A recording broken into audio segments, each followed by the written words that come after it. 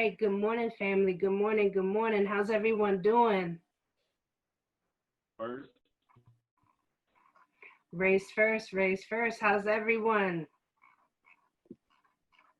We have been on since 12 a.m. this morning because we decided, just like Marcus Garvey, he said, basically accomplish what you will.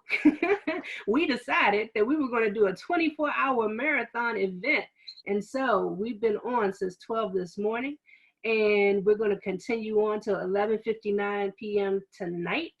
Okay. We want to thank our president in Atlanta, Ross Marvin, for coordinating a lot of this and being the host because we are on his Zoom platform. Um, Also, next on the program, we get to listen to President Lion Blyden from Buffalo, New York, Division 433, and I'm gonna pass the mic on to him.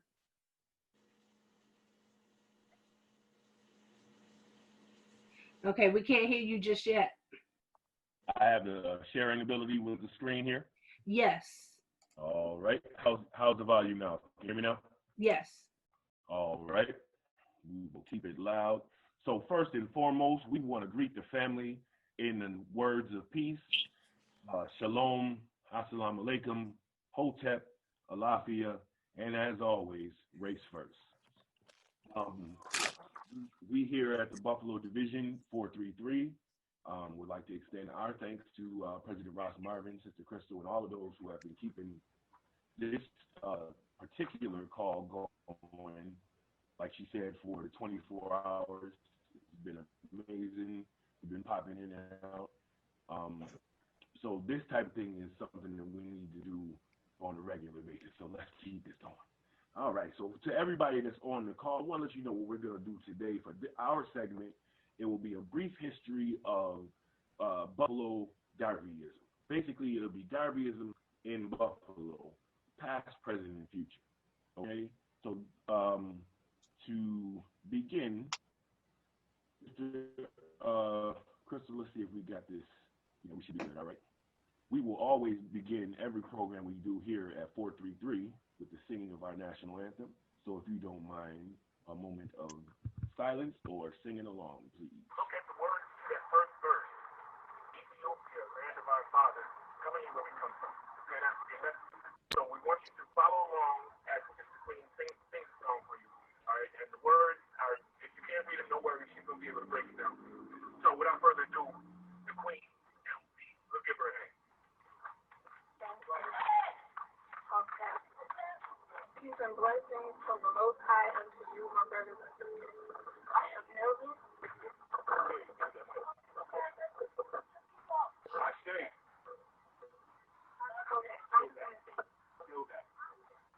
Ethiopia, the land of our fathers, the land where the gods love to be. And storm clouded nights are gathered, armies come rushing to thee. Us in the fight be victorious, our swords are thrust outward to gleam. For us will the victory be glorious, when red, white, and red, black, and blue.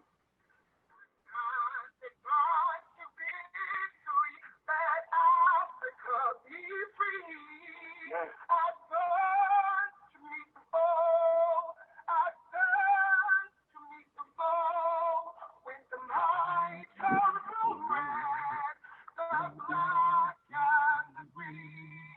With the might of the red, the black and the green.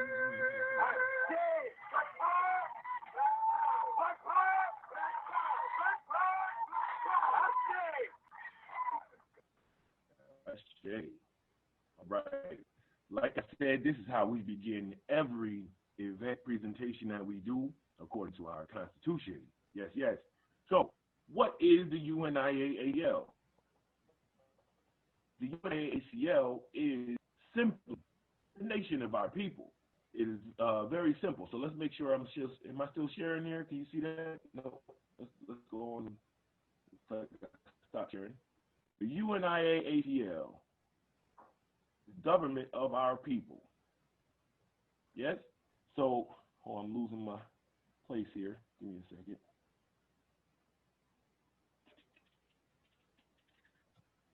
There we go. Bop. And bop. Sorry, I had some rehearsals, y'all. Okay, like I said, the UNIA-ACL, the Universal Negro Improvement Association and African Communities League, was created in 1920. It started in 1914, obviously, in Jamaica with Marcus Garvey, the UNIA, and as he comes to America, he creates the ACL. During this time, Buffalonians were traveling back and forth to New York City to hear Marcus Garvey speak in Harlem. And as they would hear the discussions, they would come back to Buffalo and teach the people, just like they did in every other city black people resided in the world. So we spoke about it earlier. We spoke about the Declaration of Rights of Negro Peoples of the World, otherwise known as the Black Bill of Rights, which was signed on August 13th, 1920. We just had a celebration for that just the other day, yes? Salute and brace first. The UNIA-ACL Constitution was developed during this convention in 1920. During the entire month of August, the Garveyites sat down and decided what our Constitution, what our declarations would be. During that same meeting, they decided that the colors of the red, black, and green, mind you, the flag was already in usage, but it was made official that the colors of our race shall be the red, black, and green. Now, the other part that is so very important to our nation and our government is the fact that over 20,000 African people from over 40 countries around the world came as delegates to that convention. They spent that time pledging their allegiance to the glorious Grand Association of the UNIA-ACL. Ashe, Ashe. Then Rabbi Josiah Ford, Benjamin E. Burrell composed the official national anthem, Ethiopia, Land of Our Fathers, what we just played a moment ago, to go along with the colors of our nation, to go along with our pledge and our Constitution, to go along with our declaration, and to go along with our pride. Ashe, Ashe. Y'all can hit me with those. If you in here, y'all can hit me with those if you with it, with the Ashes. Yeah. I got folks in the background because I don't want to disturb it. Yeah, let's get it. If y'all get, it's called a response. It's all up. Let's go. Okay, so they speak about what was the purpose of the UNIA-ACL? What did it do? Did it accomplish anything? It was a failure. Why don't we see anything today? And see, the issue with that is we did accomplish. It was 100% successful. Yes, it was. Did we come out with an industry for black people? Yes, we did. Did we come out with what was known at the time as the Black Star Line? Yes, we did. Did we have the Negro Factories League? Yes, we did. So we see here the Yarmouth, the Kanawha, and the Shady Side. Now, Garveyites know exactly what those are.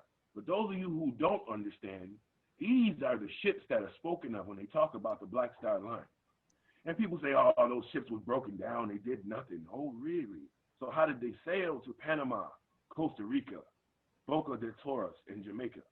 How did they go to Virginia and Cuba? How did they make it down the Hudson River if they were not functional boats? The reason they were taking these trips was to do trade and business. And the beneficiaries of said business was who? The nation of the UNIA-ACL. So let us move forward. Now, here in Buffalo, the first meeting, or the first recorded meeting of Marcus Garvey coming to Buffalo was October 1920. My birthday, actually, October 14th. And the headline read in the newspaper, Garvey triumphs here. If you are friends with us on Facebook, if you are in the Buffalo UNIA historical page, you'll see that's the title of, that's the cover picture of our page. Because when Garvey came here, it was listed as one of the greatest meetings ever held in our city by the press. Garvey addressed hundreds of Buffalonians at the request of the local division, Division 79, our historical division here. We are Division 433. The historical division was Division 79. Ashe? Okay. So we show reverence to them. Moving forward, um, mute that.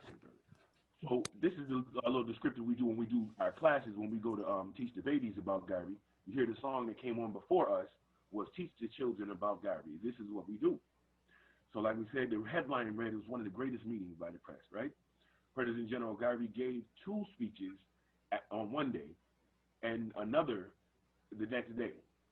During those two meetings, we have recorded over 1,000 members. Now, people say that these people were just in attendance, but we know that when people hear Garvey speak and he tell you to sign up afterwards, we know what happened, don't we, Garveyites? Race first? Race first. All right. Now, as he stated when he was here, the UNIA is not a Back to Africa movement. President Kakaza recalled this, our third or fourth president of our division, Historical Division 79. What did he say? It is not a Back to Africa movement. And he stated it clearly, so clearly that not only was it recorded by the press, it was also repeated by our president and the members of the 1920s Garveyites. So why would that be a focus? That's a focus because Black Americans that were here in the country felt threatened by Africans that came from other countries. So let's speak, if you came from the continent, if you came from Jamaica, this is illustrated by the attacks given to Marcus Garvey by W.E.B. Du Bois and his followers. Oh, he's just an ugly, fat Jamaican, dark-skinned Jamaican, right? Every time they wanted to focus on the separation, right? The old, here in Buffalo, it's called the old Buffalonians, old Black Buffalonians, right? They had the club women and things like that. The clubs, the Blue Vein Society and such, and the Brown Bag Society. We'll get into more of that later. Moving on. Lady President, our first lady president of Historical Division 79 was Beatrice Washington. And she actually worked at Buffalo Technical School where the first meeting was at the time. So that just illustrates not only did we have Black nationalists and these radical-minded, militant, crazy people, no. We had school administrators right there from the very beginning. We also had doctors right there from the very beginning. We also had legal officials and healthcare providers, nurses from the very beginning that decided they would come together for the benefit of their people. Ashe? Ashe. Let us move forward. Here we have someone that is very rarely mentioned in our city. Sister name is Rosa Montgomery. She was a committee woman here in Buffalo, and she was Division 79's second lady president. She owned Montgomery's Hair Salon, which doubled as a location for meetings and social events for local Black meetings here in Buffalo. Because we know that when Black people got together to meet, usually the only place we could meet was in a church. But when the church rubs into Black nationalism and they do not want to support that, you know, we have to find our own meeting places. And this queen was gracious enough to use her building and business as a meeting location for not only UNIA events, but for the Empire Sports Association and the National Hairdressers Association, of which she was president of both at one time, as well as Beatrice Washington. Race first. So we're gonna always honor them. Here's a picture of her, Sister Rosa Montgomery. She was the first African-American woman to become involved in Buffalo politics, according to our own Buffalo press. Okay, the first Black woman to become involved in Buffalo politics. What did she do? She was the president of the Fifth Ward Democratic Women's Club. She was also the UNIA Lady President, President of the Empire Sports Association, and President of the National Hairdressers Association. Mrs. Montgomery was a graduate of Maloney's School of Beauty. She was also an officer of the Martha Washington Republican Club and committee woman involved in the nomination of the first Black man to run for city supervisor here in Buffalo, who was also a Garveyite in 1925. He was Universal African Legion Captain Howard B. Phillips. So we were also heavily involved in politics. As a matter of fact, one thing that you may not notice on this, she was a part of the Democratic Women's Club and then president of the Republican Women's Club, which means she was one of the first recorded Black women in Buffalo history to make the switch from the Democratic Party to the Republican Party if politics is your thing. So there is no excuse for why you are not a Garveyite if you are not already.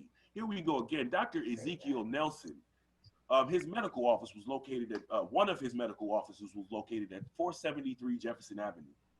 Um, he was a general practitioner. He and his wife, Alberta Nelson, founded the first and second black-owned credit unions here in Buffalo. That's Dr. Ezekiel Nelson and his wife, Alberta Nelson. The credit union was founded in the church, Bethel AME Credit Union, and the first one was called the Buffalo Cooperative Economic Society Credit Union, and they had a grocery store as well. Now, this was one of the gentlemen that came back and completely personified what Garvey's message was. He came and created the Buffalo Cooperative Economics Society to do cooperative economics, right? This is the Garveyites of the past telling you that we need to take this message, take what works, pool our money together, and come out with our doctor's office, with our nursing clinics, with our grocery stores, with our credit unions. And he didn't just speak about it, he and his wife lived it. And to this day, those are the only black-owned banks ever recorded in Buffalo. Moving forward, Queen Irene Freeland, Black Cross nurse extraordinaire. She used her home on Walnut Street as a meeting location for not just the UNIA, but for the Black Cross nurses. And when we say a meeting location, the Black Cross nurses was formed because the Red Cross would not hire black nurses. Why? Because they were able to be schooled in a school that had more than 10 beds, because we know all of our schools were small. And the reason we know all of our schools were small was because of the Black Cross nurses. These are where those schools were in all of the cities around the country. And this is one of them. 185 Walnut Street is the landmark here. And we are working on preserving that here in Buffalo, working with the sister that lives there now, Queen Gwen Curry. Now, moving forward here, she had 65 Black Cross nurses that she had in school, trained, certified, and were out doing service in the public, treating general issues, wound care, childbirth, childbearing, all of those different things that we would do in a general practice nurse's office. Yes, I'm stuttering. My coffee is coming to me now. All right. UNIA headquarters was at 264 Genesee Street. All right. We had huge parades and activities going along Michigan and Genesee. All right. Garvey gave speeches to huge crowds. Back then, it used to be called Miller's Hall. It was a huge hall that had different meeting spaces in it. And one of the main meeting rooms used to be filled to capacity when the Garveyites met there. We had over 1,000 members at this time. So you can imagine Genesee Street with 1,000 men and women in the colorful uniforms of the Black Cross nurses and the junior division and the uniforms of the African Legion. Ashe? Ashe. So now, we see that there was a headquarters in 1921. Before then, we were meeting in people's homes. We had a couple churches that we met in. That actually was one of the conflicts that we had. We also were a part of the founding of the Colored Musicians Club. This is a part of Black history in Buffalo that gets completely overlooked. The UNIA 20-piece brass band, led by Professor Obie Small, was a main attraction at the Erie County Fair, and members also always frequented the Colored Musicians Club. Now, when we talk about the Colored Musicians Club, there's the interview with a brother that I'll post later when we speak later. We're presenting again at 2. There's an interview with a brother that lets you know that James Reese Europe created the first Colored Musicians Clubs. We know James Reese Europe was part of the 15th Infantry Band. That was the band that marched with the UNIA-ACL in that very picture that everybody loves so much in the 1920s UNIA convention. Race first? Race first. So that was the origin of Buffalo's Colored Musicians Club here in Buffalo, New York. Now moving on, the next UNIA Hall, under Division 79 President Dr. Theodore Kukaza, who was one of the most highly educated and written about doctors here in Buffalo, besides Dr. Ezekiel Nelson. Both of them were 2 of the first Black doctors here in Buffalo as well.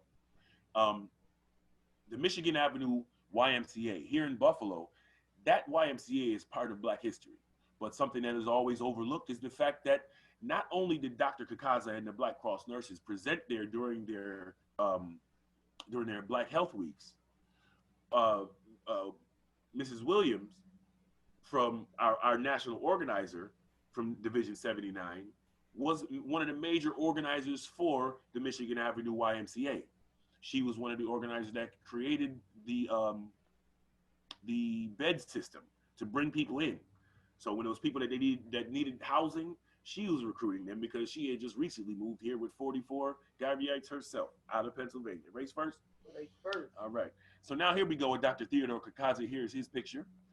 In 1923, we acquired the hall. He also had two practices here in Buffalo, one on William Street and one on Clinton Street. But one thing that's clear here is he was born a South African Fingal prince. He's the grandson of a chief, meaning grandson of a king, meaning he isn't in line for the chiefdom or kingdom of the Fingal kingdom. Again, he was one of the first 4 Black doctors in Buffalo. Here we are with the news. Now, we know Garvey started with the Negro World. And from what I understand, I could be wrong, and we'll be listening to the Garveyites throughout the day, but from my research, Honorable Percival Burroughs was the first individual to publish a newspaper in defense of the organization besides the Negro World, and it was called The Voice of Buffalo. And this was also the organ of Division 79, meaning it was the main newspaper of Division 79. If you see there, that quote was written in the Negro World. That was headquartered at 45 Cedar Street, which we will be working on landmarking. Reverend Robert E. Bennett opened the Buffalo Enterprise, 1918, as the only Negro paper in Western New York at the time. And he was what? A Garveyite. Race first? Race first. Again, we have publisher Elliot O. Brown and Reverend S.O.B. Johnson, Sidney O.B. Johnson, were both editors of Buffalo's second Black newspaper, Buffalo American, of where we get a lot of our research from. Again, Jesse Taylor and Reverend J.H. Stansel, also Captain B. Phillips, they formed the Buffalo Progressive Herald. So that's 1, 2, 3 newspapers that were formed by Garveyites, and another one that was run by Garveyites back then. This is the 1920s into the early 30s. So here we are. This is a presentation that we give to the children. UNIA, we stick together because you see we got stick figures here. So, hopefully I didn't sound too rushed when we were going through that, but I just wanted to make sure that I got through all the information before we move into a period of question and answer. I also wanted to take a moment to show you this. It is a look at of Buffalo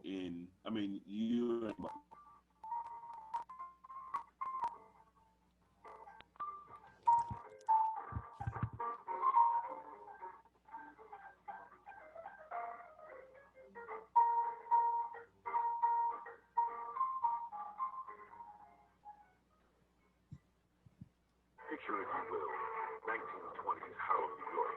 The hustle and bustle on the streets, jazz music in the air, and African liberation being preached on the street corners. To several Black Buffalonians, one voice stood out in particular. The voice of the Honorable Marcus Garvey.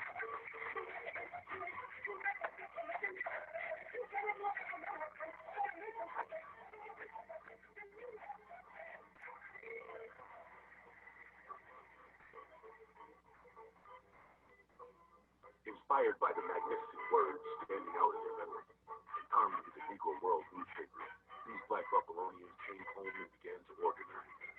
These are the origins of Division 79. Shortly after the infamous UNIA-ACL convention in Harlem in August of 1920, Division 79 began establishing its foundation in Buffalo, New York. Under the administration of founding president Cornelius McLean, Division 79 began recruitment efforts in Buffalo, New York. By October 14th, Marcus Garvey was able to address a crowd of over 1,000 Black Buffalonians at Buffalo Technical Theater in Clinton. This was just the first of what the Buffalo newspapers would go on to call three of the greatest meetings ever held in the city. Just across the street from Division 79's original meeting place at First Shiloh's storefront church located at 40 Cedar Street, we find the home of Percival Burroughs. Mr. Burroughs was the publisher and editor of one of Buffalo's first black newspapers, The Voice of Buffalo, established in 1920. In the years to follow, he would be selected as a delegate to represent Division 79 in the 1921 UNIA-ACL convention, where he was elected as Assistant Secretary General of the UNIA.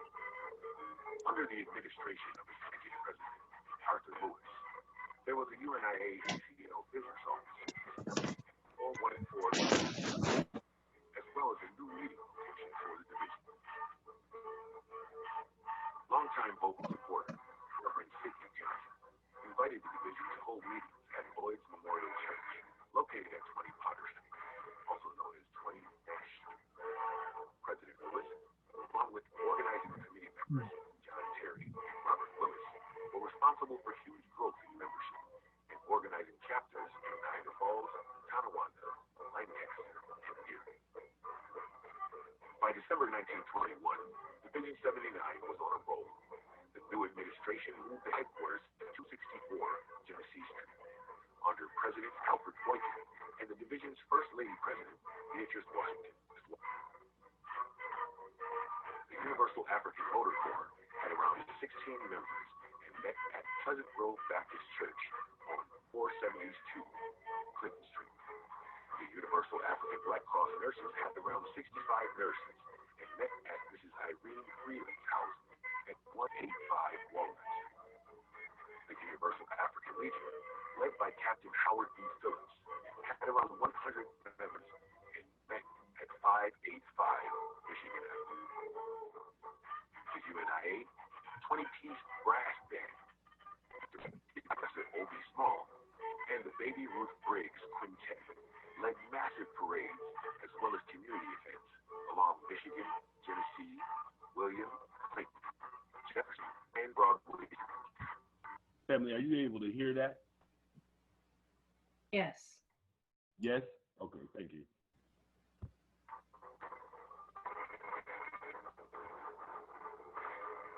Division 79's fourth president was assigned to Illinois and one of the first four black doctors in Buffalo, New York. Dr. Theodore M. Picasso had a general practice office located at 191 William Street. Dr. Picasso was also chief physician at the Women's and Children's Clinic located at 143 Clinton Street. Dr. Picasso would go on to give lectures during Negro Health Week at the Michigan Avenue YMCA between 1937 and 1940. The Garvey movement is far from a back to Africa movement. The Honorable Marcus Garvey stated positively when here that he was not advocating the wholesale immigration of Negroes to Africa, but that he wanted men and women who were willing to return to Africa to help redeem and reclaim Africa from alien domination and occupation. President Picasso and the division's second lady president, Rosa Montgomery, moved the division headquarters to 485 Michigan Avenue and named it UNIA Hall. The fifth administration under John Minot, beginning in 1924, will be the last to be recorded. Division 79 had reached the peak of popularity. The UNIA band was a regular attraction at the Erie County Fair, and band members were regulars at the Colored Musicians Club.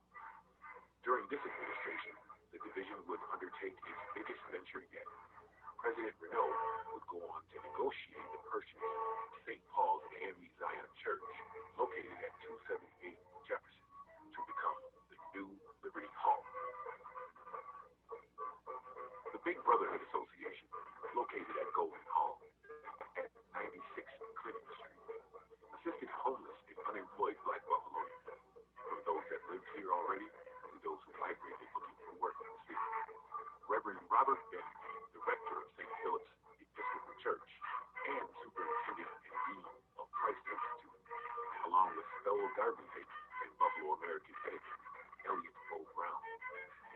Advisory Committee. Garveyites like Bessie Williams were instrumental in placing people in homes and helped to organize Michigan out in Washington.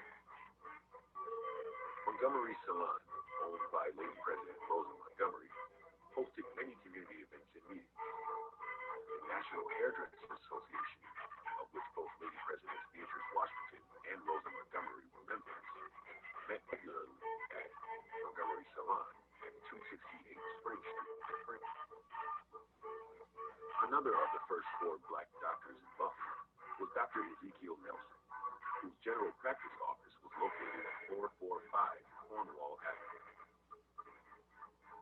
Dr. Nelson and his wife Alberta were so inspired by Garveyism, they founded the Citizens Cooperative Society in 1928 and the CCS grocery store in 1931, located at 498 Williams Street. This influential couple would go on to found the Buffalo Cooperative Society Credit Union in 1935, the first black-owned credit union in Buffalo, New York. Later that same year, this influential couple would go on to found the BCES grocery store, located at 185 Madison Street. Mrs. Alberta Nelson would go on to organize the second black-owned credit union at Bethel AME Church in 1949, and she served as the first president under the pastorate of Reverend John W.T. Collier Jr., located at 551 Eagle Street. The Buffalo Garveyites were instrumental in many black congregations around the city, who black clergy were strong supporters of Division 79, Church of God and Saints, run by Reverend J.H. Stansel at 269 Clinton, Reverend Dr. Y.B. Burt from Lloyd's Memorial Church on Potter Street, and the Reverend Henry Durham at St. Luke's Church, 174 Eagle Street. These are just a few of the locations, accomplishments, and contributions the historical Buffalo Garveyites left as their legacy for Buffalo, New York.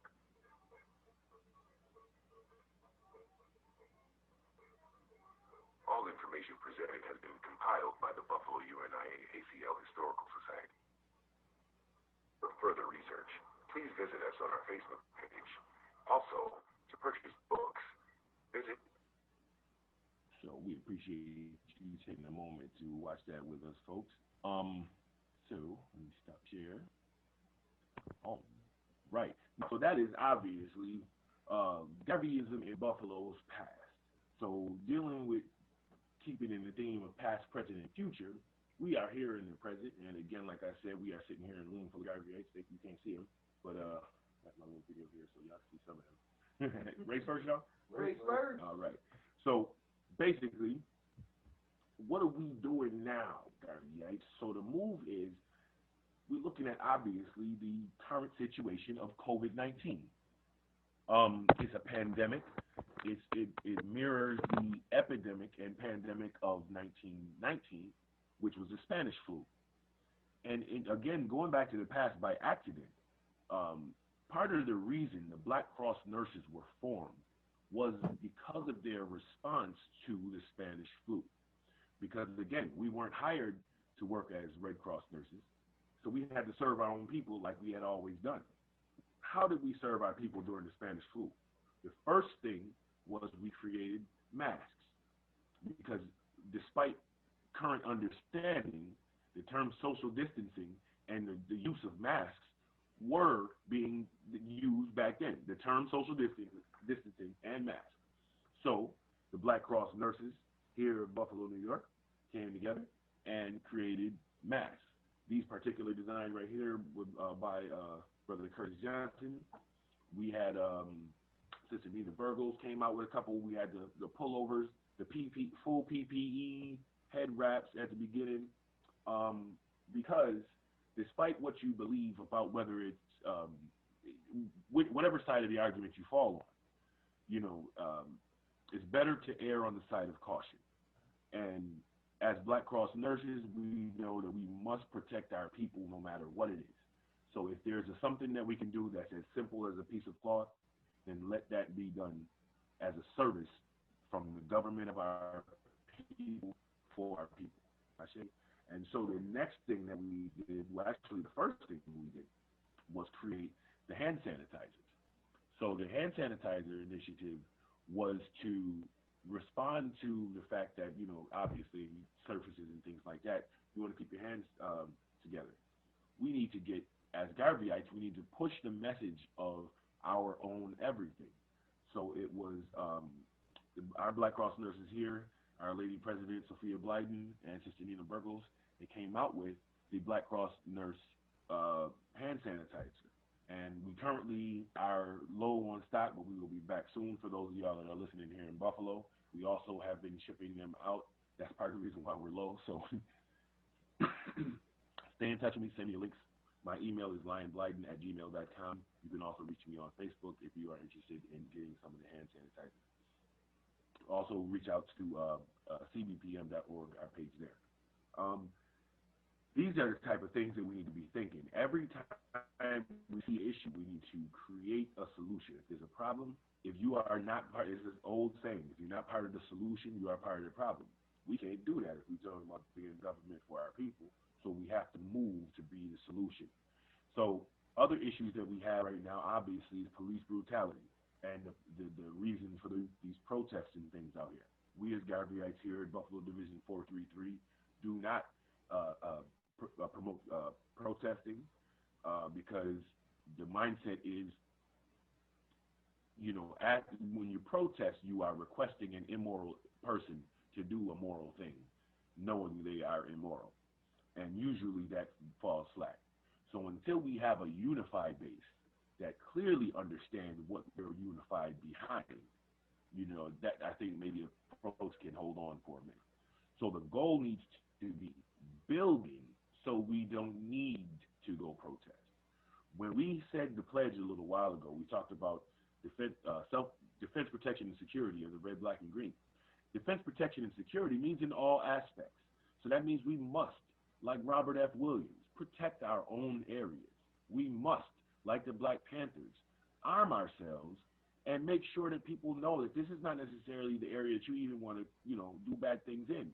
And because we're already patrolling, the children grow up seeing that example of Black women, men and women, patrolling and securing said area, and they grow up having a different respect for those people and for themselves and for the weaponry they may see. Part of the issue we have with guns is, when do our children get the one-on-one to get taught about gun safety, gun laws, and gun responsibility? If they never get taught those things, how do we expect them to respect those things?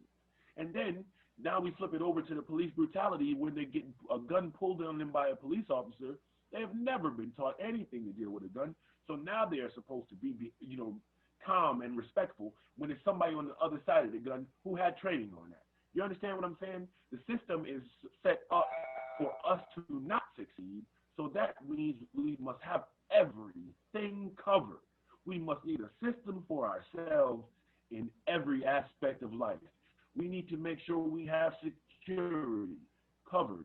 We need to make sure we have education covered, legal covered, healthcare covered. If we are not food covered, if these are not the things that we're doing daily, then we are doing nothing daily. Okay? So that is the present. That is the message that Division 433 wants to get to the world. It doesn't matter where you are domiciled. That is what our Constitution says. Wherever you are domiciled, you are under the red, black, and green if you are an African person. And there is no greater mission for an African person than the unification of African people. Race first. Race first. Now, future talk. What is the future? Garveyism in the future has to be the success of what I was just talking about. If we have the foundation laid, how dare we expect our children to be successful? I mean, it behooves us to not expect a quick response and a quick gratification now for ourselves.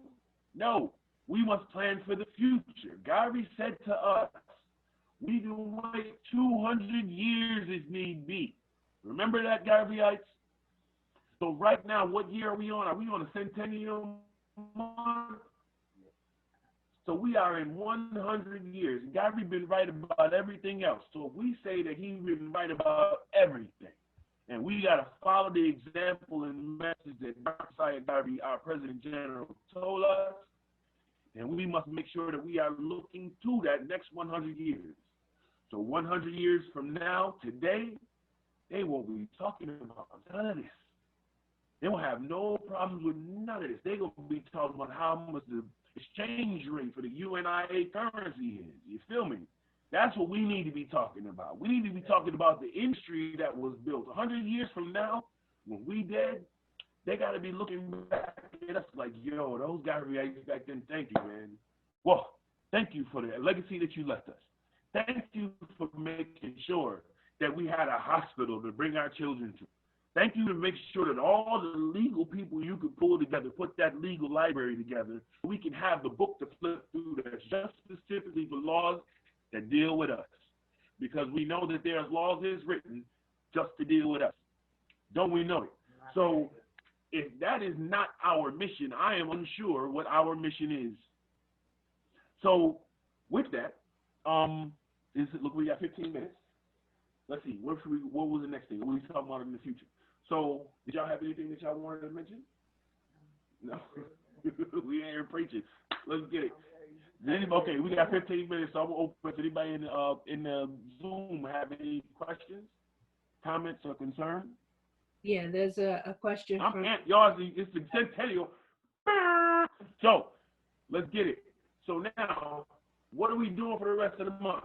Everybody, I don't care what y'all had planned. If you didn't have planned nothing, make sure for the rest of the month you got something going on. I'm sorry, I heard somebody speaking. Go ahead.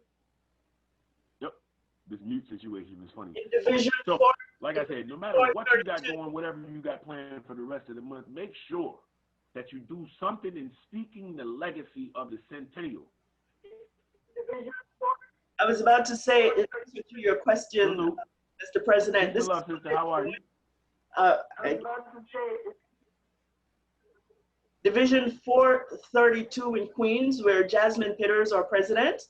Tomorrow, we do have, tomorrow, Sunday, yes, we do have an economics and Garveyism rally in the park, in Roy Wilkins Park in Queens. So we will be talking about economics and Garveyism, the history, the present, the future.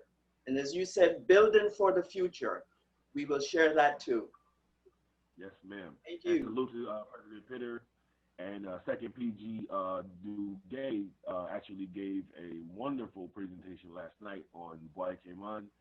He told me some things that I never heard before about the Bookman and the actual, the procedure they went through. They call it the Haitian Revolution, but it wasn't even a revolution. I mean, it wasn't even like that. It was a whole different thing, man. It's crazy. But I'm sure he's going to get into that a little bit later. Now, before we close out, it looks like somebody else had a question, Brother Troy in Atlanta. No? All right. There's a question from Brother X. He was distracted. He said, please explain again why the Garvey movement was not a Back to Africa movement. Oh, yeah.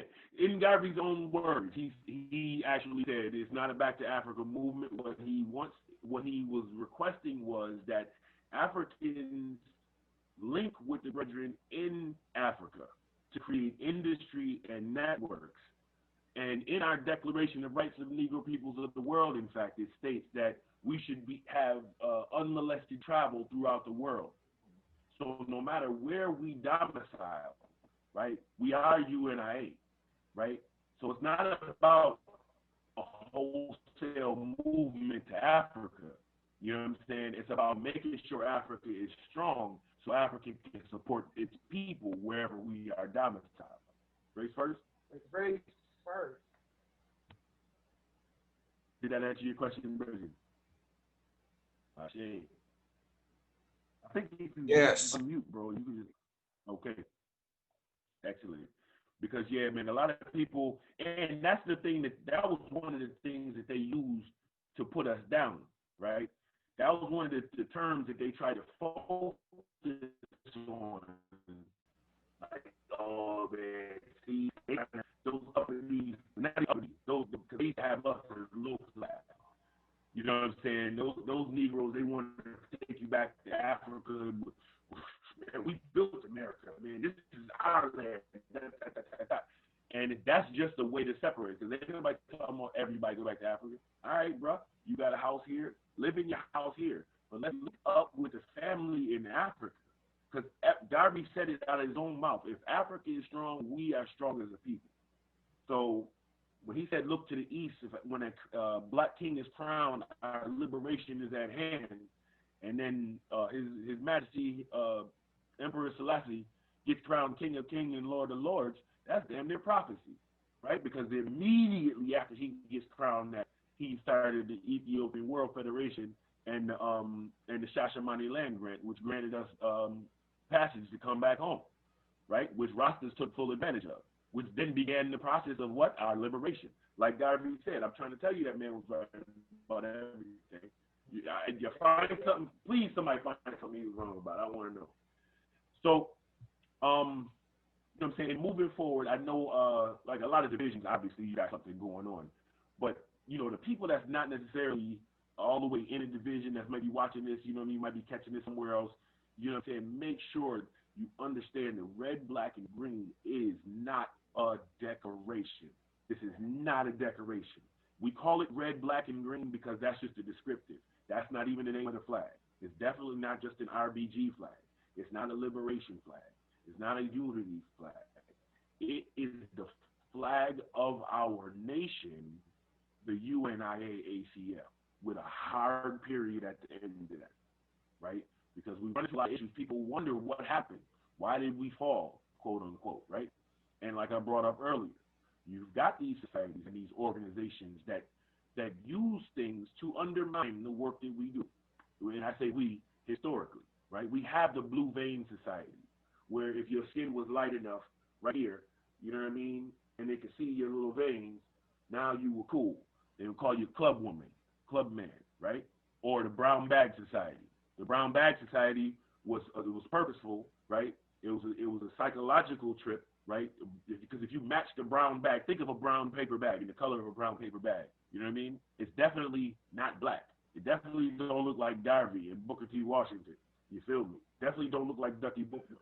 And so the Brown Bag Society was a way for you to slide under the radar.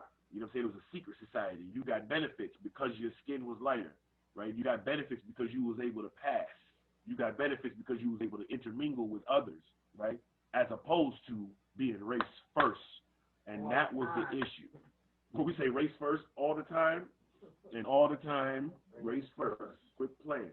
So from back then, there was a movement. I mean, the Negro world we speak of, it had a readership of 200,000 worldwide.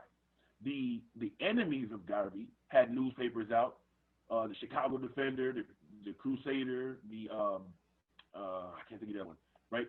Those was, you know, they each of them, like 6 of them, they each had 200,000 apiece. So all of that media onslaught with what Fulio in office right now would call fake news, you know what I'm saying, it was all false narrative to undermine what we were doing so they could maintain their closeness to the oppressor, right? And that movement is still on today, for sure. Absolutely. Here in Buffalo, as a matter of fact, we got 10 minutes. Here in Buffalo is the origin of the NAACP. I don't care what you hear or what documentary you hear, W.E.B. Du Bois and Mary Talbot had a meeting here in Buffalo right before they went up there to the Niagara movement and switched things around. That's right across the street over here. All right. Now, someone just brought up Mary Talbot to us the other day. You know what I'm saying? And we try to remain cordial about things, but we know that Mary Talbot was actually one of the loudest and most vocal enemies of Marcus Garvey here in the city. We know that. You know what I'm saying? And they have shrines to her all over the city. And it's like we find ourselves in a tough situation here when we try to push Garveyism and push like Marcus Garvey's message when we see people being so loving of the flag. All of their insignias and logos got red, black, and green. Every event they have, red, black, and green this, red, black, and green that. Nothing to do with UNIA. They're not talking about the government because if it's a distraction technique, if they can use a flag under the guise of something else, if they can call it something else, then you don't have to talk about Marcus Garvey and the Declaration of Rights of Negro Peoples of the World.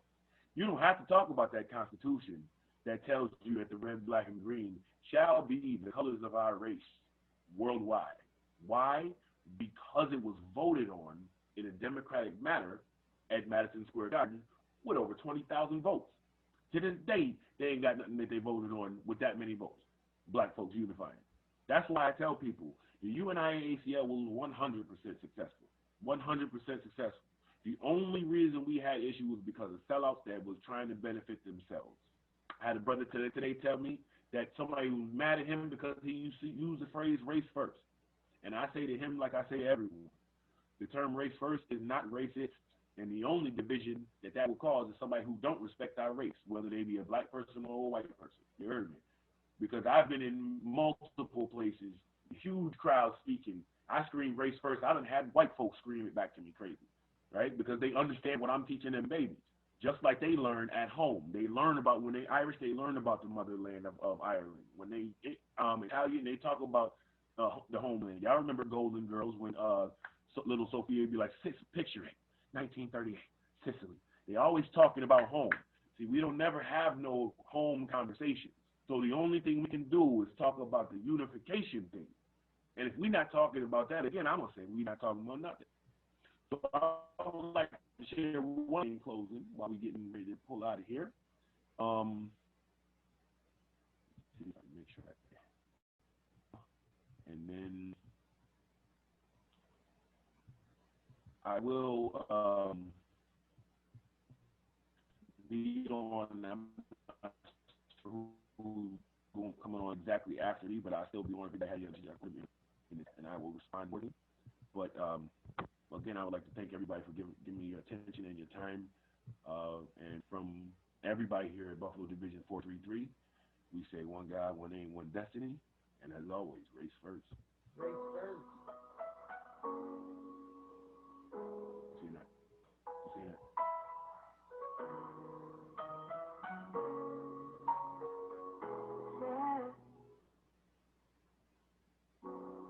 Give us the teaching of Marcus Garvey. Ever and the glass means glory of kings. If I and I Celestia and keep the images of life for yourself. Sleep without a vision, perish like suicide. You tell me it's not about color, still you refuse to take the picture off the wall.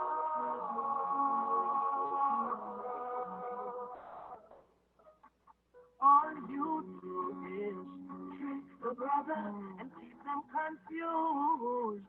They don't know who to call on in this spiritual war. Now tell me of paradise in the sky, and that's a lie. But tell me I was born in sin and shaped in iniquity, and love created I.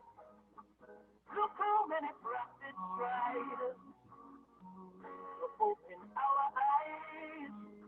Can't fool me.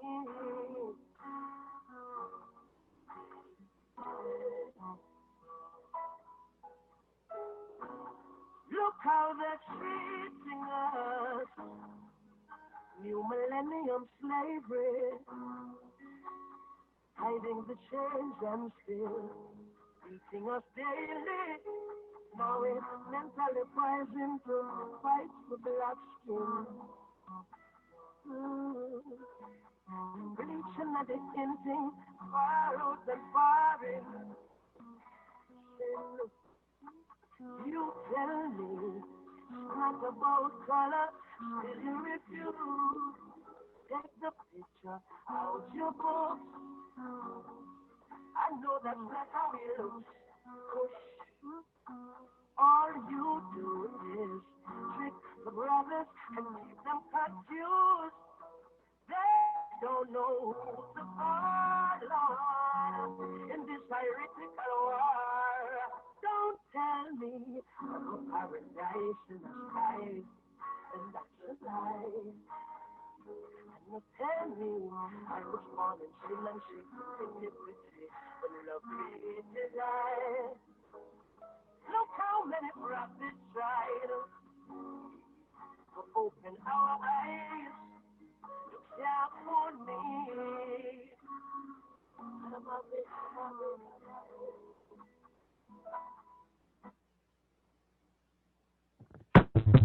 Shay.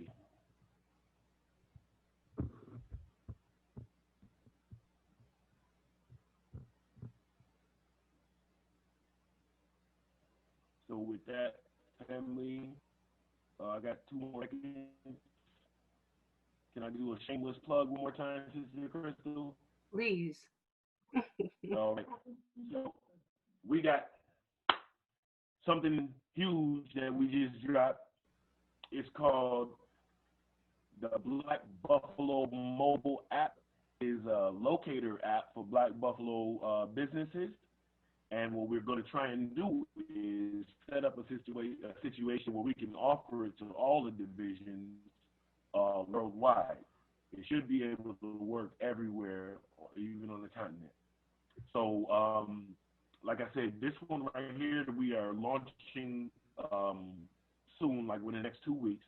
We're waiting on Google Play and Apple Store just to let us in. That's really all we're waiting on. And once we have a successful launch, we are going to put together a proposal to present to the President General and the presidents to see if that's something that you can do. This. So y'all can do that. We'll see. Okay, great. That was a wonderful presentation. Thank you so much from President Lyon Blyden and Division 433, right? Look, I've been here since midnight. Hold up, let me double check. Yeah, hold on. 433. Let me make sure I'm straight. Okay, quick question for you. Any relation to Edward Wilmot Blyden? Yes. I am not sure if that is if it's like a uncle or a grandfather. I'm not sure exactly the, you know what I'm saying, the lineage, but it is one of my ancestors. Yes. Okay. I thought that, but I wasn't sure. That's why I wanted to double check and confirm that. That's good to know. We really appreciate what you shared and the fact that we see you in the community. And when we say we see you, we see the division in the community. And that's the important thing. So it's 8:59. We actually are 1 minute away from our next presenters, which our next presenters are the UNIA-ACL Division 432 in Queens, New York. And in 432, we have President Jasmine Pitter. And we will end up handing over the mic to her. Let me just double check. President Blyden, anything else you want to say? I just wanted to run this commercial, but you could do that. I was going to play this as an intro into her, so that's cool. It's only 30 seconds. Mr. Pitter, is it all right? 33 seconds. That was an affirmative? Okay. Yes, hi. All right, so. Introducing the Black Buffalo mobile app. Black-owned restaurants, healthcare providers, legal services, and more. Everything Black Buffalo, right in the palm of your hand. Coming soon to Google Play and Apple Store. It takes a village to raise a child. Let us keep our village connected. Black Buffalo mobile app, keeping us connected one click at a time. This initiative is made possible by contributions from Black Buffalonians like you. Send donations to $, the Black Buffalo on Cash App. All right. Thank you. Right. We love Sister Pitter. All right, so like Garvey said, what man has done, man can do. You wanna have a mobile app. We see that that's what you're making happen, and that's good to see. So, you know what? I keep forgetting to introduce myself. Although I guess the name is up there. I'm Crystal Jackson. I'm with Division 330 in Washington D.C. And I guess after a couple of hours of being on, um, President Ross Marvin of Division 421 was like, "Okay, yeah, let me hand the mic over for a little bit." So here I am introducing folks, and I just want to go ahead and introduce Division 432, Queens, New York. Thanks again so much, President Lyon Blatton of Buffalo. So, Sister Jasmine Pitter, you have the floor. Okay, greetings, brothers and sisters.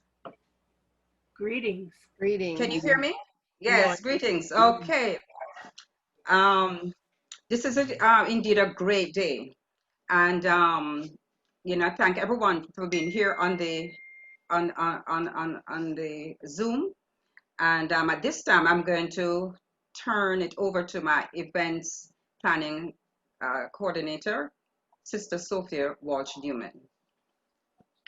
Greetings, everyone. Good morning again. I took a little nap and I'm refreshed and I'm ready for our presentation. And I want to indeed say greetings and good morning on this historic occasion. I thank everyone for being here. And this is an event that is not to be missed by anyone who is a part of the UNIA-ACL. I want to first give thanks and honor to the Honorable Marcus Messiah Garvey, because without him, we would not have this organization. At this point, we always begin our events and our meetings with our libation. And I'm going to ask Brother Baba Shem, who is our chaplain, to give us libation. Yes, good morning, all. Good morning, Baba Shem. How are you? I'm good, my sisters and brothers. Okay. It's wonderful. It's wonderful to hear the speech of the brother there. That's a wonderful, wonderful oration that he gave. Before we start, I want to have a moment of silence for our ancestors and all those who may have lost loved ones in this pandemic. Let us have a moment of silence.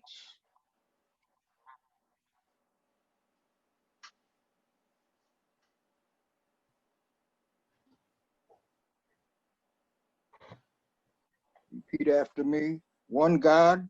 One God. One aim. One God. One aim. One destiny.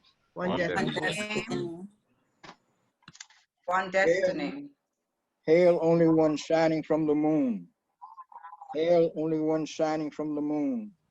Let come forth the spirit of Marcus Messiah Garvey to be among the multitudes. Let him be established among the shining ones. Let him be open to the spirit of the whirlwind. Let him be with us as we go forth to do our will among the African world. Amen. Amen. One God. One God. One aim. One aim. And one destiny. One destiny. Turn the mic over to Sister Sophia. Okay, at this time, we are going to play the Universal Ethiopian Anthem. So I turn it over to Brother Leroy Graham, who's also the co-host along with myself for the division.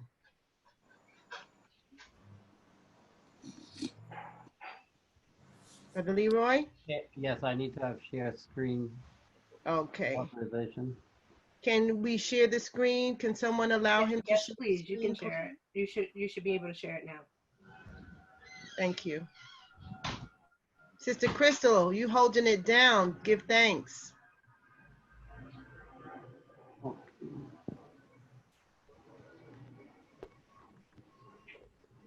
One second, please.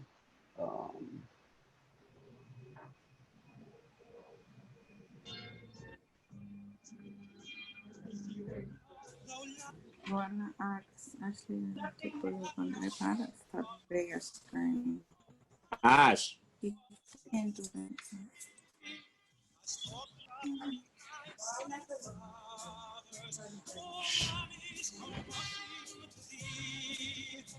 We must in the fight be victorious when swords are thrust outward to gleam. For us will the victory be glorious when led by the red, black, and green. Advance, advance to victory.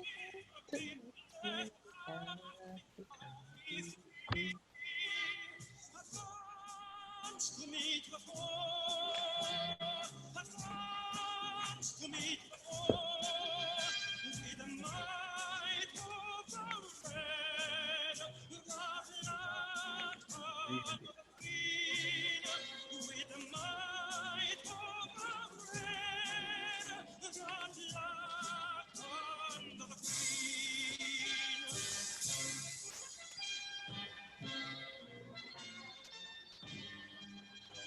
O Jehovah, thou God of the ages, grant unto our sons that lead the wisdom thou gave to thy sages when Israel was strong in need. Thy voice to the dim past has spoken, Ethiopia shall stretch forth her hand. By thee shall all fetters be broken, and heaven bless our dear motherland. Advance, advance, to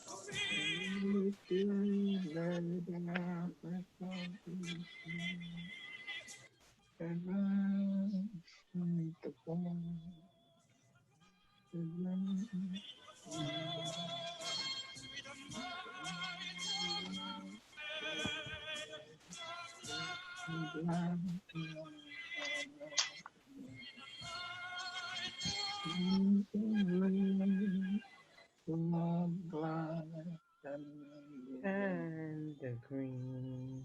Ipipura, Ipepura. Ipipura, Ipepura. Ipipura. Ipepura. Give thanks.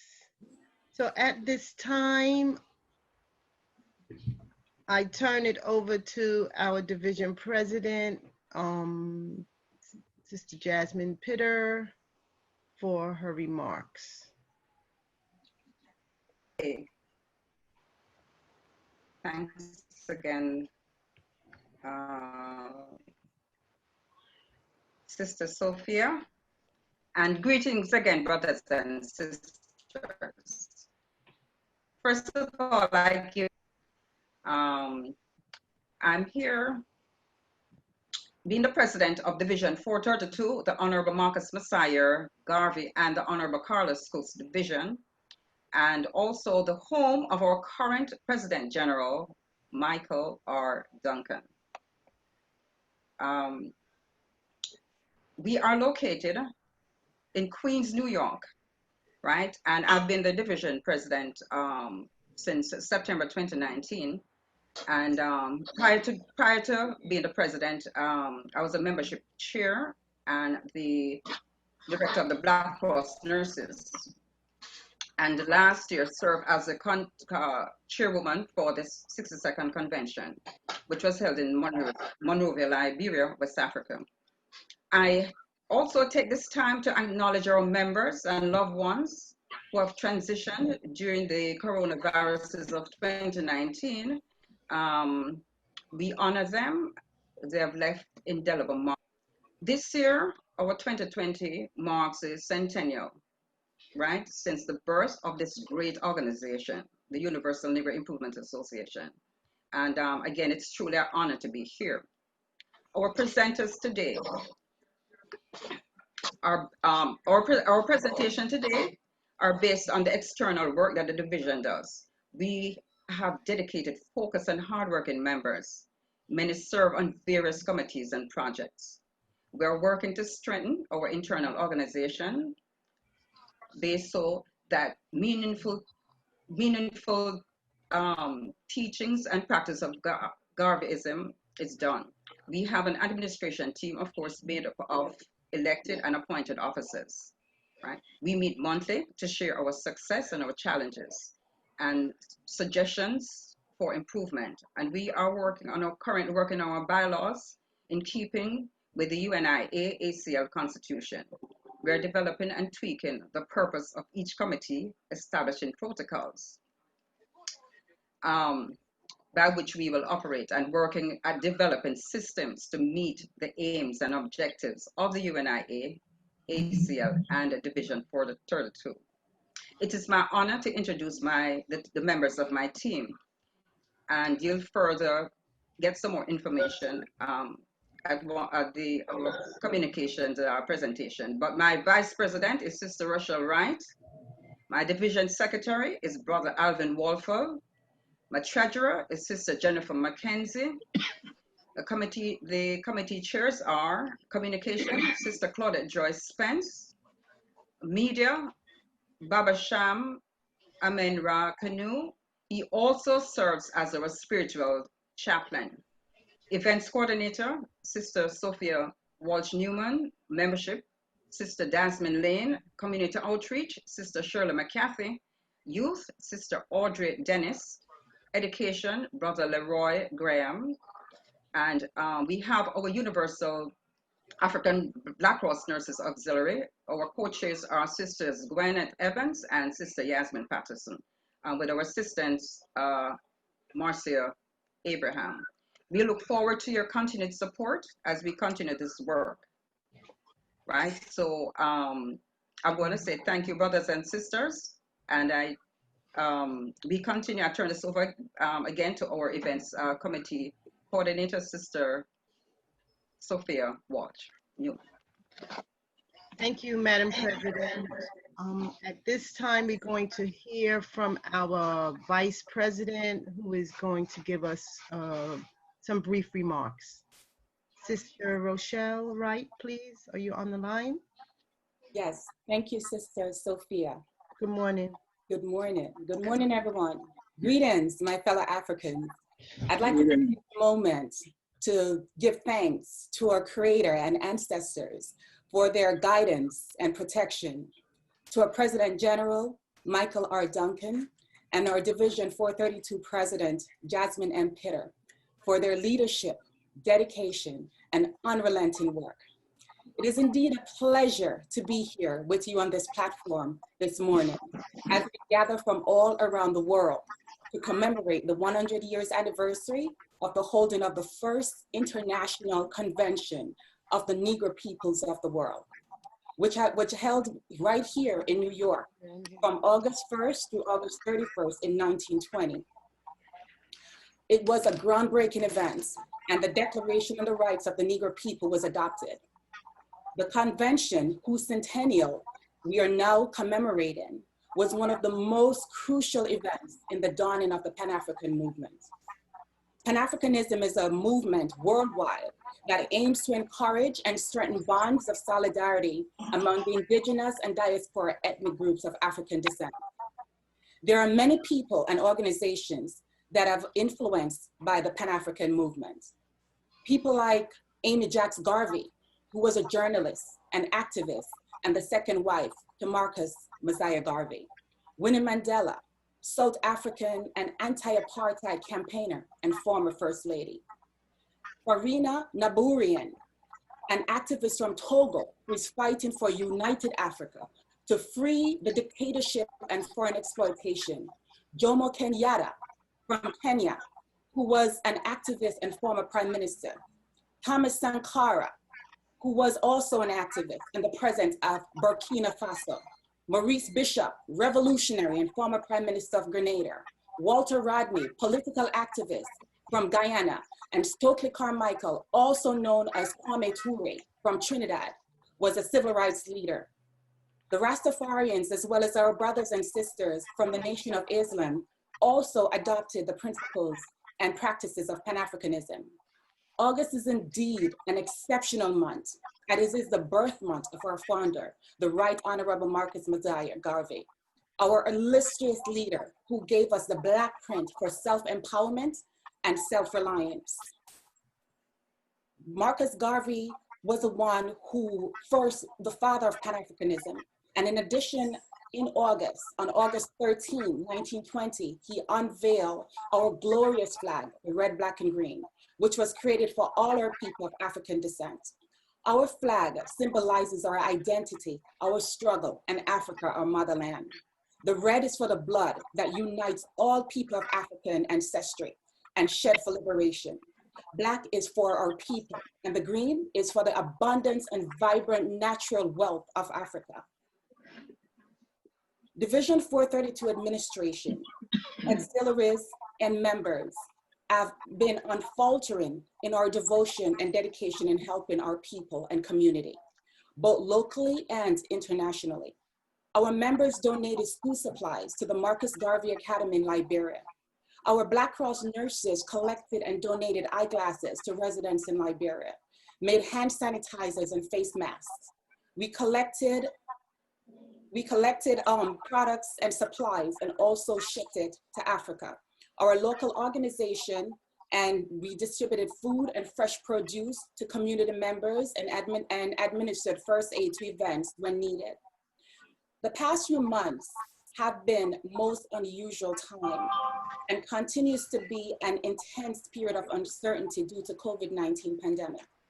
As we continue to navigate the many challenges of these times, Division 432 will continue to be a beacon of strength and inspiration with an ironclad commitment to our people. In the spirit of love and unity for Africans at home and those who are abroad, I close with our motto: one God, one aim, one destiny. Long live Marcus Garvey, and long live the UNIA-ACL. Sister Sophia. Thank you, sister. At this time, we're going to have this reading of this flag of mine, and I will do the honors of reading it. This flag is mine, and this flag was written by Amy Jakes Garvey, which is very important in our history. Here's to this flag of mine: the red, the black, the green, hopes in its future bright Africa has seen. Here's to the red of it, all nations shall know of it. In time to come, red blood shall flow of it. Great flag is mine. Here's to the black of it, 400 millions back of it, whose destiny depends on it.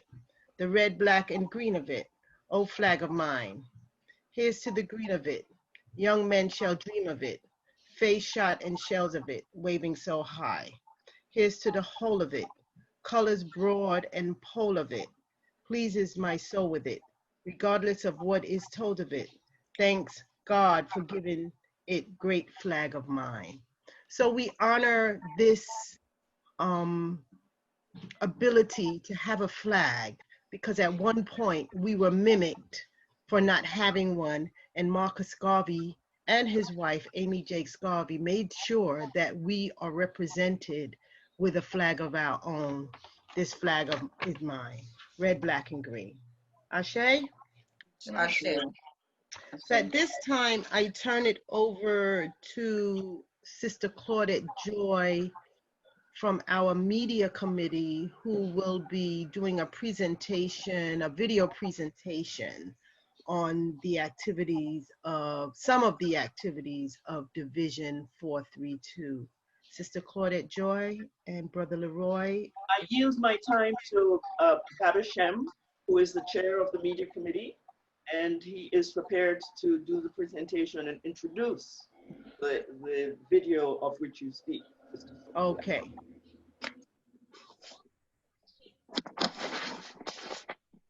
Oh, Baba Shem. All right. I'm Baba Shem. We did this recording of President General. I think as soon as he was, I believe it was when he was inaugurated as the PG, we decided to do this interview with him to explain, so he could explain his views and thoughts on the movement and the way he wants to take this movement. I say this, uh, he has taken a giant step, you know, this by him being in Africa, he's been able to start so many things, that the things that Marcus Garvey wanted to start, and this brother is actually fulfilling them. So I'm going to turn it over back to Claudette Spence so that she can present the video. Thank you, Babasham. This video was created by members of the media committee team, and it was broadcast on public television in New York City. Brother Leroy?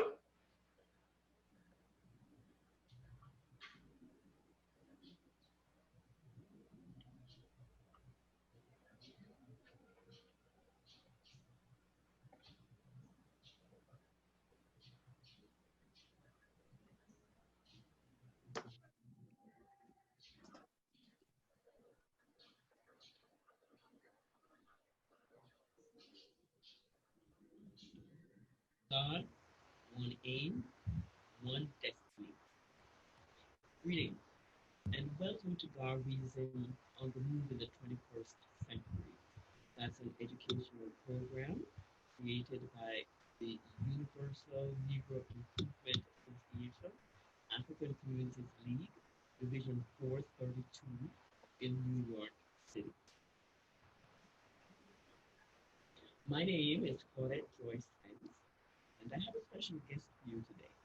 But before we introduce the special guest, I would like you to hear some of the words of Marcus Messiah Garvey from the book Philosophy and Opinions of Marcus Garvey, edited and compiled by Amy Schock Garvey and published in 1932.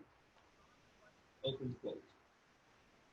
It is the hope of the Universal Negro Improvement Association that the 400 million Negroes of the world will get to realize that we are about to live a new life, a risen life, a life of knowing ourselves. Close quote. With that as a guiding principle for us to strive to consistently live into, I want to introduce you to the 11th President General of the Universal Negro Improvement Association, African Communities League, also known as the UNIA-ACL. So I will introduce you to the 11th President General, the Honorable Yes, that's thank you. I know you're leaving UNIA-ACL, we're the 11th President General. Tell us about what it is about Marcus Garveyism that is of value to us in this 21st century. Wow. It's been over 100 years since Mr. started the UNIA.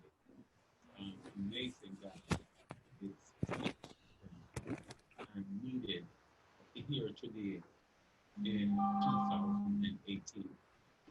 Mr. Garvey came from a poor family, came from a poor community, a poor country, traveled all over the world to see what was the situation happening with our people. And everywhere Mr. Garvey went, he saw the need for upliftment, the need for development for our people.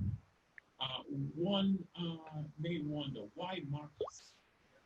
And as I was chatting with three young boys back in 1992, and I expressed to them the things that Mr. Garvey had done, and they said to themselves, how could this be done? How could this man did these things in this and an elderly gentleman, my business said, but this must have been himself. Mr. Garvey had looked and realized that no one was there to defend the African, be it at home or abroad. I have to say, today in 2018, no one is here to defend the African. We don't see these various countries being able or can possibly defend us. Therefore, we have to continue the work that Mr. Garvey started. And it is relevant today in 2018 as it was in 1914 when Mr. Garvey started this. Mr. Garvey had traveled throughout South and Central America, Europe, the Caribbean, and he had learned about the plight of our people.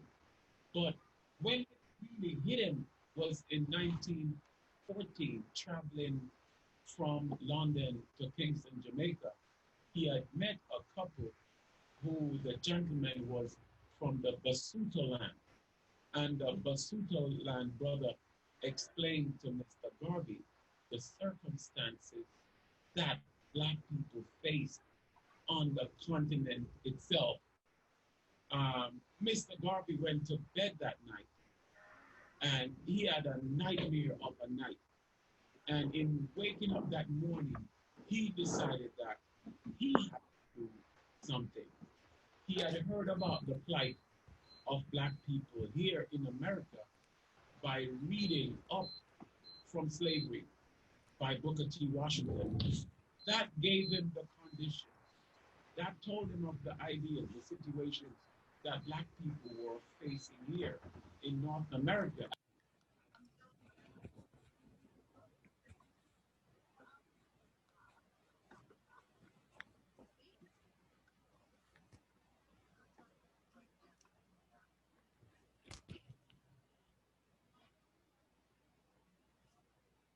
Okay, now we can't hear anything.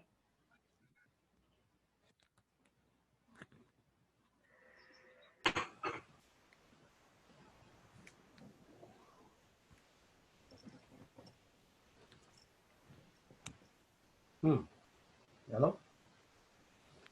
Yes. Yes, how is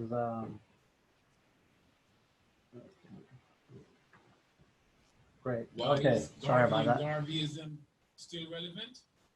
Today, it's 2018. We have to ask those same questions that Mr. Garvey asked over 100 years ago.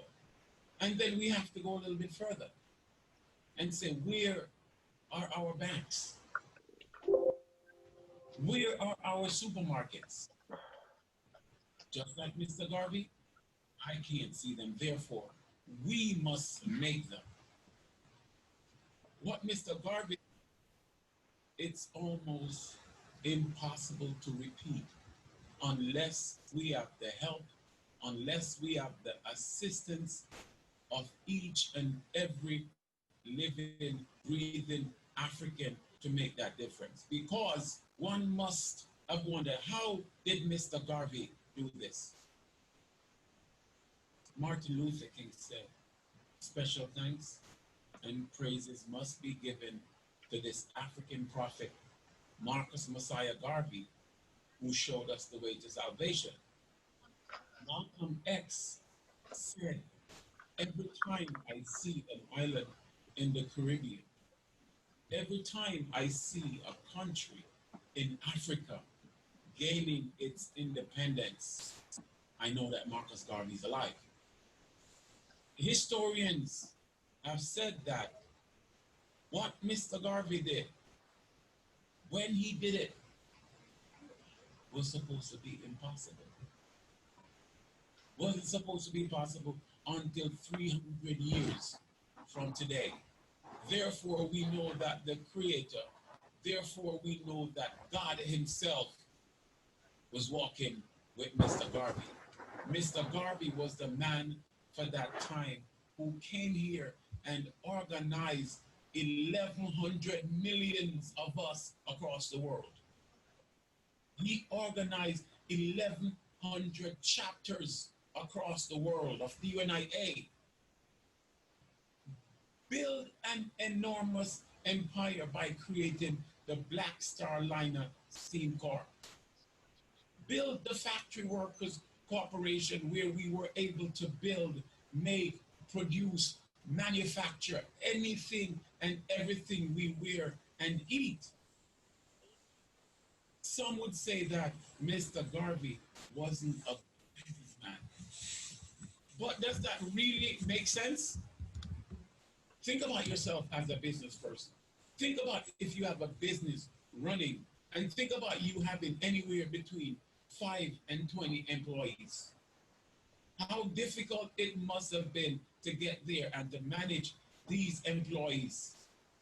In New York City alone, the UNIA through Mr. Garvey had over 1,000 employees. In the rest of the United States, had another 4,000 employees. The rest of the world have another 5,000 employees. Can you reasonably say that a man who was running an organization, a government, a conglomerate was not a good business person and being able to organize over 11, 12 million people, organizing all different type of business, factories, production plants, cleaners, meats warehouse, supermarkets, restaurants, hotels? Is that possible? So we have to give thanks for what Mr. Garvey brought for us, brought to us, made for us, gave to us. One thing he gave here is this great flag here, the red, black, and green, given to us on August 13, 1920, at our famous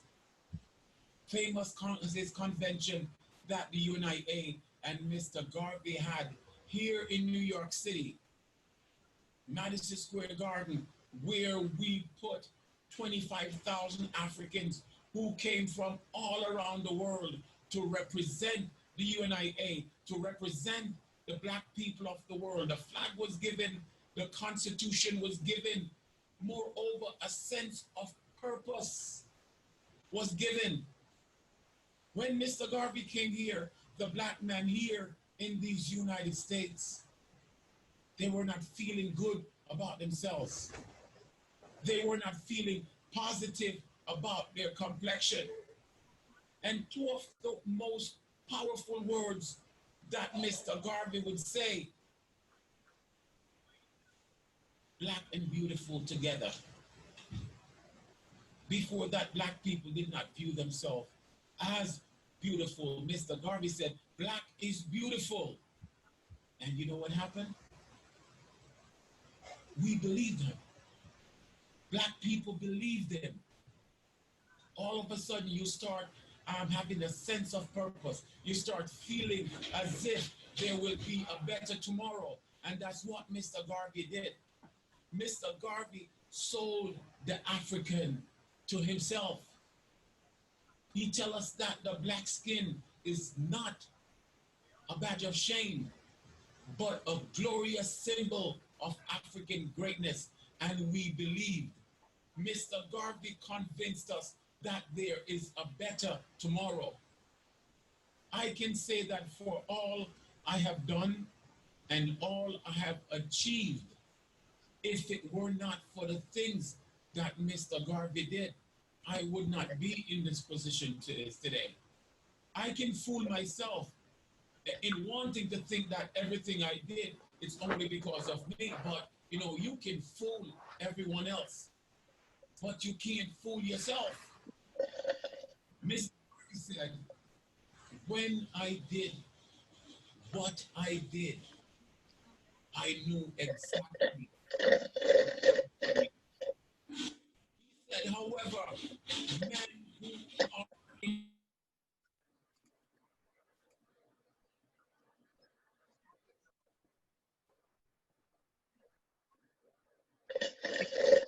Off the volume again, and somebody's slurping. Whoever's slurping, please mute.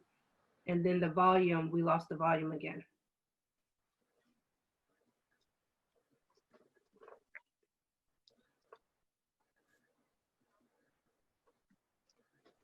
Brother Leroy, unmute your line. Unmute your line, Brother Leroy.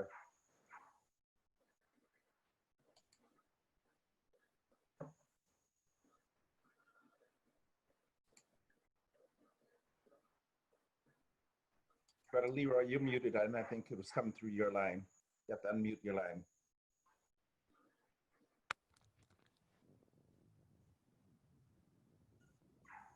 Is to It is revisit not. them. It's not from my end. Everything I do, everything I say, everything I plan is from the books, from the tongue, from the Black Prince left us by our prophet, the Honorable Marcus Messiah Garvey.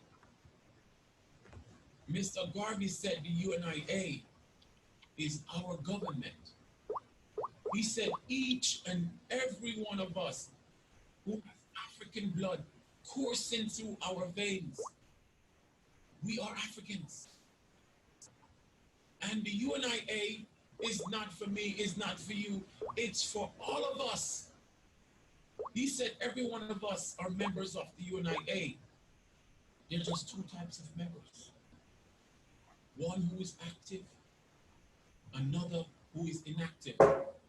So brothers and sisters, I have stepped into some real large boots, a size 20 pair of shoes that it's difficult for my size 12 feet to fit.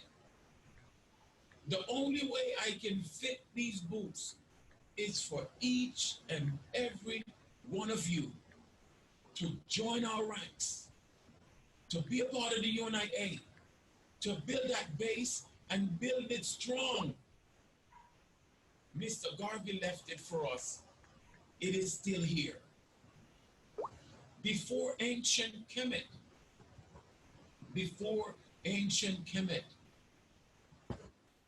we experienced all the greatness of our ancestors. During the years that we ruled the world, we experienced all those benefits that Mr. Garvey talked about. Mr. Garvey brought those success to us and taught it to us. Still in the archives, still in the Black Prince. Let's use them and continue to build. Let's build the legacy that Mr. Garvey left for us. Mr. Garvey said chance has never yet satisfied the hopes of a suffering people. So what we must do in this here century, we must step to the forefront. We must continue to build. We the people must prove to the people that a better day is coming. As Mr. Garvey said, we will build that empire that the sun will never set on. So we realize and we believe in what Mr. Garvey said. Mr. Garvey said, what man has done, man can do. And that is what we're doing right here and now in New York City, where we're building the rock. It's all Garvey and Garveyism. Where we're looking to Africa. Mr. Garvey said, let Africa be our guiding star. Let Africa be our guiding star. Let us guide our own destiny. So brothers and sisters, as we move throughout this land, we must realize that everyone is forging to make themselves better. Every community is forging to make their community better, bigger, and stronger. We're saying all we want is the same thing for us. We want to govern ourselves. We want to build that empire that the world will see and the world will respect. We want to take it back to Liberia and build that city that Mr. Garvey planned for us. That Mr. Garvey sent pioneers to Liberia to establish for us. To be honest, it was actually 100 years ago, in 1918, that the plans were being put together to put that structure in Africa. And it should have been completed in 1923. Brothers and sisters, we're in that year exactly 100 years ago. Today, it's 2018. We're looking at those plans again. We are planning again because those are the plans that Mr. Garvey left for us. We're going to continue to build the empire here in these United States. We're going to link up Africans all over the Caribbean, and we're going to set the base with Africans born on the continent. We're going to bring our resources from this region here, our economic resources, and we are going to tie them with our natural resources in Africa so we can build that empire that we need. We can build that empire that we shall stand on. Again, Mr. Garvey said, look to Africa. Look to Africa for everything we need. The plans must be geared, must be based on the continent, a continent which we aspire to live in peace with all other men. Mr. Garvey said, don't judge any other man. Just think about yourself. We don't have time to curse anyone else. Just do the work for African people. We don't have time to hate anyone else. If we control economics on the first floor, we control government on the second floor. We control communities on the third floor. We control politicians on the fourth floor and everything else that exists above the base. But anything that must be done, faith-worthy, it must be done through unity and through the UNIA, built and established by Mr. Garvey and our ancestors. Thank you. We want to thank you, Honorable Michael Duncan. Yes, Mr. President General of the UNIA-ACL. At this time, Thank you. I'd like to call on Sister Claudette Joy to and as please. we close out this segment of Let me stop this. Garveyism on the Move in the 21st Century, an educational program of the UNIA-ACL Division 432, New York City, let me share with you a message from Garvey's Philosophy and Opinions of Marcus Garvey. Quote, Sister Claudette, please take it from here. and every one of you, therefore, will realize that you have a duty, which is... Thank you. Thank you, Brother Leroy. Greetings, my brothers and sisters. My name is Claudette Joy Spence, and I serve as the Communications Chair to Division 432. Communications has the responsibility of creating and guiding a comprehensive communication strategy to promote the work of the UNIA-ACL and Division 432. Today, we have a slideshow presentation for you. I will share with you a pictorial snapshot of the communications we send to our members and friends through emails. We share news of upcoming experiences, and we also report on those activities. Let the slideshow begin, Brother Leroy. Okay. Sister Claudette, yes. the slideshow is scheduled for later on. Oh. Yeah. I thought so, but you gave it back to me, so I thought there was a shift. I apologize. Yeah, My apologies there. I just wanted you to do the transition to Sister Cheryl. I should have made it clear. That's okay. Is Sister Shirley, we will look forward to the slideshow in a few minutes. later on in the program. Unless Sister Shirley of our community outreach is on the line. Is she here? Yes, I saw her earlier. Sister Shirley?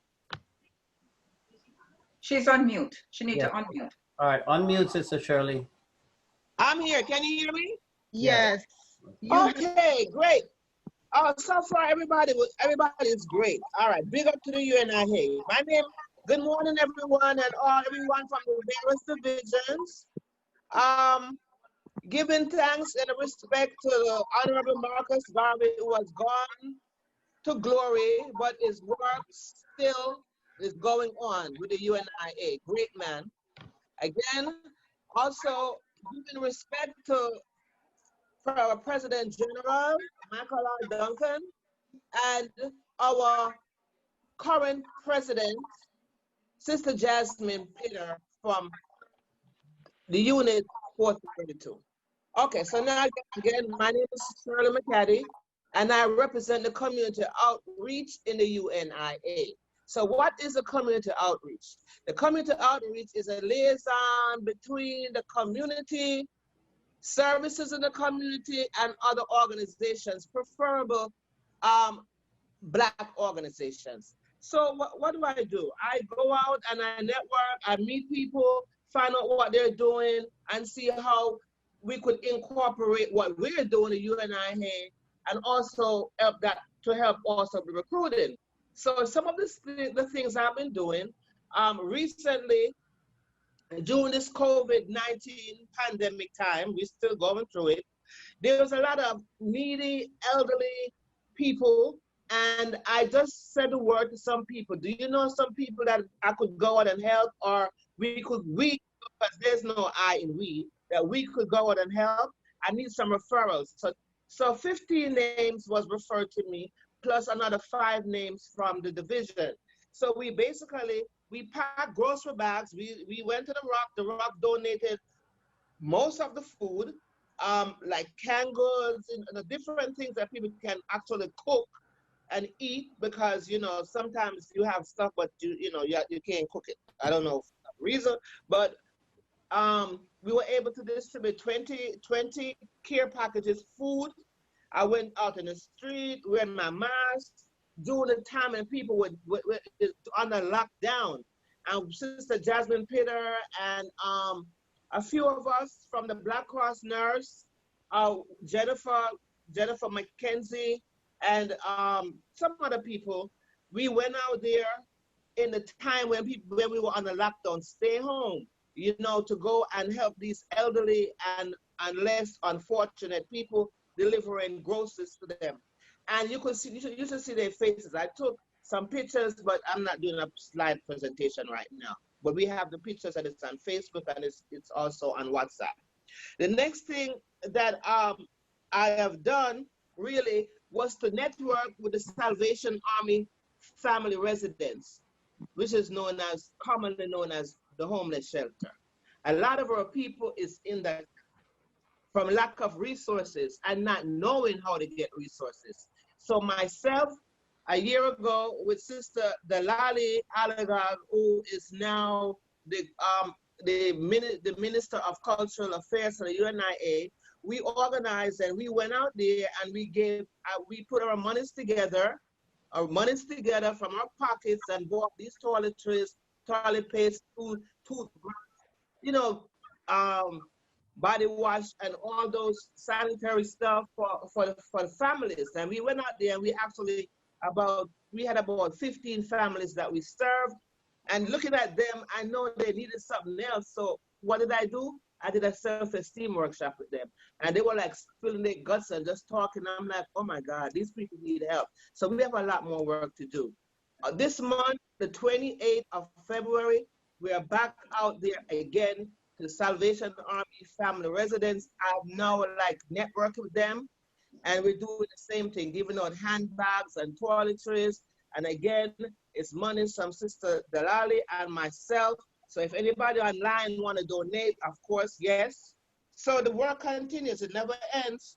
Today at 12 o'clock, There's a group of us that's going to a farm, a black-owned farm in Brooklyn.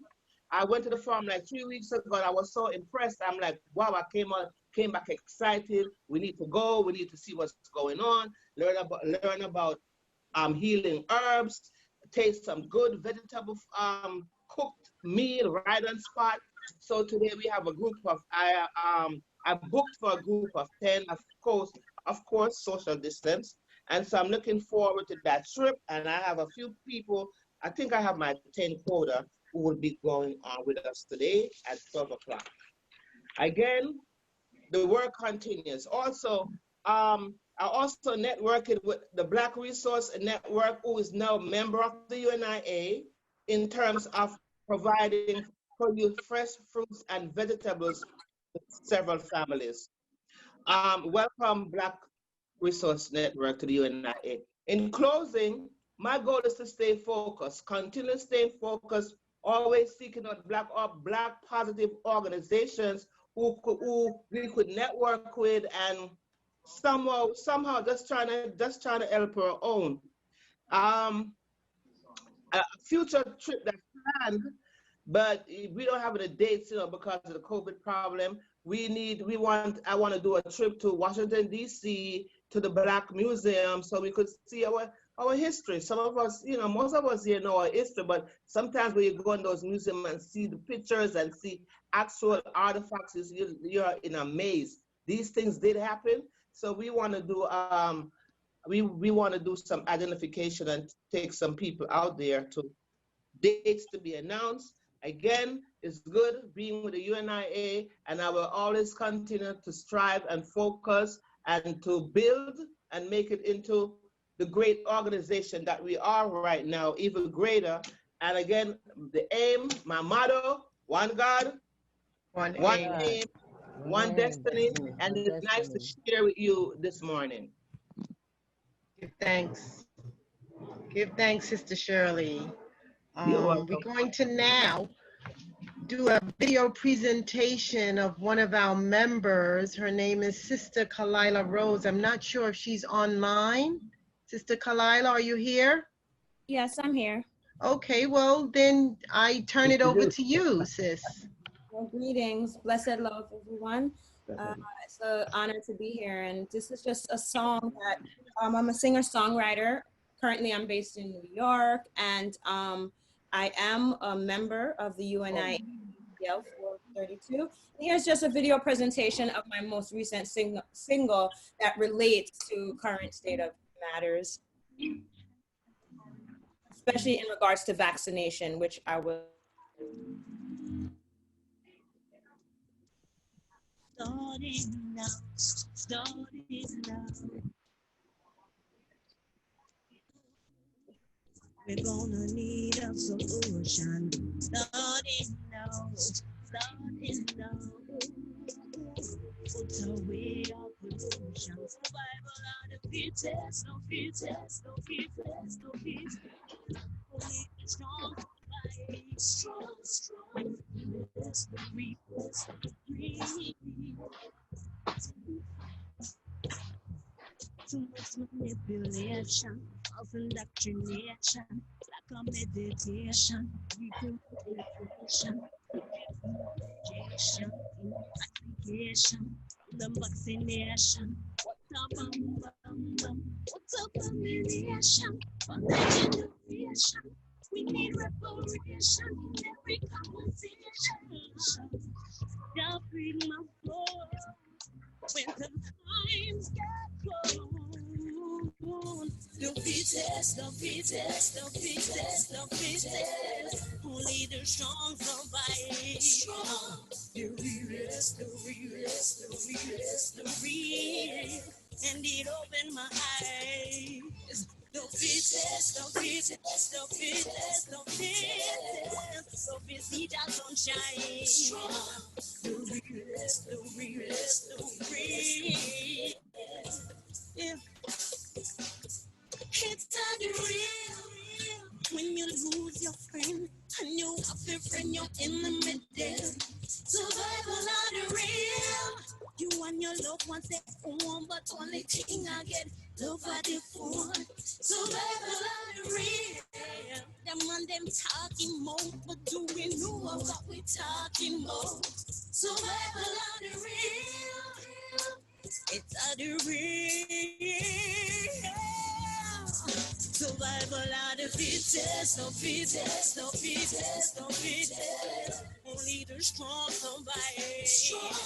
The realest, the realest, the realest, the real. It opened my eyes. The fittest, the fittest, the fittest, the fittest. The fittest of sunshine. The realest, the realest, the realest. It's unreal. Pum pum pum pum pum pum pum pum pum pum. Survival unreal. Pum pum pum pum pum pum. Pum pum pum pum pum. Hey, I'm stupid over now. Hey, it's unreal. I took the time. Hey. It's unreal. Oh, oh, oh. It's unreal.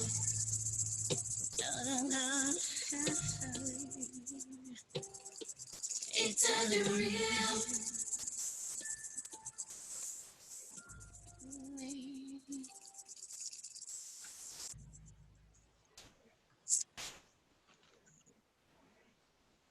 Okay, excellent job, Sister Kalani. Take it back. Thank you. Take it back, Sister Sophie. Unmute yourself, please. I hope everyone understood the message of the music. We have to be fit, and it's all about building up your strength, your immunity, eating well, because only the strong survive. And also, we have to be aware of this vaccination indoctrination that's taking place. So thank you, Sister Kalila, for sharing your message and your music. Thank you for sharing my message and music. At this time, is Brother Marcus Duncan online? I'm right here. Hi, Marcus. Good morning. How are you? Pretty good. Good. So, you are our resident, one of our resident poets, and I'd like you to do your recitation of This Flag Is Mine, please. Regardless of what is told of it, here's to this flag of mine, the red, black, and green, holds for its future bright, Africa has seen. Here's to the red of it, great nations shall know of it in time to come. Red blood shall flow of it, historians shall write of it, great flag of mine. Here's to the black of it, 400 million's back of it, whose destiny depends on it, the red, black, and green of it, great flag of mine. Here's to the green of it, young men shall dream of it, face shot and shells of it, waving so high. Here's to the whole of it, colors grout and pull with it, please my soul with it, thank God for giving it, great flag of mine. Thank you, Marcus. Is there anything you want to say on this occasion of our celebrating the 100th centennial of the first convention? Nothing really, I'm just a little tired right now, I don't really. You're a little tired? Yeah. Okay, thank you for getting up. I'm not sure if everyone knows that that's our PG's son, and he always does the recitation of This Flag Is Mine. And we thank you for joining us this morning. Stay on as long as you can, okay, Marcus? Thank you. Excellent. So at this time, we ask our youth chair, Sister Audrey. Are you online? Yes, I am. Hi, Sister Audrey. Good morning. Good morning to you. I turn the mic over to you so that you can do your presentation. Thank you. Thank you. Good morning, brothers and sisters. Good morning. You're not clear, sister. I don't know if you wanted I am to not be clear? No, we can't see Okay, let you. me see. Oh, I wasn't trying to let you see me. Oh, Okay. okay. You I just, will. okay. All right, that's fine. You want to see me? Okay, I'll show you a little bit of me. Okay, thank you. Why not see you? You're Okay. beautiful. Thank you. It's not that, but anyway, I will just go on to what you've asked me to do in terms of making a presentation today. So I want to congratulate everyone on this, our centennial of this beautiful organization founded by Marcus Mosiah Garvey. So I want to give thanks to our founding father, Marcus Mosiah Garvey, for the love he had for his race, to fight for us to have this organization so that President Duncan saw it fit to pick it up and reconnect with us to continue to uplift our race with Brother Dugay on the community focus radio program Mondays and Tuesdays. This is how I came to know about this program. And it was a youth, my daughter, traveling with me to some event, and she heard them. And she said, Mommy, we need to be a part of this organization. And this is how I came to be a part of this organization 3 or 4 years ago. And so I want to thank President Pitter for picking up this division without Brother Duncan and Second PG Dugay in this COVID time to keep on keeping on through telephone conference call. So again, my name is Sister Audrey Dennis. You chair for Division 432 with 13 members who meet monthly to engage in reading, viewing historical videos, and discussing issues centered on uplifting our race. To summarize our intentions, I'll share with you our purpose and our objective. Our purpose in this division is to educate or to re-educate the youth on our beautiful history and inform them of the legacy that we must continue to build upon by hearing the testimonies of our stories from others within our race who overcame obstacles by persevering to make a difference, and viewing historical videos in addition to reading Marcus Garvey's Message to the People and the philosophy and opinions of Marcus Garvey. These inspired prince and princesses will be the change agents to inspire and attract others to this organization for generations to come. And our objective is to embrace the mission of UNIA-ACL as declared by the founder, Marcus Mosiah Garvey, through education in a social setting as a humanitarian and as a friend growing and developing an expansive society. So to conclude, the youth will need a place. We really have no meeting place right now, but via Zoom or Google Hangout has our young people, they're familiar with different ways how we can meet in this medium. And so this is how we are meeting now, or I would meet in a library prior to COVID or in a Burger King. But we do need a place to grow and to help other young people. So thank you for allowing me to share with you this morning on this special occasion. May God be with you all. Thank you. Thank you, Sister Audrey. You're welcome. Good to hear about what the youth are doing. We always need youth in the mix of what we're doing because that's what's going to keep our organization alive and thriving. At this time, thank you, and I'm sorry I have to leave you. I'm going to go with Sister Shirley to the farm. So enjoy that's fine. the rest of You're the doing day. the work. The Blessings. work continues. Okay, doke. Bye-bye. Be to the Okay. Audrey. Thanks, sis. Give thanks. Okay. We love Thank you, the work Sister that is Shirley. going on. Thank you. Thank Blessings. you. Thank you. Okay. 500 years. Sister Sophie, we have young David Clark on the line too to continue with. Okay. All right. Very good. So at this time, hi, David. How are you? I'm good. Haven't seen you since Liberia. Okay, so we turn it over to you now, David, so you can give us an update on what you're doing in Jamaica.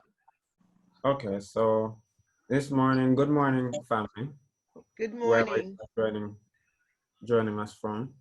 My name is David Clark, or Kwaku Ochir in Asante. It is an honor to be a part of this centennial event, and this morning I just want to take a brief moment to highlight a topic of interest in economic development from a youth perspective. So one aspect of African culture that I was impressed with when I visited West Africa last year in the group was the vibrancy in the fashion and the way that they wore their clothes, which in most cases was centered around Ankara fabrics. I was shocked shortly after to find out that a lot of these fabrics weren't manufactured in Africa. They were produced externally in places like Holland and China.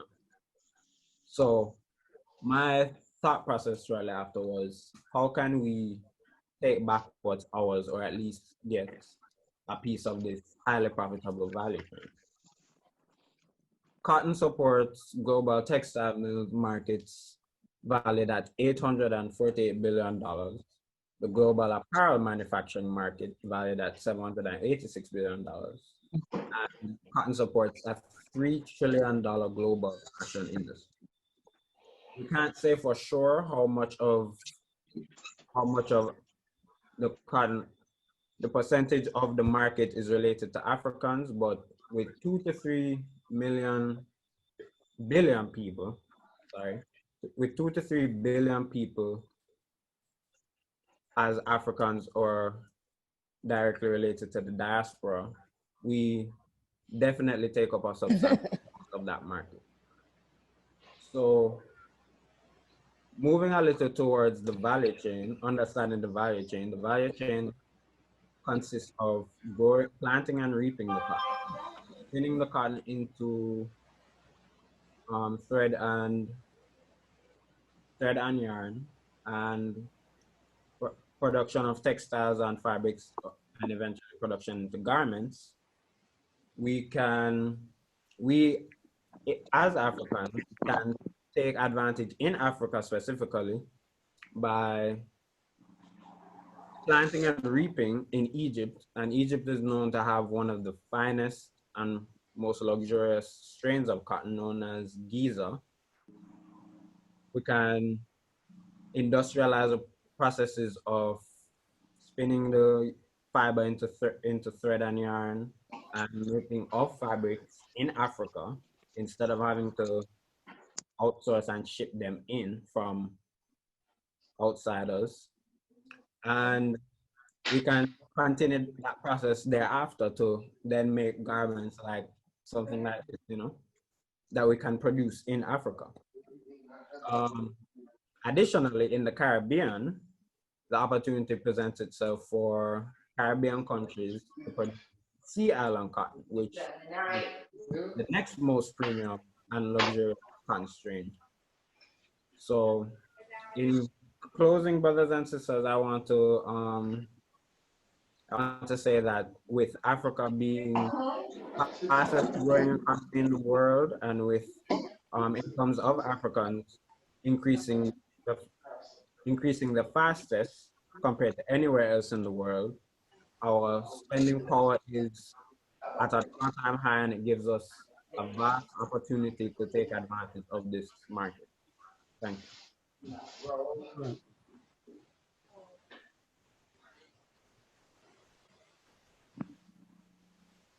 Thank you, David. That was excellent. Yes, thank you, David. You see, our future is great. The youth have it, got it. Yes, we love the youth. Thank you, David. Jamaica up. Bless up. You're live on Facebook.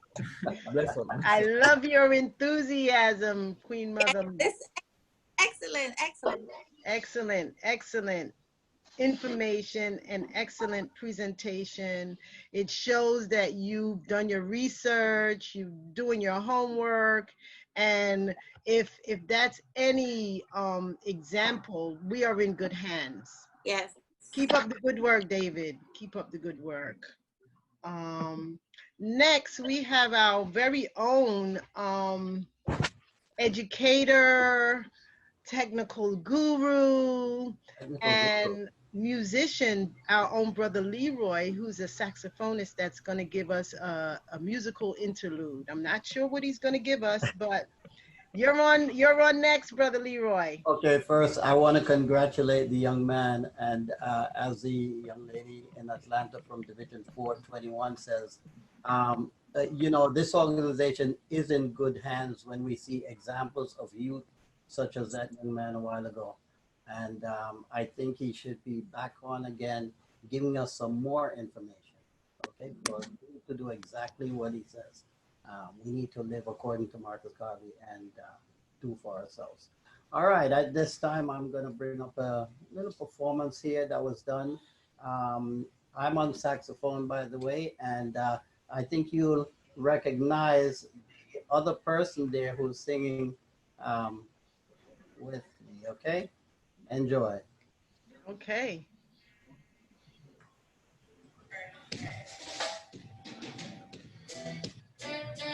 Live music, go on! So we are doing 24 hours.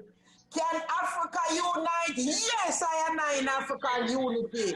But at home and abroad. That we are saying. Unite now.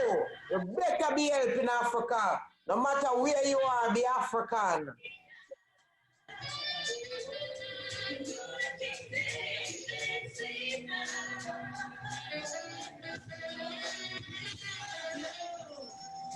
Eyes in the cold, the sheep. Eyes in the fish in the stream. I'm swearing at home. All the times I had fresh vegetable. Because you know what you put in your mouth, so very lovely. Can't stop this hurting your mouth, so what you put in your mouth?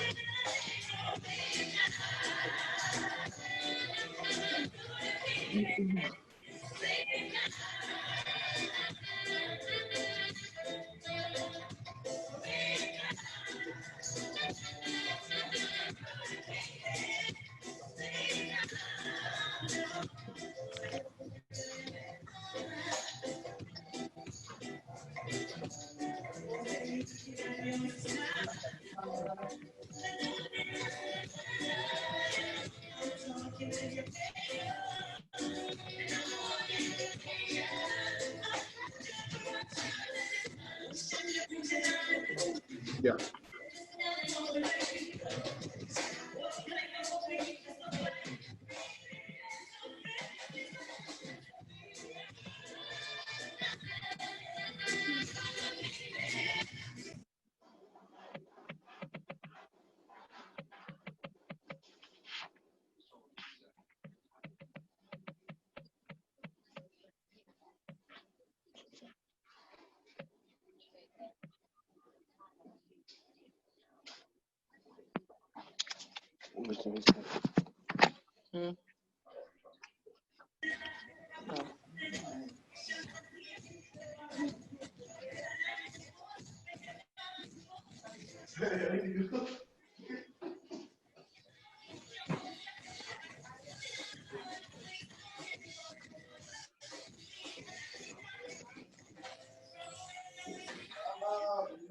I'll call you later.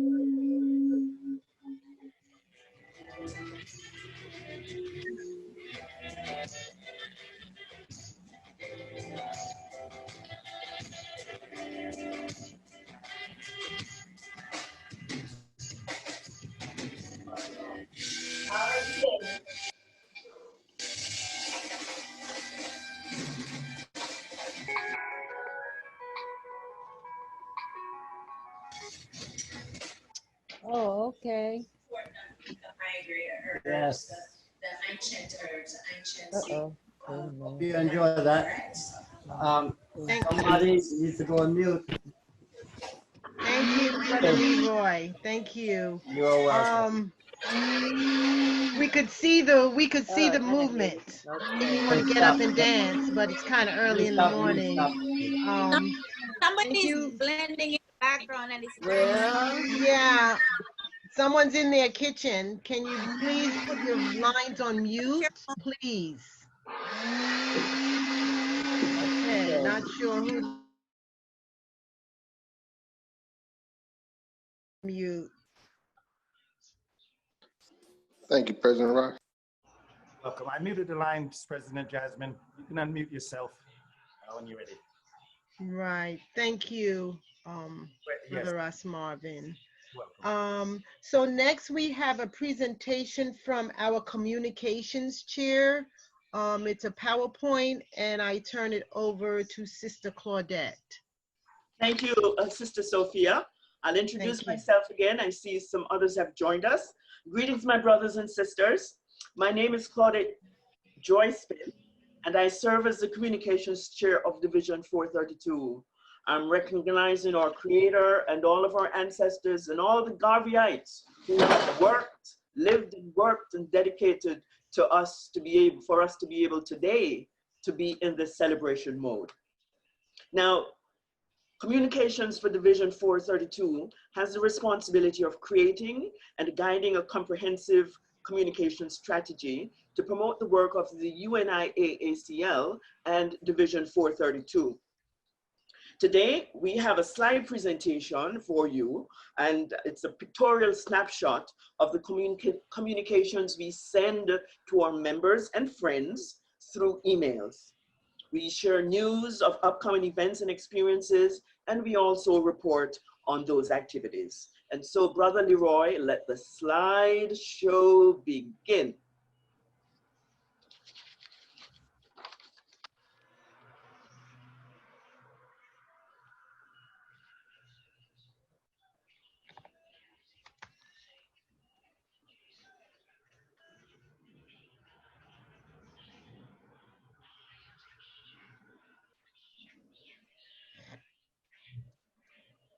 I am not seeing, is anybody hearing me? Yes. I am not seeing anything. It's there. I'm not sure what's there. You may need to help me because I can't see anything that's coming up. I'm not sure what happened. Presidential legacy is there. I'm not sure. Maybe you touched something, your video. Can we go to somebody else and let me try to figure this out and come back? We see it. I see you. We see it. Yes, but I'm not seeing it so I can speak on it. Okay. Is it possible to go You to have to go to the home screen to see it? Go to your home screen, sister. Okay. Now I see it. Oh, now we're up to the Universal African Black Cross Nurses. But what you should have seen that I didn't see was the presidential legacy of Division 432. Can Brother Leroy go back to that slide? Can you take us back, Brother Leroy? Can you take us back to the first slide, Brother Leroy? Thank you, ma'am. Thank you. Next. Okay. All right. Thank you. And so here we're introducing Division 432, where Jasmine Pitter is our division president from 2019 to the present. The next slide that will be coming up will be one that shows the presidential legacy for Division 432. Brother Leroy?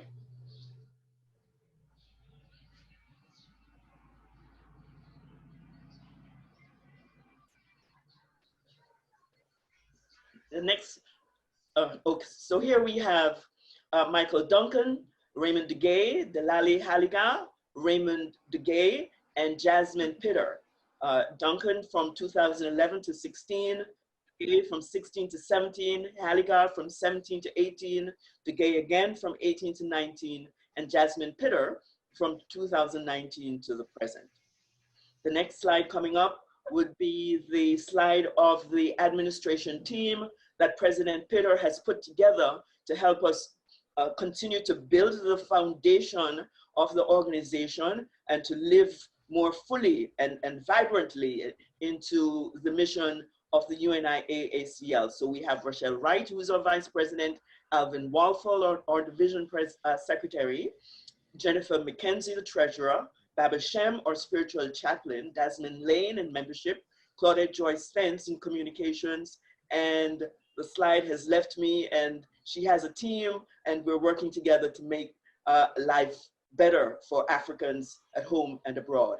Here we have the photographs of the Universal African Black Cross nurses for Division 432. That includes Sophia Duncan, our First Lady, Jasmine Pitter, co-chairs Yasmin Patterson, Gwyneth Evans, assistant chair Marcia Abraham. Here is a photograph of a mass meeting. This was taken at The Rock. I think this was our last gathering in person. Here we have Dr. Barneswell at the mass meeting, who is presenting on men's health. That was a welcome information and great exchange. 432 does quite a bit of collaboration in community. Here is one around Kwanzaa, where we collaborated with the Black Spectrum Theater. Here's a shot of the young people who are doing an African dance during the Kwanzaa celebration. We do collaborations with Division 431. Here on August 1st, we had a flag raising in Prospect Park in Brooklyn, where we continue to teach and educate and encourage people to participate as a Garveyite. Here's another project where we are discussing what it is about the red, black, and the green, as we need to teach ourselves more and others around the origins and the meaning of the flag. In the forefront of this photograph, you'll see 3 UNIA Division 432 members. They're part of a protest movement that was organized by a church organization in Southeast Queens, and they're in Roy Wilkins Park. Here is one of our models that's wearing one of the Garvey shirts that we encourage Garveyites to wear out in public. Caribbean Americans for Justice in Brooklyn had a justice rally, and Division 432 members were present as a part of that in support for the work for justice for all Africans. Here is a photo shot of 5 of the members. In the background, that's the Brooklyn Museum, I think, downtown Brooklyn. It's in that area where they usually have the Caribbean Day Parade. Shirley McCarthy spoke to this. There is a Hattie Carson Community Market that she will be visiting today and doing a tour of. This market is named after Hattie Carson, who was a woman before her time.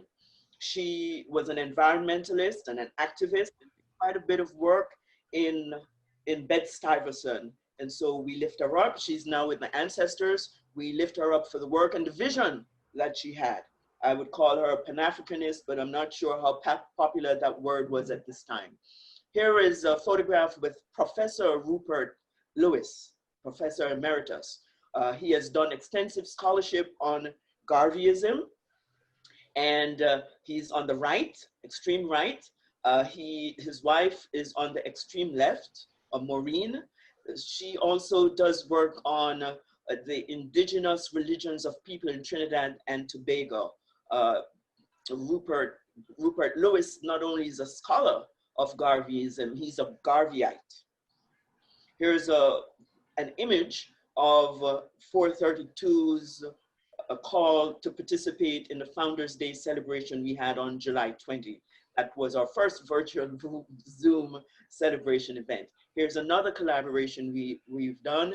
In February, we did a Black History celebration in Manhattan, or that was Brooklyn, I'm sorry.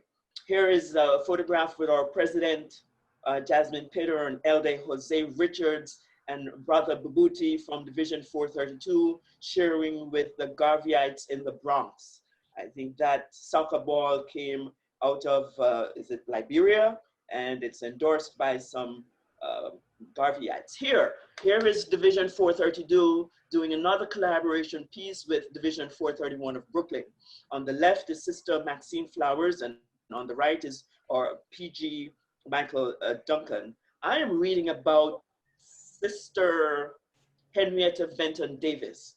It's a UNIA Women's Month celebration, and Henrietta Benton Davis became the fourth Assistant President General and established UNI-ACL divisions across the Caribbean and Latin America. Here is Sister Audrey Dennis, who is presenting on Amy Jack Garvey and Amy Ashwood Garvey. We know that Amy Ashwood was the founder of the UNIA with Marcus Garvey in Jamaica, and she was also a director of the Black Star Line Steamship Corporation and an editor. She founded the Negro World newspaper. We know that Amy Jacques, what we mentioned before, that she was a publicist, publisher and an editor, and created the philosophies and opinions of Marcus Garvey. Here is Sister Jennifer McKenzie. Jennifer McKenzie is reading about Sister Iris Lucille Patterson, who was born in Jamaica and was an orator and a wordsmith and wrote extensive poetry she was the one who wrote Look for Me in the Whirlwind. That was Sister Marva Kodjo, who was talking about Jean Harvey Slappy, another UNIA member. Most of the work that we got to present this UNI Women's History, we got from the work titled Women of the UNIA or Ancestors, written by Gwendolyn Martin, Brenda Amor Khan, T.M. Myers, and published out of the Isaiah Morton Division 401 in Chicago. And here's a moment to encourage membership. For Division 432, we invite you to activate or reactivate your membership today. You can do that at jaz.unia.acl@gmail.com and or at 516-770-2373. The next slide up speaks to, this is a photograph of our stall. I think this was in 2018 or 2019, Farm Up Jamaica had a presentation, and you see some of our elders and high executive council members there, and we are promoting the work of the UNIA and allowing people to get their flags and educate them about what that's about. Here are two lifelong Garveyites who are with us, Baba Shem and Sister Maxine Flowers. Here's a group shot of our Black Cross nurses in their uniform. Here they are at work in community, collaborating with local merchants association, doing some food distribution. Here are some of the people who came out to be on the receiving end of that distribution. Here are some of the volunteers who seem happy to be working as Garveyites. Here are Black Cross nurses making healthy hand sanitizers that are available for purchase through The Rock.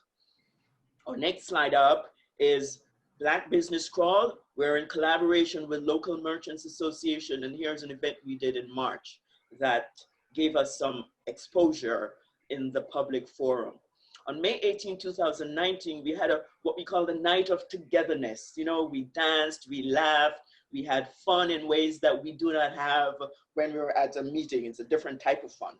This was a fundraising event because Jasmine Pitter was the convention committee chair, and we needed to raise monies to help to put on the event of the convention.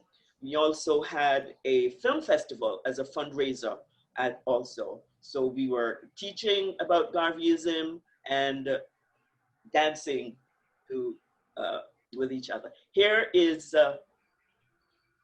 just an example of some glasses. We did collection of glasses to send to Liberia, and that has been done. Here most recently is another project of collecting school supplies to go to Liberia.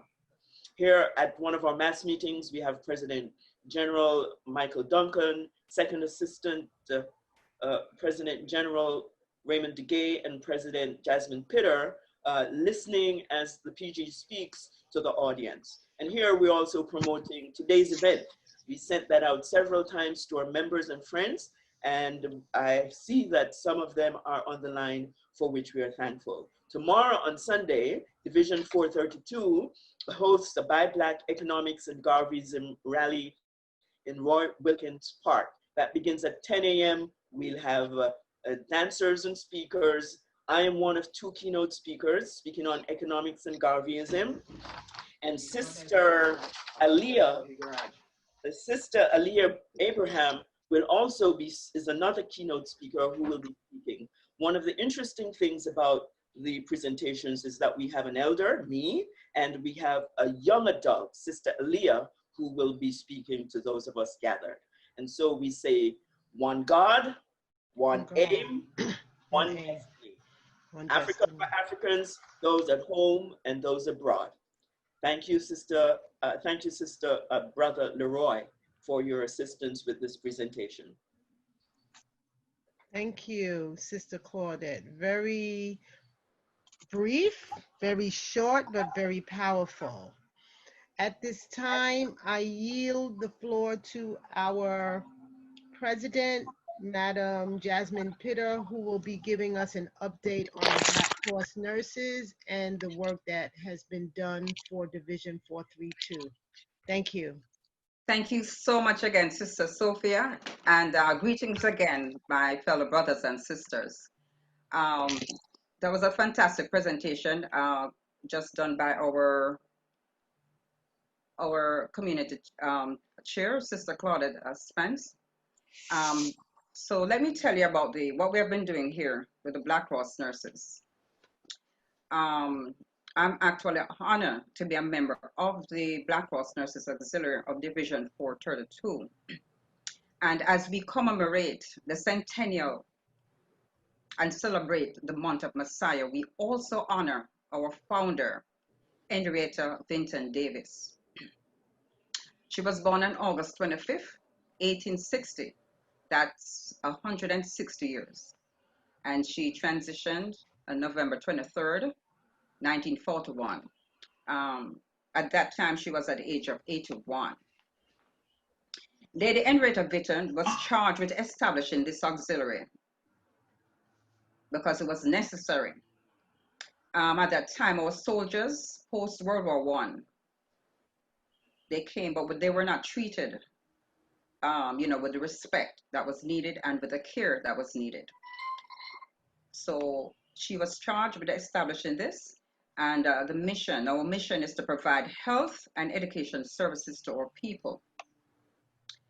Being the chairwoman of the 62nd International Convention last year in Monrovia, Liberia, West Africa, we did our community service and we visited and provided medical and educational services and also provided school supplies to our brothers and sisters and the children at the James R. Stewart School in Bandala Village.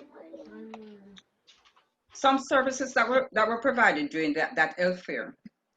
We had doctors and some nurses with us, the registered nurses, and we had holistic providers also. So we had services, for example, hypertension screening and vision screening, and we had our team of men there who were, they were playing this soccer with the boys. So it was really an exciting time at that community service with the Black Cross nurses. At our local level here in Queens, we have health fairs annually. We also had one at our convention in 2017. And that's when the convention was held in New York. Currently, we provide information on precautionary measures during these challenging times due to the coronaviruses of 2019. We make our own hand sanitizers, and these are based on the World Health Organization standard. We have provided and distributed PPEs, such as face masks and gloves. And we have provided health education on a monthly basis during our mass meetings. So all of our mass meetings, there's a section there where the Black Cross nurses present on something. We provide sports therapy and first aid to participate at one of our recent events with the Black Resource Network here in Queens. It was a bikeathon. And as our sister Claudette had mentioned, that tomorrow, August 16th, we celebrate, will celebrate by having a rally. So the Black Cross nurses will be there, and of course we'll be adhering to all the protocols mandated by the state of New York. We will have our thermometers to do the temperature checks. We'll be providing face masks for those who may need, and gloves. We're going to have hydration fluid, water. We're going to have hand sanitizers, and we'll be ready to deal with any personal challenges, if any arise. We will continue to take care of our people as we continue to move in the footsteps of our founder, Lady Henrietta Vinton Davis. I thank you so much again, and at this time I turn over again to our adventure, Sister Sophia. Hi, greetings everyone. At this time, Brother Leroy, our taskmaster. He's jack of all trades with this division. He also serves as our education chair. He's educator, and I yield the floor to him at this point. Okay, I'd like to say good morning, everyone. I would like to acknowledge our President General, Michael Duncan, who I think has been doing a phenomenal job in being proactive and very much exemplary in terms of his leading of this organization. I'd also like to thank President Peter for allowing me to be of service. And thank you very much in the UNIA as the education chair. Well, as education chair, our goals are many really, but I'll just try to narrow it down, is to educate our general membership and communities about our organization, develop curriculums, strategies, methodologies to facilitate the academic pursuits and advancement of our membership in accordance with or in accordance to the 8 principles of Garveyism. That part is extremely important. African unity, African pride, self-reliance, African identity, economic empowerment, Africa as the motherland, scientific development, African image of God. It's very important. As someone who's also within the educational system, I see the way in which children are being educated. Education shapes the mind, and education happens in many different ways. But education starts first at home, okay? Some additional things that we'll be doing is to develop, coordinate, and conduct educational programs for the edification and training of our members regarding ethics, bylaws, technology, history, and whatever other pertinent information is deemed necessary, which will provide members with the opportunity to achieve the level of knowledge and skill necessary to benefit themselves, the division, organization with competence and professionalism. I could go on and on about this, but I'm going to stress the important thing that we need to be in control of our own educational system. We need to set our own curriculums. We need to provide our own content. I see February, Black History Month. Black History Month for me is 365 days a year. Black history starts with as I said before, in our home. We are the ones who should lay down the ethics, principles, and values that our children should live by and should then go out and exhibit in this world. This will give them a clear sense of identity, a clear sense of self, and in terms of what their responsibilities and objectives are to themselves, to their future, to the race, and just in order for them to survive in this unpredictable times and world in which we live in. So I'm looking at a vision, and this vision also is materializing. We look at what's happening with PG in Liberia right now, right? There is an academy that's being established in Liberia, and we could only move forward with that. We're looking at the development of a UNIA-ACL Academy, which I just stated. We're looking at the development of our own curriculum, our own preschool programs, our own after-school programs here, our mentoring program, summer education, athletic programs, adult education programs, technical education training programs, and of course, we have to embrace technology, technological educational institute and programs for young people. And once again, I would like to, again, thank everyone on the committee. We have been meeting. We are going to be doing some exciting things that I would also like to reach out to the other divisions and see how collaboratively we could come up with a well-structured, defined, synchronized program for the advancement and progress of the UNIA. Peace and blessings to everyone. Thanks so much, Brother Leroy.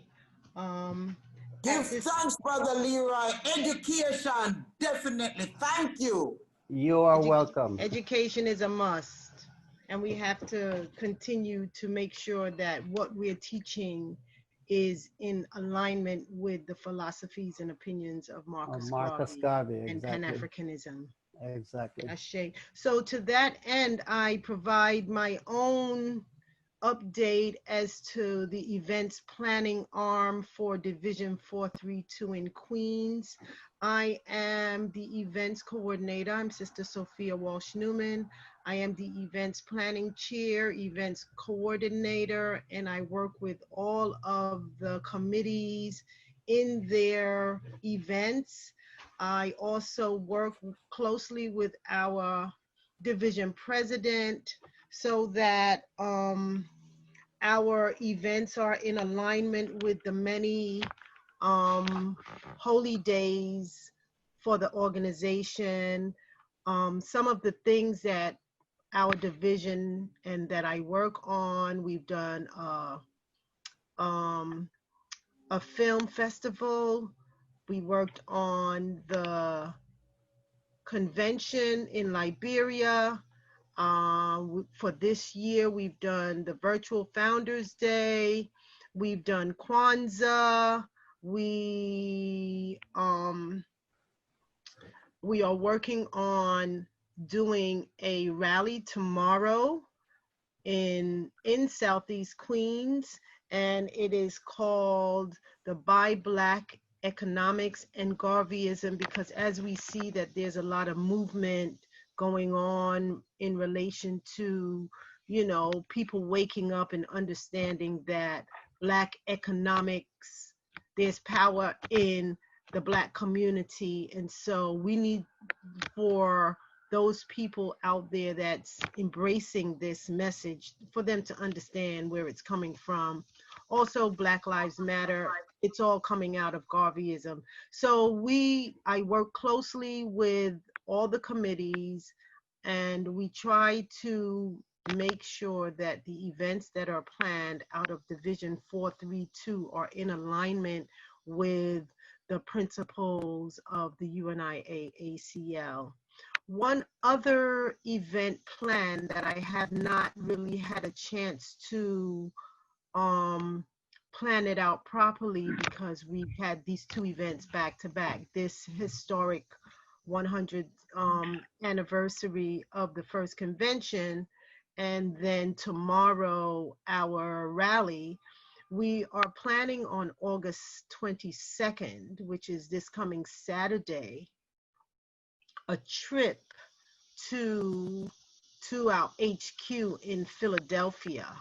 So I'm collaborating and speaking with Brother Kabir out there, and we're doing a community service day because they need assistance with the facility. It has undergone some work, and it needs help with getting the space back in order.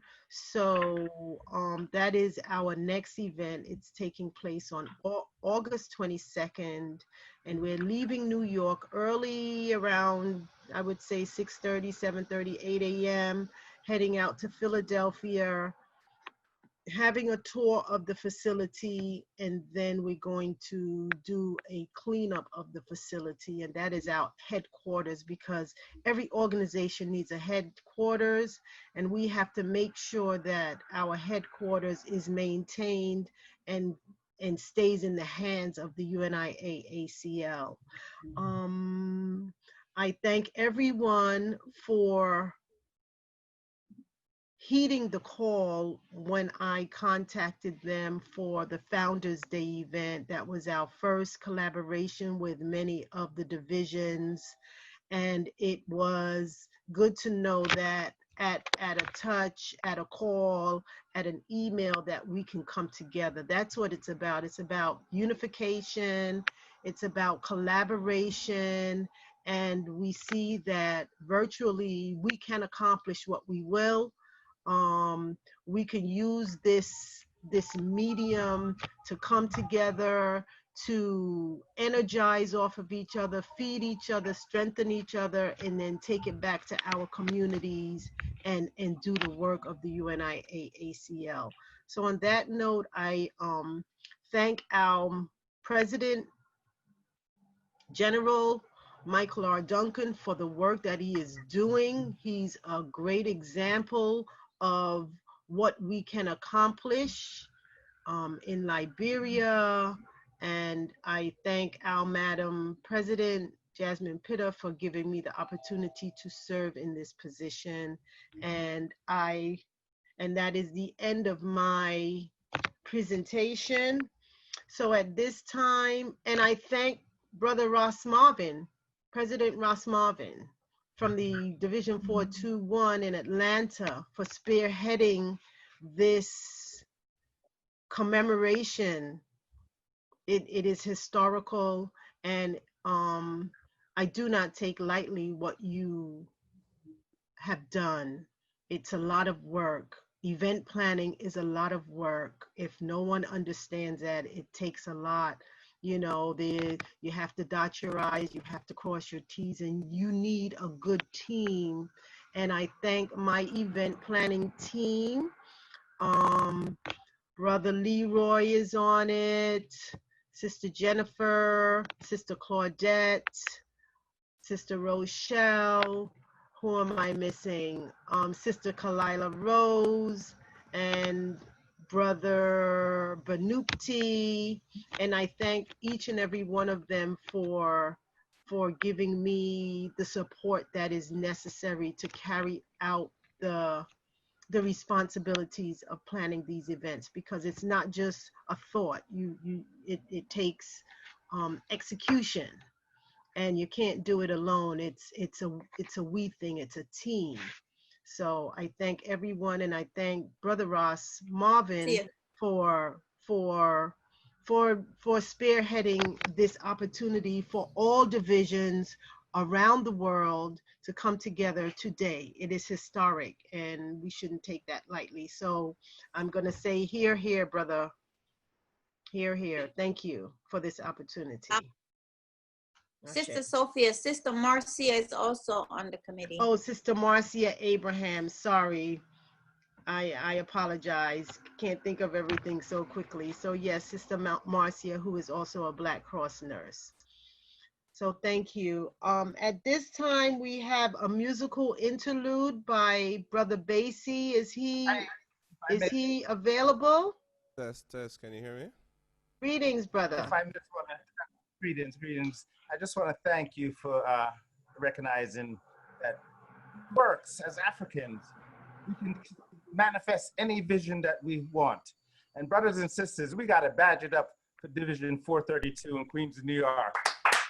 That was it. Love it. Telling you, what we just saw right now, and did I finish? I just want to step in real quick and say this. What we just saw right now is what Garvey wanted in every African community all over the world. If we were doing what Division 432 is doing right now, and the other UNIA divisions, brothers and sisters, we'll be back into the 10 millions that our ancestors had over 100 years ago. Keep on going, 432. Rastafari.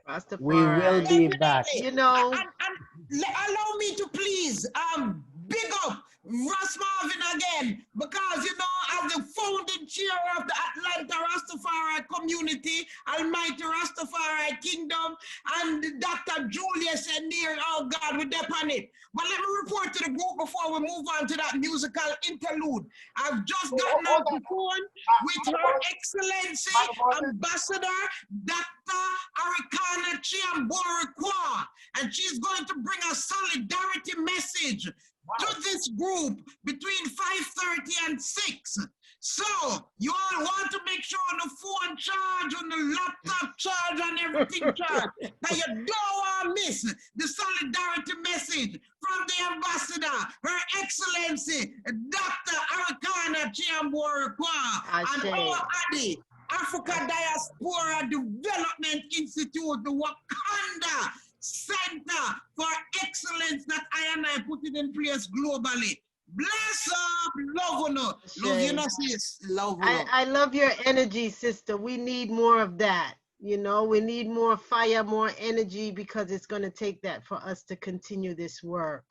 So, Brother Basie, I yield the floor to you. All right. Can you hear the music clearly? I can hear it.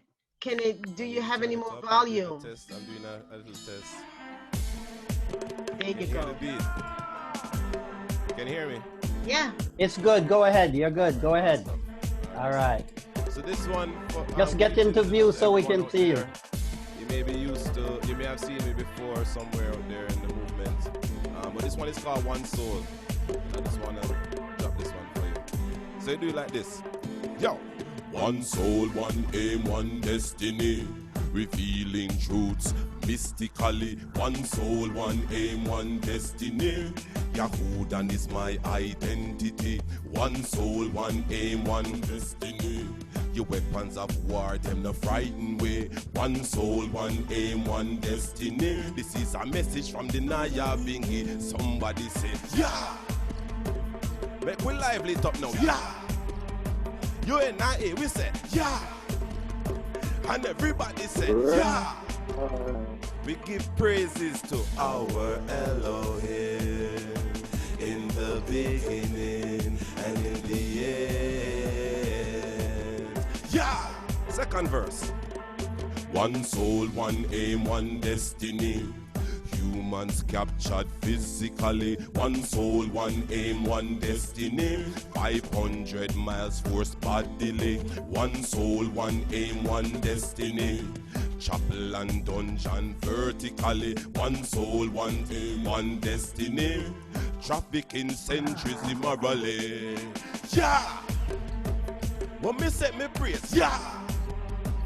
Over there, son, yeah. Virtually, we are much of the place over there, so now, yeah. Yeah, yeah. UNIA-ACL, our Elohim, for now and forever. Yeah. All right, more lyrics. One soul, one aim, one destiny. Survivors transatlantically. One soul, one aim, one destiny. treading space-time resiliently. One soul, one aim, one destiny. Conquering ancient piracy. One soul, one aim, one destiny. Marcus instilled this in a way. Him said, yeah, we give praises to Yah. USA, what uno say now? Yeah. And now my Jamaicans, what uno say? Yeah. One African love, you see it? Sing. Our Elohim, in the beginning and in the end. Big up Jasmine Peter, Your Excellency. Hey! One soul, one aim, one destiny. Enforcing your hood and dignity. One soul, one aim, one destiny. We blessed with natural beauty. One soul, one aim, one destiny. Discerning lies and sophistry. One soul, one aim, one destiny. In unity we rise economically. Yeah! I love that song, yeah. Yeah! So I have to give praises every day. To yeah! In our going out and our coming in. Yeah! Yes, I. What me say now? Our Elohim, for now and forever. Yeah! All right, last verse. One soul, one aim, one destiny. The treasures of the earth belong to we. One soul, one aim, one destiny. Emancipating minds continually. One soul, one aim, one destiny. We ancestors, martyrs, them guiding way. One soul, one aim, one destiny. Ethiopia forward in victory. Yeah! Yeah. What you say, me say? Yeah! We give praises to Yah. Every day we say Yah. The Most High, you see me? Chuck. Our Elohim, for now and forever. Yah. One soul, one aim, one destiny. In Yah. All right. Thank you, Brother Basie. Aim, one destiny. So much lyrics that come to me. Respect, yes, time. Yes. Be all the glory, one soul, one aim, one destiny. Shema Yahinene. Yeah! Respect. And I want to say big up to Dr. Clark. I want to say big up to the President General. I want to say big up to the Black Cross nurses and the entire movement, you know, because this is a vision come true. Our Alpha and our Omega. Yeah! Thank you, brother. Check it. Very good. In them your days, you know we have to praise ya. When we say ya, you know we talking Respect, the Creator, respect. the one who's omnipotent, no one could be greater. So continual blessings are what we pray for. This is a message from the Naya being redeemed. We treading with the spirit of the Most High within. We give praises forever to Yalla him. Drop the cello in. Thanks, Rashawn. Thank you, Rashawn. Beautiful. Beautiful. I wish we could go on and on and on and on and on. Yes, I give thanks for the moment, you know. Okay. So we have come to the end of our time. It is now 11:01, and we are going to conclude with, I don't know if Sister Kalila is still there. Yes, I'm still. Give us a minute of your Black Star lineup, please, so we can not extend over our time, please. Okay. Let's go, Sister Kalila, do Is it. that a cappella? Yes, a cappella. Thank you. I'll speed it up. Thank you. No, take it nice and slow, please. I love to hear your voice. Pray for me, I am occupied back soon, ready to flee. I know God is there for me. Babylon now with no victory, no. See, I'm all alone. One way trip on me, soon they home. Reclaim the land where them try fit one and bust up them head with your brimstone, yeah. Said I'm leaving on the Black Star Line now. Shashamani is I desire. Addis Ababa, Aksomala Libela, leaving on the Black Star Line. Shashamani is I desire. I'm yachting on my time, living on this zone. Whoa, yeah. Homeward bound, I have fist on holy ground. Land of New Jerusalem, I have found. Land of Ethiopia, where the king was crowned. I'm going home, yachting old town Rome. Going home, I have to reach Mount Zion. Try the Ethiopia with the conquering lion. That's why I stay humble and seek salvation from Rastafari nation. Said I'm leaving on the Black Star Line now. Kenya is our desire. Ghana and Tanzania, Gambia and Liberia, leaving on the Black Star Line. Eritrea is our desire. I'm yachting home and I'm leaving out this zone.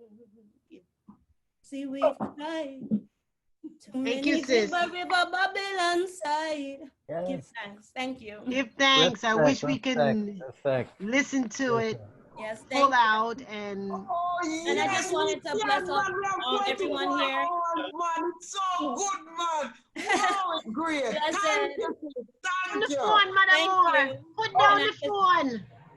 Yes, thank you, Queen Mother Moses, and thank you for being here. And just everyone, just give thanks, Sister Jasmine, Sister Sophia. The list goes on and on and on.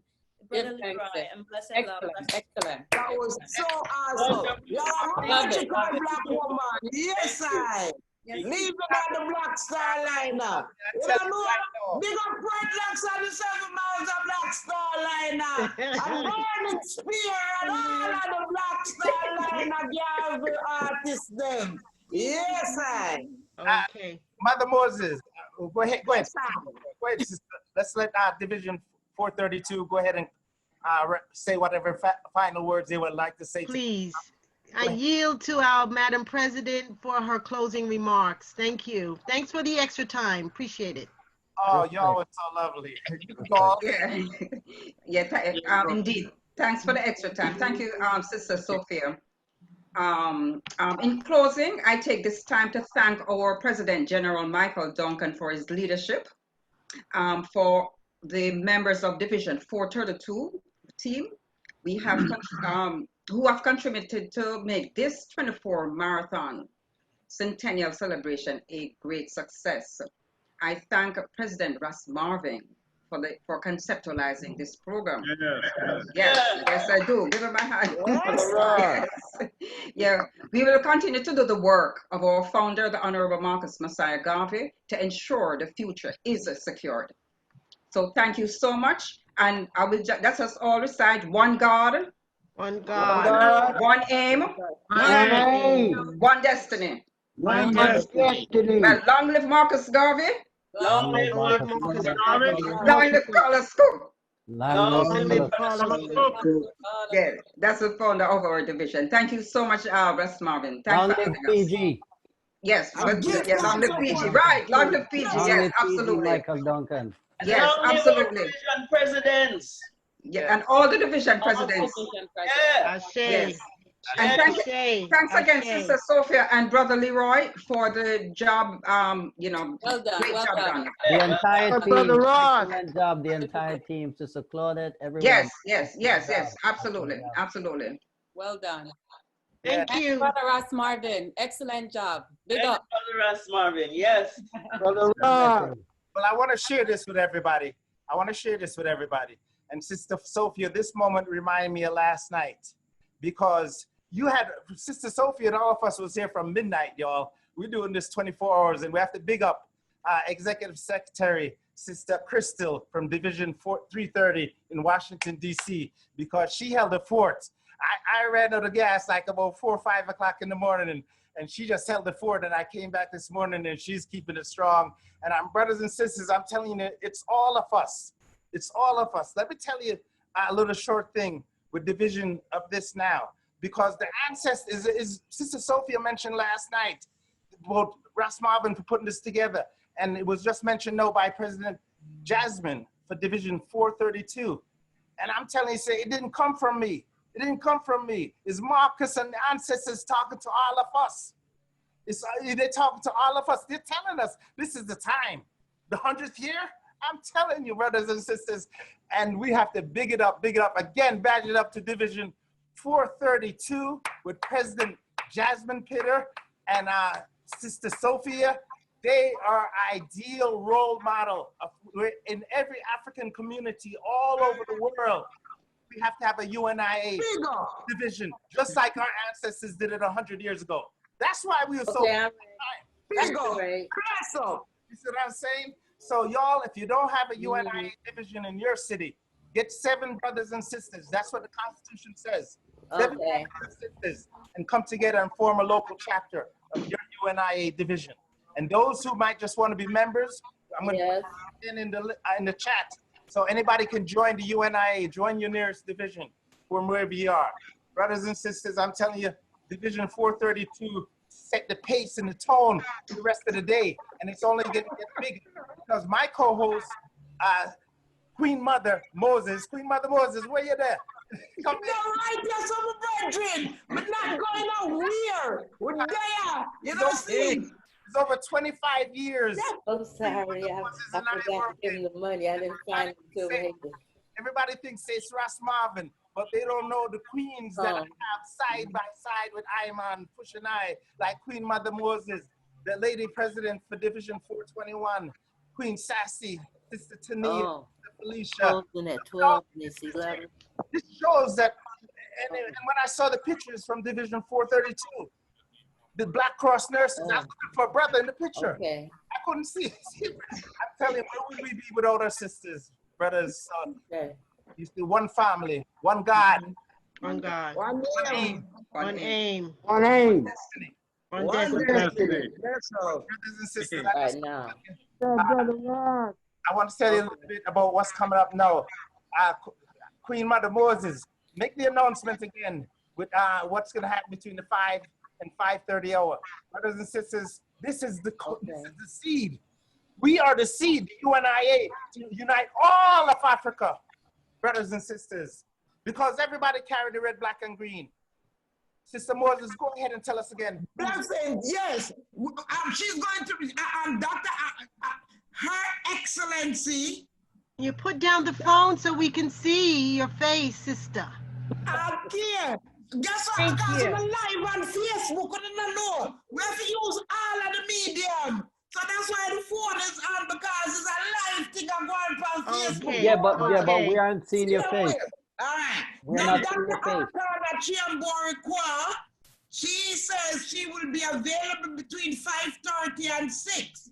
She's going to send me a text to tell she's coming on. So we'll know she's coming on. And we're asking whoever is scheduled between that time, just know it's 24 hours away and you'll get forward your time. Because you don't want to miss the ambassador. She's coming with a solidarity message. She's ready. She's ready. And I ready. It's Africa unity I dealing with.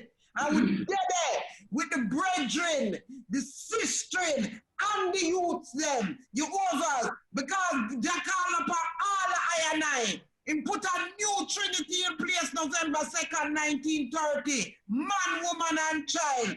First time a woman get crowned at the same time as a man. That's a history to make sure it says a balance I have. And the youth was also crowned. So we know, so we are restore the balance. One God, one name, one destiny. And if I may say, President Marvin, to the Queen, I must say that actually, Her Highness also gave us a message for the journal. So for those who missed out on the journal, last year's journal for the convention, she did provide us with a message, which we're grateful. Yes, so just let you know that. Is there a message in the journal? Definitely. And big up with General. You know, Duncan. Definitely. Yes. Love him. I was there in Jamaica with him. Was it 2 years ago now? Yes, when we did it in Jamaica. We don't stop this now. We can't stop this. Africa. Bless up. Yeah, my birthday, first born Jamaica, I such a calling. Me there. Bless up. Saying the energy right now that we have as Garveyites, this is the seed. And every year we should get together at this time. This is what the ancestors telling I. Every year all over the world, we as Garveyites, we are the seed to bring all of Africa back together, just like it was 100 years ago, brothers and sisters. So now that's the energy. First, the ancestors tell me, let's come together. Now the ancestors says we got to stay together each year, every year, and continue to rebuild our government that the Honorable Marcus Messiah Garvey and our ancestors established for us 100 years ago. And brothers and sisters, I'm going to share with you what's going to be for the rest of the day. Coming up next, we have UNIA Division 429 out of Chicago, Illinois. And brothers and sisters, you should know that the city of Chicago, Illinois have two strong, powerful divisions, one along with 432. They're like the strongest divisions in the UNIA. Anytime our parent body and the Honorable Michael Duncan requests of divisions to give support, financial, whether if it was to put a new roof on our headquarters in Philadelphia, Pennsylvania, Division 429, the Chicago divisions 401, underneath the leadership of President Clyde Banks, Division 429, and President Marua, Division 401. I'm telling y'all, we got it going on as Africans. We got it going on because we know what time it is. It's Garvey time. It's African people time. It's African time. So coming up between 1 p.m., between 11 a.m. and 1 p.m., we have UNIA Division 429 out of Chicago, Illinois with President Clyde Banks. And then from 1 p.m. to 2 p.m., we have UNIA Division 407 out of Detroit, Michigan with President Mensah and Lady President Mukuraba. And then between 2 p.m. to 3 p.m., we have UNIA Division 433 out of Buffalo, New York with President Lyon Blyden, along with Lady President Sister Sophia. And then 3 p.m. to 6 p.m., brothers and sisters, we have a special segment where, led by our second Assistant President General, the Honorable Raymond Duguay, we have the reading of the Declaration of Rights of Negro Peoples of the World. And I'm going to put the link. Everybody should have the schedule because I'm going to put the link in the chat. And we want everybody to join that Zoom, connected the Zoom there, so that way, collectively, we can read the Declaration of Rights of Negro Peoples of the World. And we'll also receive a message from our Honorable 11th President General of the UNIA-ACL Global Government. The Honorable Marcus Messiah Garvey is the first President General. So I'm going to put the link in there for the 3 to 6 o'clock hour. At the same time, we will still continue a program here between that time. For those who may stay here on this line, we have coming up speakers from the African community. Our main speaker, Brother Musaka, Brother original Garveyite at 3 p.m. Also, we're going to hear from the author of About Garvey, Brother James Wilson. Also, we'll be hearing from an African-centered school here in Atlanta, Georgia, Pearl Academy Math and Science Institute. We'll hear from the southern region of the Association of the Study of Classical African Civilizations. Also, we'll be hearing from the Regional Council of Africans in the Diaspora. We'll be hearing from Grupo Nzinga, Angola. Also, the World African Diaspora Union will be here, and the Friends of the Congo. That's all between the hours of 3 to 5 p.m. this afternoon, for those who may stay on this Zoom line. And coming up at 5 p.m. to 7 p.m., UNIA Division 401 out of Chicago, Illinois with President Marua. And also, we'll have a special guest at that time. And then from 7 p.m. to 8 p.m., We go back to Detroit, Michigan, and hear from President Mensah and UNIA Division 407. And then from 8 p.m. to 10 p.m., we're going to Washington, D.C. And our co-coordinator today, Executive Secretary Sister Crystal Jackson of UNIA Division 330, between 8 and 10 p.m. tonight. And they got a lot lined up for us, as well as all the divisions. And then from 10 p.m. to 11:30 p.m., UNIA Division 421 will be your host. And I'm Russ Marvin, and I'm the president for the local chapter here. And then from 11:30 p.m. to 12 p.m., we'll have a closing rally. Our goal today, brothers and sisters, is to get 100 new active members for every UNIA division all over the world. And because we just had such a wonderful presentation from UNIA Division 432 in Queens, New York, this celebration is not gonna stop at midnight, y'all. It's not gonna stop. Because when midnight come, it's open mic all night. It's partying. So we want all those artists who's singing, anybody who rap, come on back. Because we're gonna sing for Garvey when midnight come, and we're gonna celebrate. We'll ask invite poets, people who might wanna speak 2 words, singers, rappers, chanters. Let's keep the party going. Because the sister who just sung the song, you know, Black Starliner, and my brother, we need more. We need more. So hopefully y'all and everybody else who have skills and talents, and we all have it as Africans,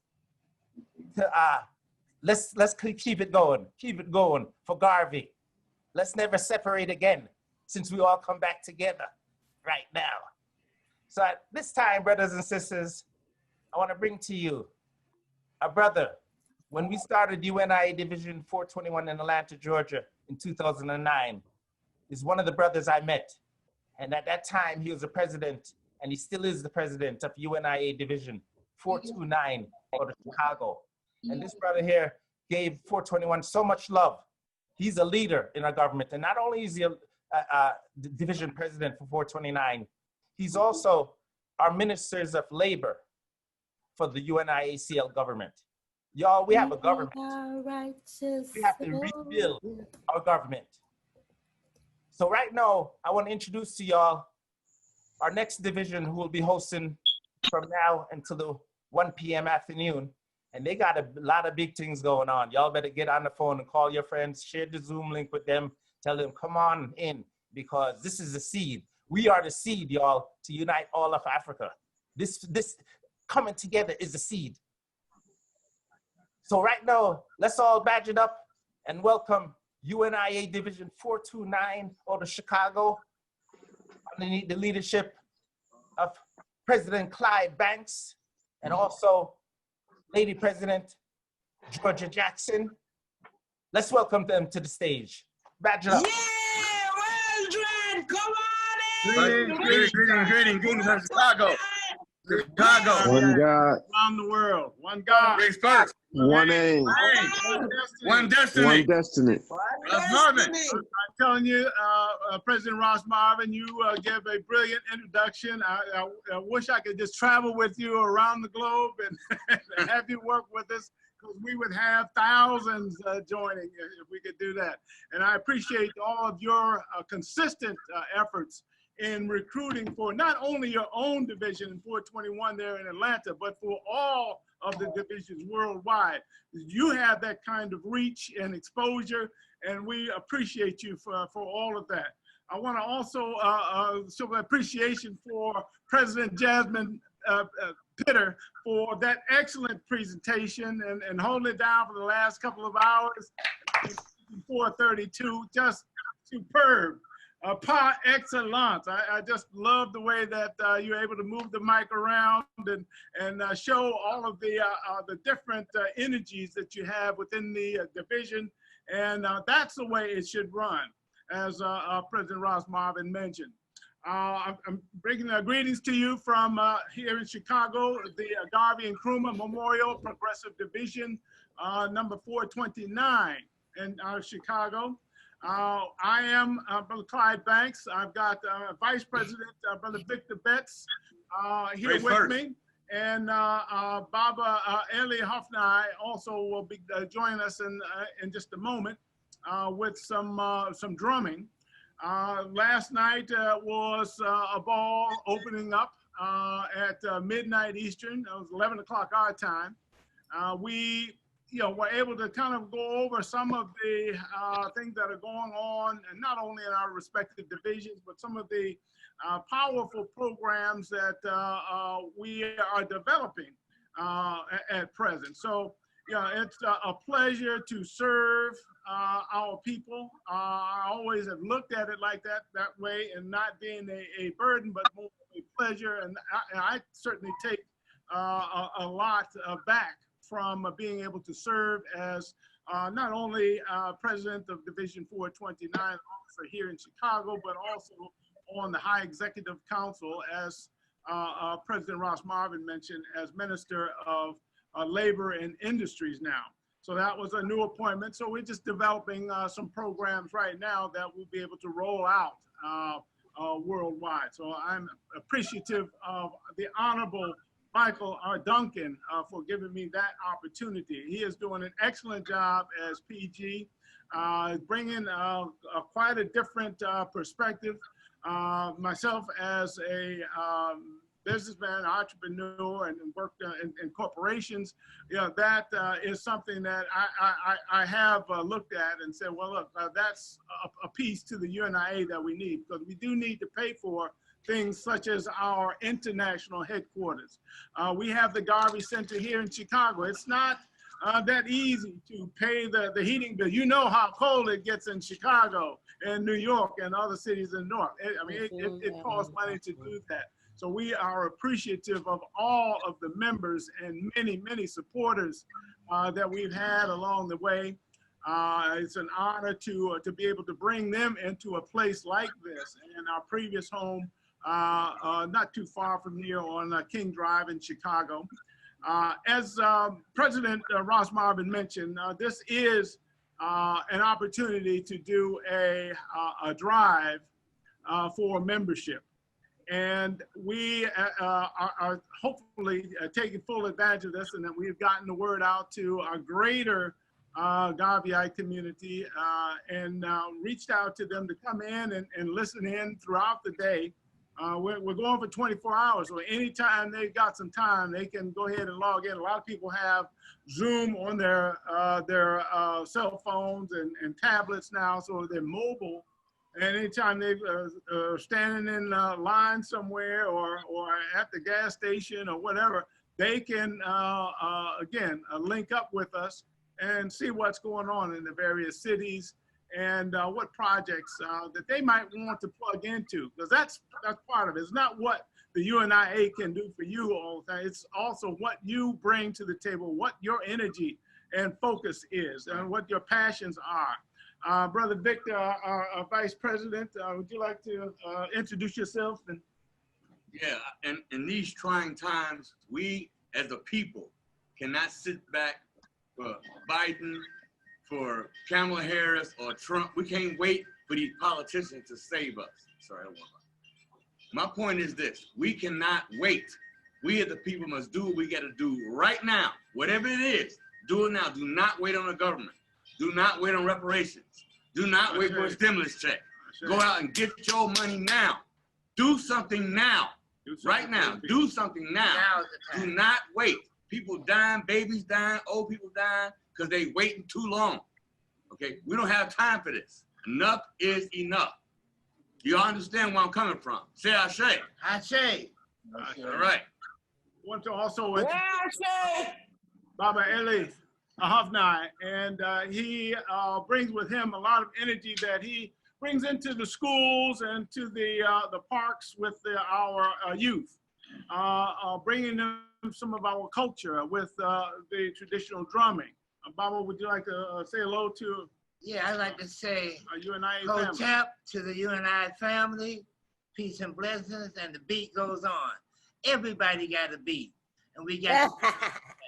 You know what? I got the Shakerade with me, and I want you all to join me. I'm going to sing something, and you will repeat after me. Okay? Yabo? Yabo. Yabo. I got a beat. I got a beat. You got a beat. I've got a beat. Got a beat. Everybody got a beat. Little baby got a beat. You got a beat. I got a beat. Hey, everybody got a beat. The earth got a beat. The tree got a beat. Everybody got a beat. Say what? Say what? Your mama got a beat. Your mama, my mama, everybody's mama. Say everybody got a beat. Yebo, yebo. The turtle got a beat. Hey, do a turtle have a beat? Oh yeah. Everybody got a beat. Yebo. Marcus Garvey keeping the beat. Marcus Garvey on the case, coming from the one. One aim, one destiny, one people. Hey, hup, hup.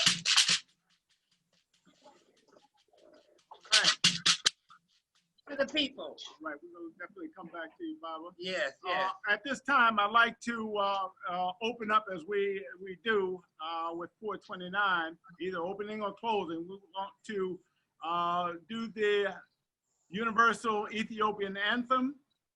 And we have it linked to YouTube, but I want to play it a little more live so that we can hear in various divisions throughout the globe. And just by way of introduction, this was written by Brother Ford, that's Rabbi Ford, and also Brother Burrell back in the early 1900s. Ford, for those of you who don't know, he was responsible for most of the music selections and marching band music that the Honorable Marcus Mosiah Garvey used, particularly during this first international convention in Madison Square Garden, 1920, because there was a lot of pomp and circumstance to build up for what was to come. You know, there was such a lot of work to be done, so that was a good way to increase the energy level in the room. But I'm going to play that for you right now. Bear with me.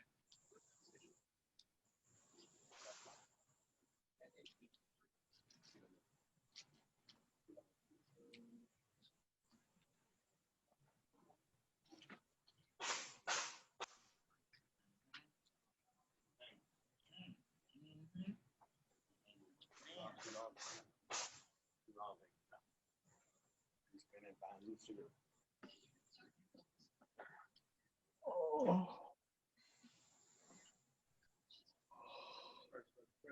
Thanks everyone for joining. President Clyde, you should know that you're a co-host. Before I left the other day, it's all right. But you know, I got that demo right on my office, man. I know you do. I came back. They said, where you get that from, man? You know, I ran into a Garveyite. I ran into a Garveyite. You got my number, man. No question. Got some new stuff.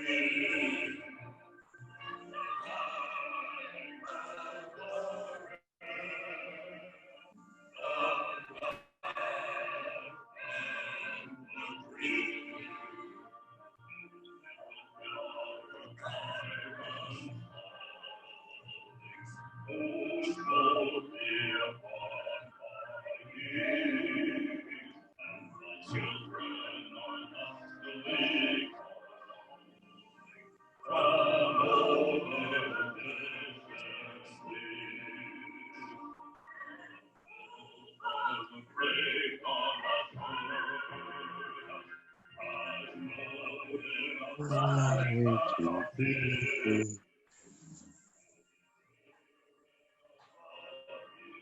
So the black man can take his rightful stand. Raise the red, the black, and the green. The brothers and sisters are being redeemed. Why don't you open your eyes and see? We're on our way to being free. And the blood that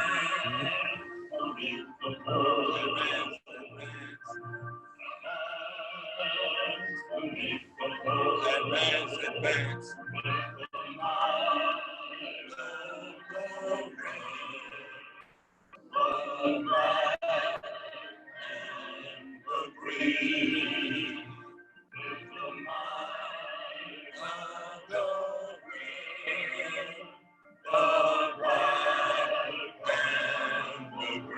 One more verse.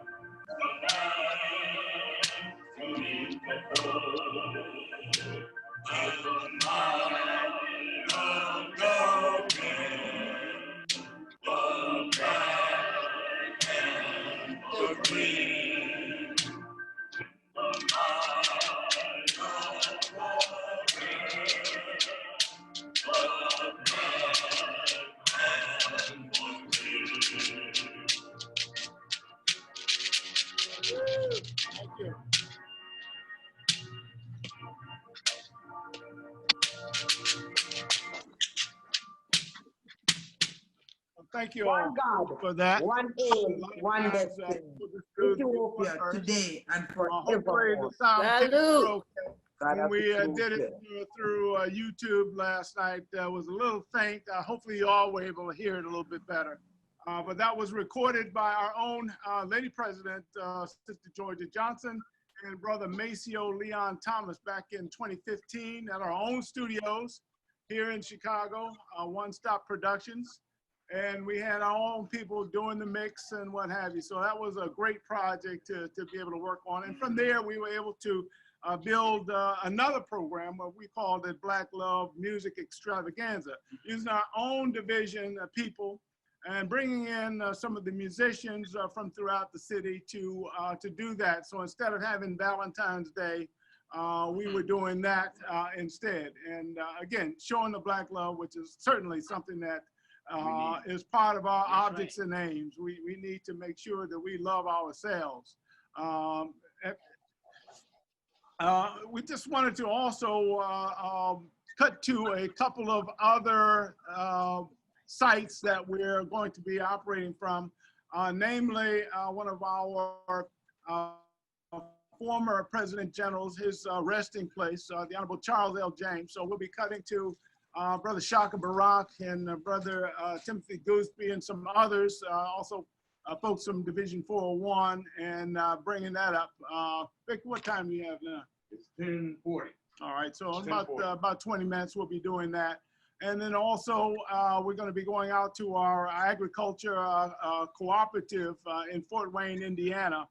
I just visited yesterday. We were able to raise at least by the time I was up, we were at about $20,000 in funds raised for that initiative. So they've brought truckloads of food to Chicago to help us feed our people. I'm here in the Garvey Center right now. In fact, I'm gonna spin the camera around a little bit so you all can see some of the food that gets distributed on a regular basis here in Chicago to feed our people and to make sure that their immediate needs are being met so that our message can thus be reached. Because if everybody else is feeding our people, then who are they going to listen to? So you can take a look at some of the tables of food that we've got. We've got PPE equipment, the black mask. Baba, either can you hold up these masks that we have there? But this is just a sample. We obviously try not to have too much of the fresh produce going to spoil in here. So, you know, we only bring that in on the day it's moving out. Thank you, thank you. So just explain that, hey, not every division has a Liberty Hall like this, but this is something that you should be working toward. And as Minister of Industry and Labor, I'm going to make it my focus to make sure that any division that wants to have a setup where they can have their own building and their own meeting, that they will be able to do so with some work and some plans that we will be able to put together in conjunction with their energy and initiative there. So we're looking forward to that. Victor,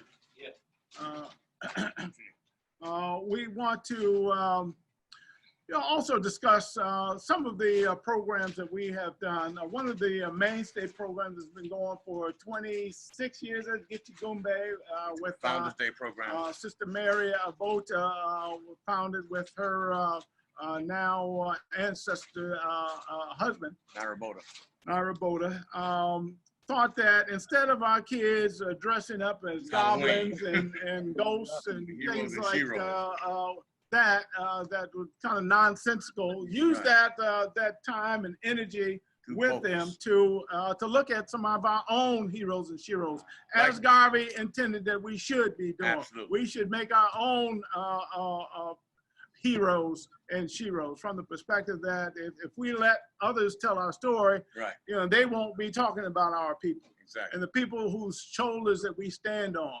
So that is important to help build up that esteem with respect to our youth.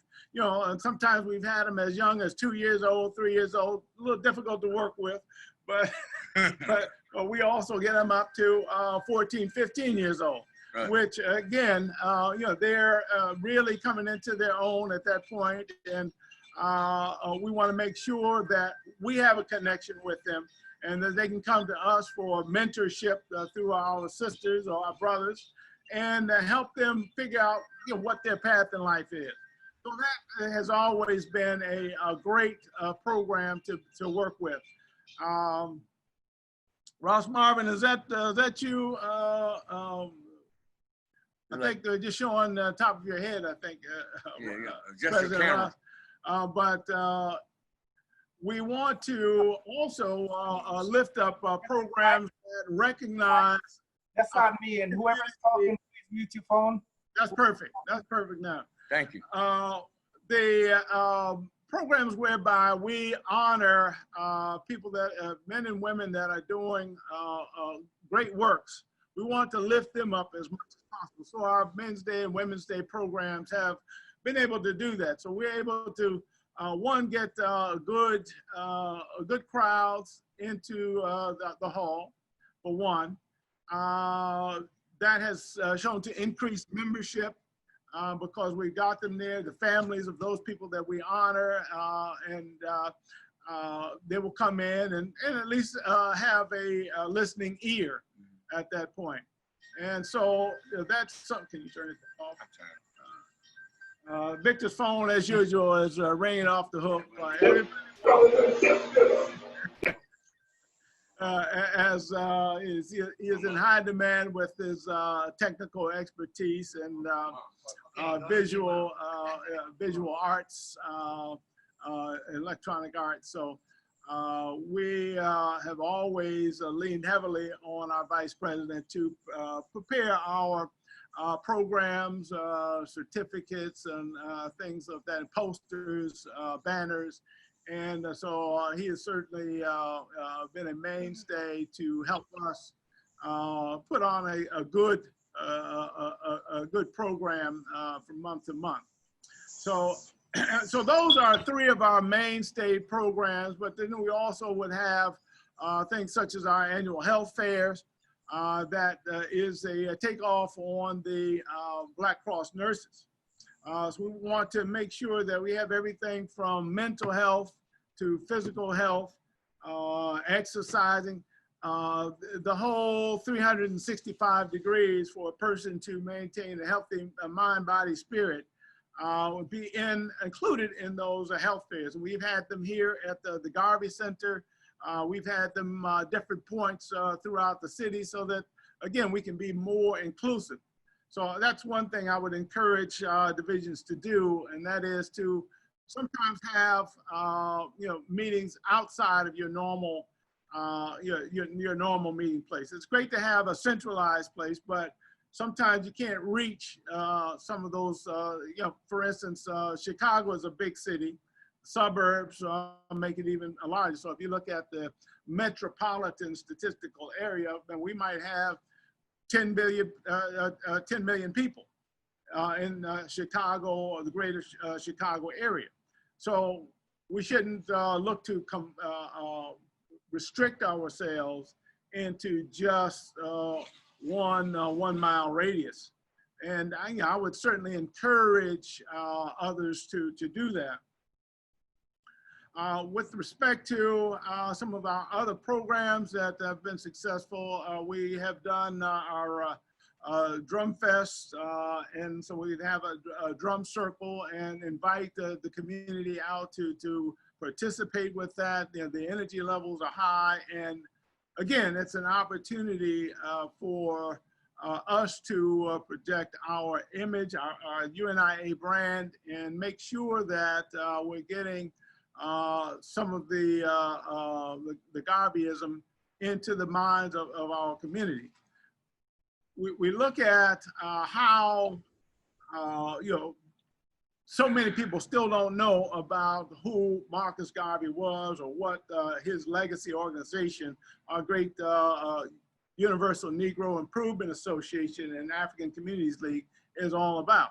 So it's very important that we go out and to the colleges, to the schools, wherever we can. So wherever we have got inroads, community colleges, state, private colleges, elementary schools, even the preschools. It's very important that we get in and try to help train the trainers. We talk about having Black history being taught. Well, who's going to teach that? Right. Not everybody knows that. And I think we have some of the most studied people from a history perspective here in the UNIA. And I look on these all these Zoom calls nowadays, and I'm seeing these extensive libraries and people's background, and I say, hey, that's not just for show. These people have studied and acquired certain knowledge. And what are we going to do with that? We can't sit on it. We want to make sure that we're passing that on. Passing on, yes. So it's, again, important that we use this platform of the UNIA to uplift our people all over. Definitely where you live, but we have the power and the people to project that beyond. And now with the electronic technologies, we certainly can pull in a broader swatch of our people worldwide. In Garvey's day, we were talking about 400 million strong. Now we're talking about 1.5 billion strong. That's right. Between the diaspora and the continent itself. So we think it's important that we recognize the power that we have within our people, provided that we look at that unification and find what those similarities are. What are our similarities? Melanin. Race first. Race Race first. first. Like power. Yes. With respect to what we're doing on our international community, we have continued to participate on the major festivals and having tables, hospitality tables, as I call them, and bring people over to discuss Garveyism and what focuses that they have. Because we want to try and meet them where they are. I think that's a much easier opportunity to get them to become a member. I think at the end of last year, Division 429 was probably at about 65 members, but we look to close out this year with substantially more, particularly with efforts like that envisioned by President Ross Marvin. So President Ross Marvin, again, kudos to you for coming up with this brainchild. What can we do in lieu of the convention not happening in New York this year? And I think this certainly was a major step toward connecting and building up the cachet of the UNIA. Not only in our respective divisional cities, but also in our greater communities. So again, thank you for, I think you said you dreamed it at night and you immediately called a Zoom meeting, if I recall, and you said, it just came to me, this is what we got to do. President Clyde and everybody, I got to tell you all the truth about it. I can't hear you see your face. Where your face at? Hold on. I can't show the camera right now. But anyway, everybody pointing to Ross Marvin. But let me tell you what happened behind the scenes, y'all. Over a month ago, when the ancestors said that to me to call us all together and everything, and I mentioned it to our parent body, and then I started to call all division presidents. And I said that to President Clyde, we have to have a 12-hour celebration. And when President Clyde heard me tell it to him, he said, no, Ross Marvin, and it got to be 24 hours. I said, yes, 24 hours. And then the next president's 24/7, baby. At the next president's meeting, the first Wednesday of each month, I said that to the whole UNIA leadership, and President Clyde said, no, I never told you that, Ross Marvin. I gotta tell you the truth. It wasn't me. It was Clyde and all of us. Be one of the ones. Be one of the ones. And I apologize. I was the first one to go to sleep last night. And he forgets that he tell me to make it 24 hours. And, yes, sir. And everybody pointing the finger at I. Hey, man. It's all good. But you know, so as I mentioned, we try to get out to a lot of the community-wide programs here in Chicago. African International Festival of the Arts. Oh, yeah. With a very strong supporter, put on by a very strong supporter. Also, International Festival of Life that I think I'm going to try and have him on. Brother Ephraim Martin is internationally known for a lot of his festivals in Jamaica and in Chicago.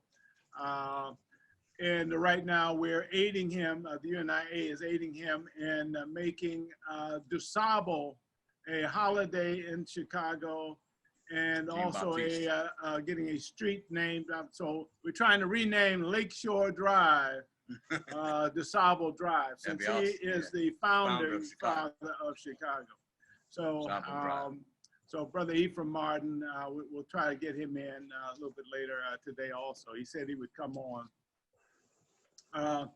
Internationally known.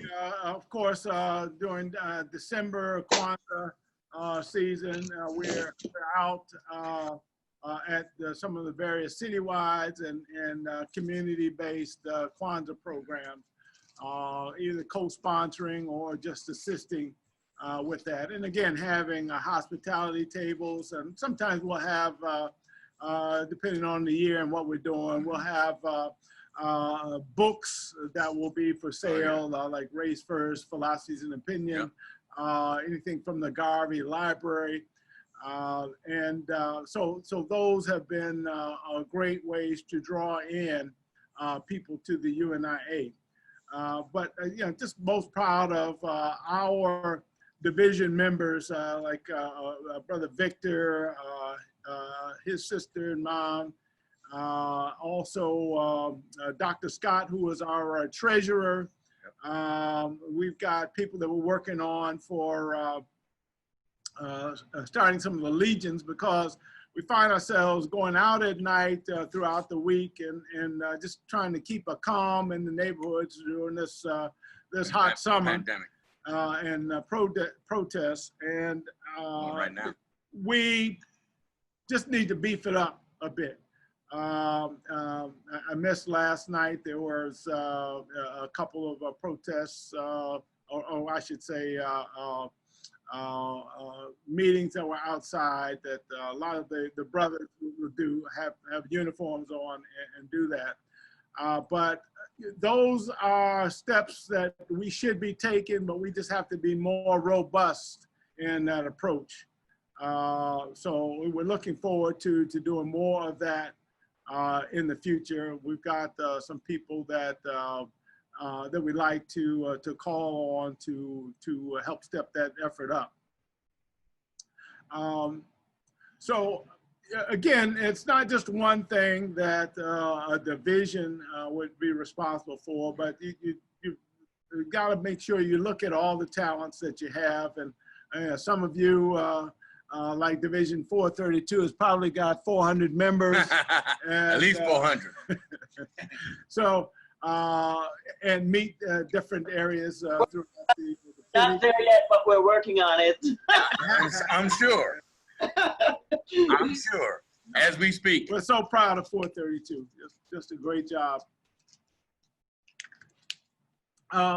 So we want to do different things such as production and lifting up more of our business community, particularly in this time of the pandemic and quarantining, and quarantine's on, it's off, it's on, it's off. Every other day they shut down the city.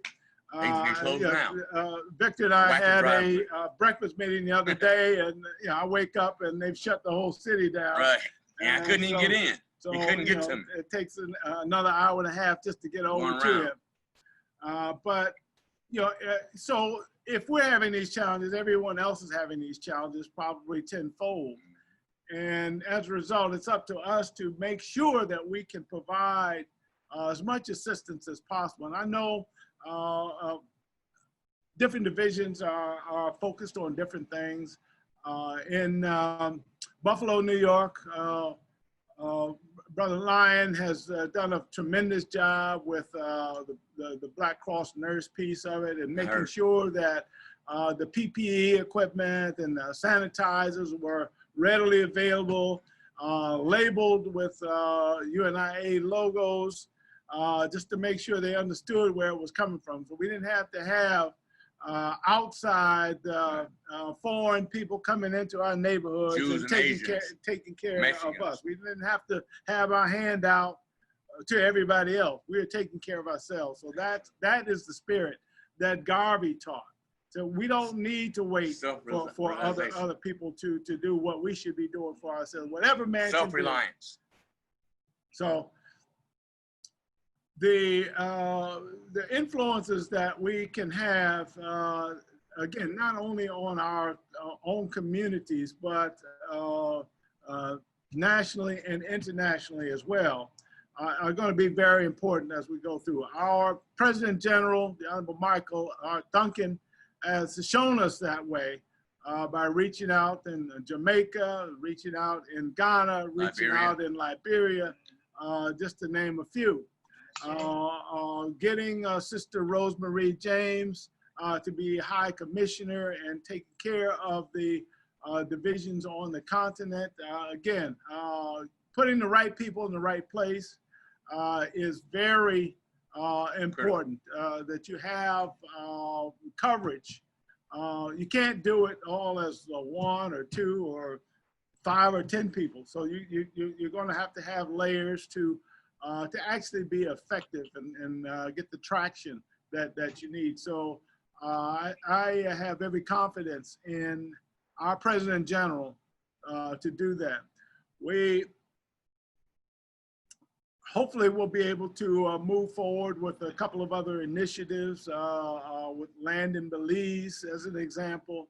Now that our PG has got the agricultural bug, I'm hoping that we can do something with that acreage there. So that will be an excellent opportunity for us to feed ourselves as opposed to having everybody else feed us. Because I think that is going to be an issue. On the continent of Africa right now, we've got the youngest on any continent on the planet by at least 10 years. And so what does that mean? That means there's going to be a lot of opportunity. They're going to need housing. They're going to need education. So, you know, those things are going to be opportunities for us to come in and help and not stand by and let other cultures come in and direct the traffic, so to speak.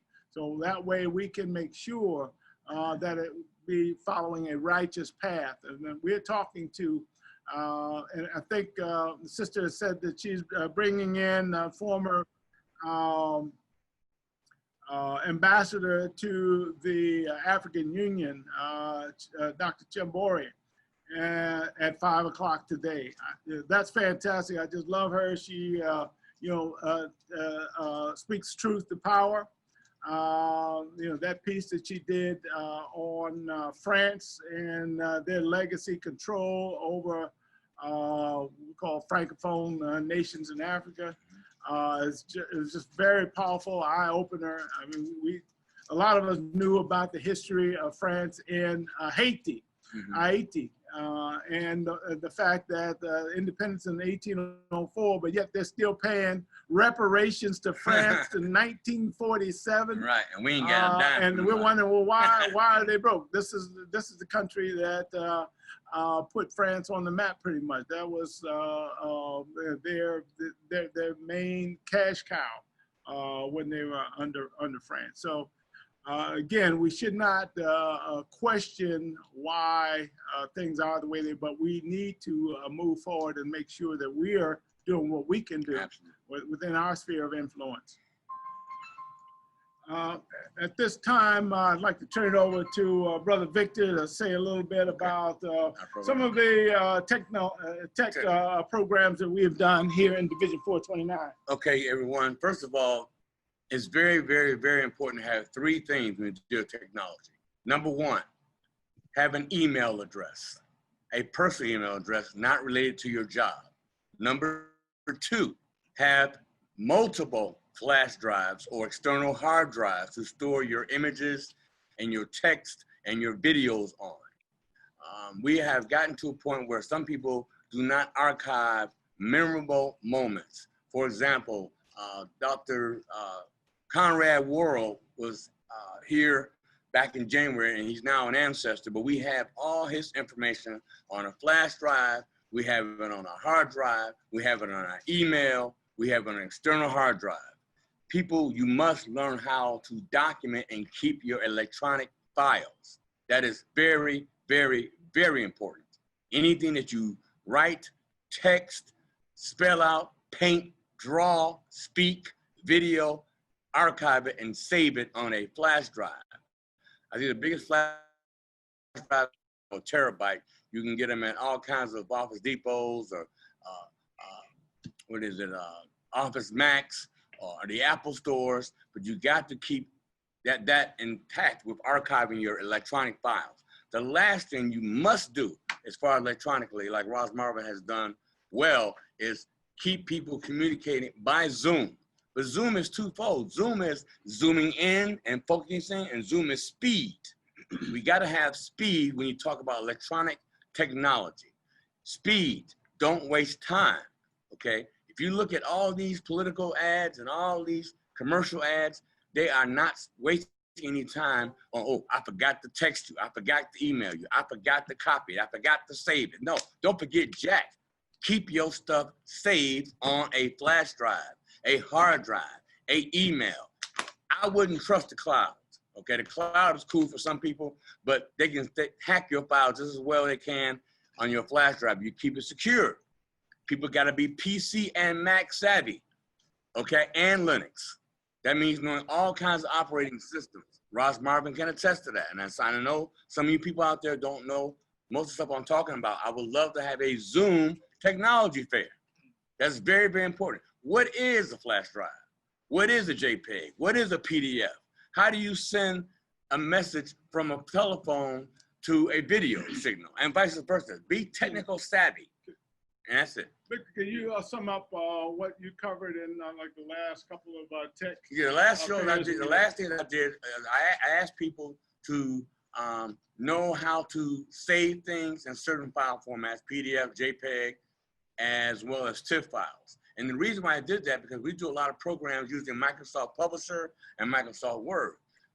People who can type slow or fast can save that document, send it to me or Brother Clyde or whoever, and lay it out in PageMaker, in Quark, in Publisher. Then save that file as a PDF file and email it across the globe, as Brother Ross Marvin has done many, many, many times. I know one of the things you did was just to initially do a survey to figure out where Assessment. Everybody was, Mhm. assessment, Mhm. and then figure out what steps you can take to What get they them up need. to a certain proficiency. And it's more than one. You gotta practice. You gotta practice 5 minutes, 10 minutes, 20 minutes. We got little 2-year-old babies texting right now. 4-year-old kids know how to use an iPad.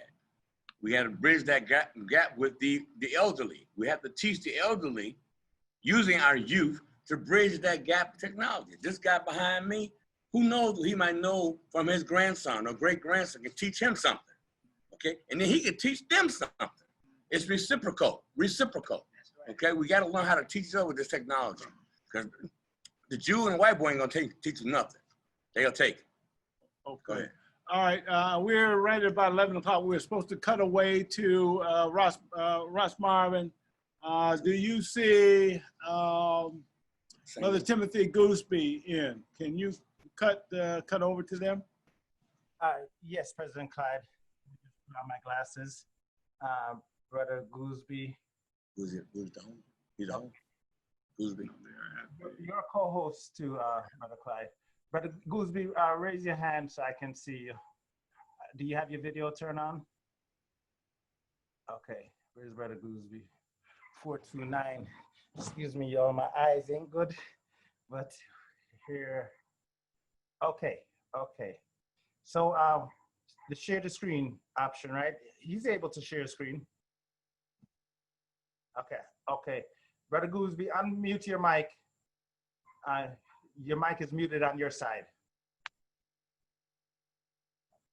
Yeah, can you hear me now? Yeah, we can hear you now. Can you see me? I mean, you shouldn't see me. You should see the sacred site. Yes, we can see it. Okay. All right, then. Do I have the stage now? Yes, you do. You got Okay, it. Now then, we see the sacred site. Huh? What can you see? Okay, right now we're gonna bring on a member of 429, Brother Chayembe, and he's going to do the ancestral call.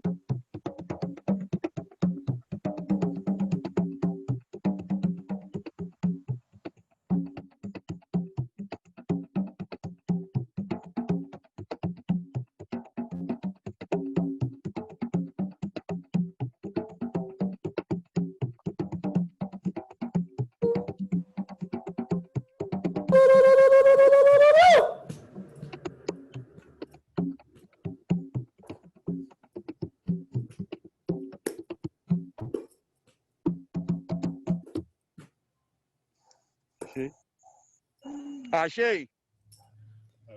All right. We're going to continue the ceremony now. As I say, we are at the sacred site of the Honorable Charles L. James, fourth President General of the Universal Negro Improvement Association and African Community League, August 1929 of the world. I had the honor and the privilege of being a mentee of Mr. James for 20 years. Mr. James was Mr. James always used to tell us, let the man that was in Marcus Garvey be in you. So the man that is in Mr. James, Mr. Garvey, is in the Honorable Charles L. James, and to his disciples, all of us sitting out here were his disciples. This man is now in us. We've watched this organization progress over the last 40 years. We've seen president generals come and go. We've seen members come and go. So right at this time, though, I would also like to acknowledge our current President General, the Honorable Michael Duncan, and to praise the work that he is doing. Like I say, I've been around this organization for 40 years.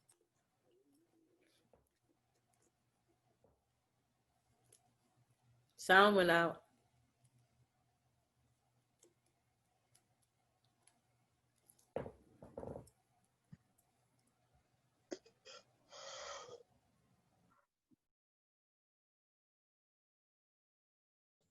President Clyde, you there? Brothers and sisters, they trying to find their way here to the grave site, to the sacred site. So can you still hear me? Yes, we can hear you. Okay, thank you. As I was saying, so I want to congratulate, first of all, this is my personal congratulations to the Honorable Michael Duncan for his vision, because that has also been my vision to live and work on the motherland. And of all the President Generals, I have never seen this happen before. So I've been in the movement for several years, and I've seen people come and go, but I've never seen this type of activity in the organization. So I want to send out kudos to him. I thank him. I'm sending him all my love because he is accomplishing a dream, a vision for my person. Mm-hmm. So that's cool. Yeah, we want to do a libation. We want to do everything in decent and order. Can I get you the whole list, right? I need some. We building this airplane as we fly, so can't excuse me. All right.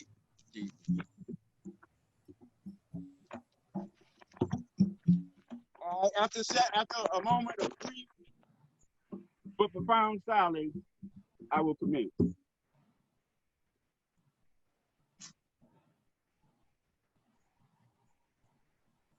We are gathered today in the sacred space of the Honorable Charles L. James.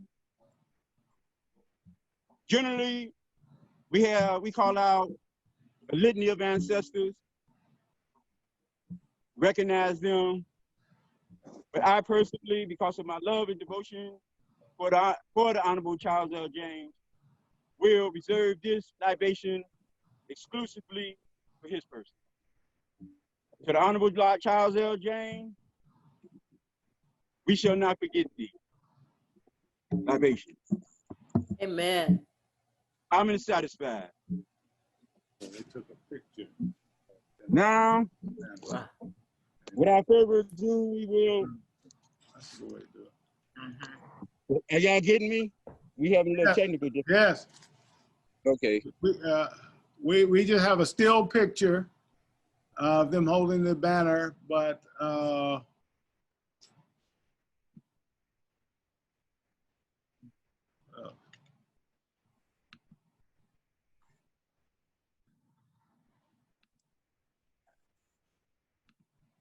President Clyde, Brother Timothy, you muted. Unmute your line.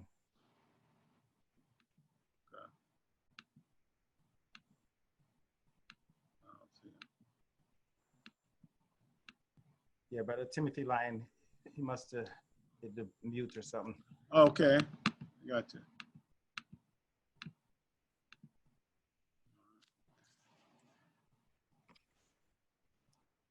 Okay, we want to let them finish up, but we want to also go over to Fort Wayne, Indiana with the agricultural cooperative.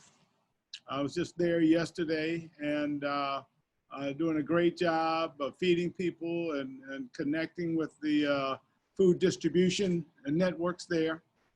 They brought, in the past, they brought truckloads of food to Chicago as well that we've helped to distribute. So I'm gonna just double check to see if they're set and ready.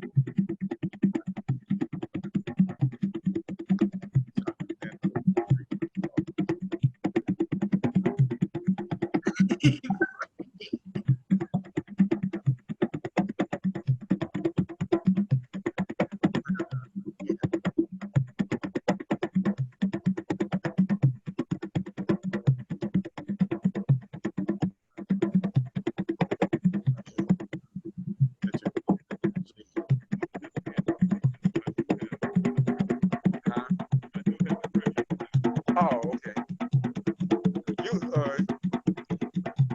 You want to come and do it now? Yeah. After you go down, before Pharaoh comes? After or before? You want to close it out? You can close it out. If you want to.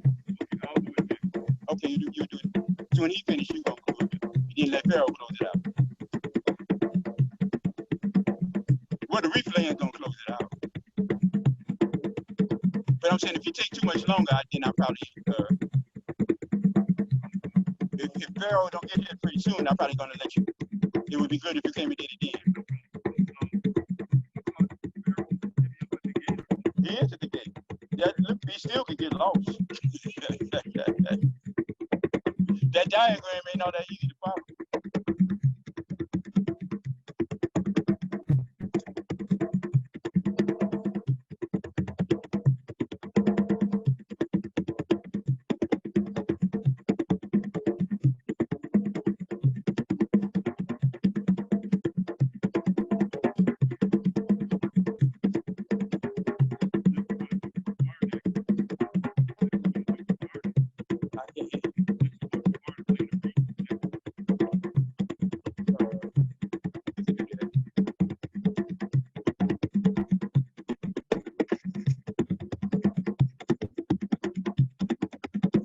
Did you want to say something, sister? You want to say something? You want? Okay.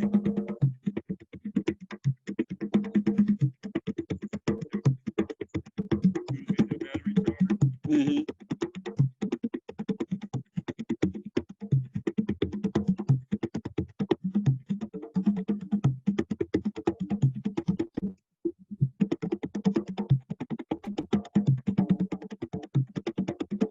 There you go.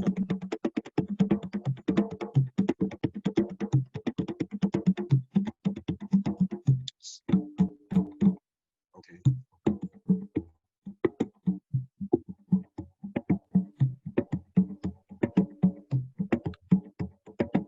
So you want to go next, Brother Shaka? Oh yeah.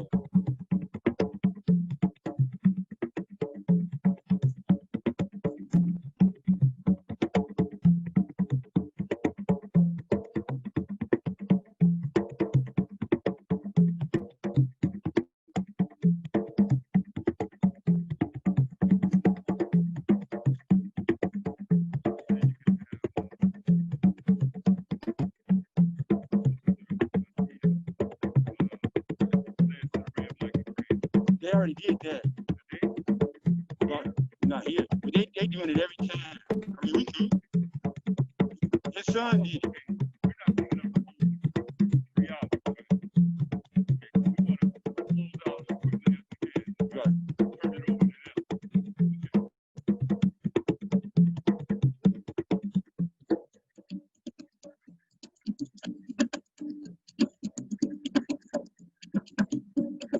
You want to speak now? Okay.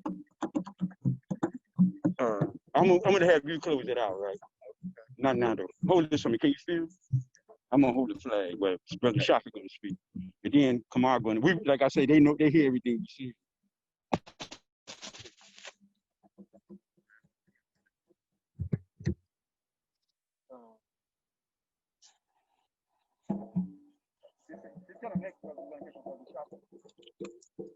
Oh, hey everybody, race first. Next, we're gonna hear from our brother Shaka. Barak. Race first. Race first. Race first. First of all, it's an honor to be here participating in so many wonderful events that surround our centennial, the centennial of the first International Convention of the Negro people of the world, the centennial of the birth of the red, black, and green flag. Shame. And so it is also befitting that we come here to the grave site of the Honorable Dr. Charles L. James. So I'm going to do a brief tribute to him, and that is by saying, Mr. James, I have received dozens of awards, plaques, and certificates for telling the story about the life and works of the Honorable Marcus Mosiah Garvey, as you and Mrs. James admonished me to do when you declared that you knew I could tell the story because you had taught me and graduated me from the course of African philosophy. And to this day, I still have the original lessons you gave to me as your student almost 40 years ago. Mr. James, because of you, I have and I have received thunderous applause at universities, colleges, academies, and schools for lectures I did because of your guidance. Mr. James, I have written hundreds of articles, and dozens of those articles made it into newspapers that were read by both the common man and woman, scholars, business people, politicians, and heads of state on the continent of Africa. Mr. James, I have collected over 3,000 books that are in my personal home library, and a Marcus Garvey traveling exhibit that is second to none in the world. I have several pieces at the Garvey Center here in Chicago on loan that I would have to up my pistol to take them out of there. So Yes, for the sir. record, Yes. they are donations to the Garvey Center. All right, yes. From me. Yes, sir. Mr. James, I have raised thousands of dollars, starting with my own 20, my own 50, or my own 100. That's right. And that of my wife's, Kamar, that I saw you and the Chaplain General, Reverend J.C. Tucker, do. Not for me, but for the UNIA and ACL, for Garveyism, and while telling the story. Mr. James, I'm not that young 20-year-old anymore that you first met over 40 years ago. I'm in my late 60s, but the way they keep calling my phone around the country and outside the country to write, to speak in public, on social media, etc., I think it's time for fighting one more round. That's right. Okay, I have my boots on, and they are laced up. That's right. Finally, Mr. James, I have been visited and consulted by authors of books, heads of institutions, and lecturers, and I'm mentioned in several books and a couple of small books I've written myself, with more to come. I'll end the way you have often done, sir. Quote, when life is no longer with me, and like the Arabs, I have to fold up my tent and go and sleep with my fathers, my last breath shall be for God, Garvey, and Mr. James. Thank you. Race first. Yeah, man. That one there.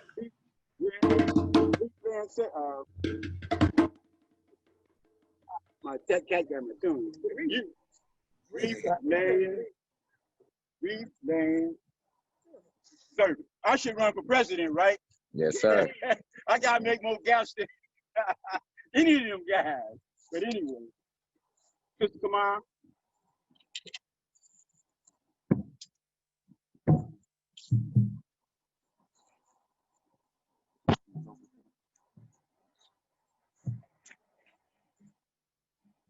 Greetings.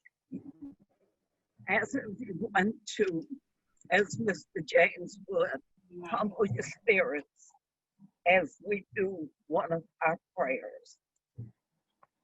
And you are welcome to join in.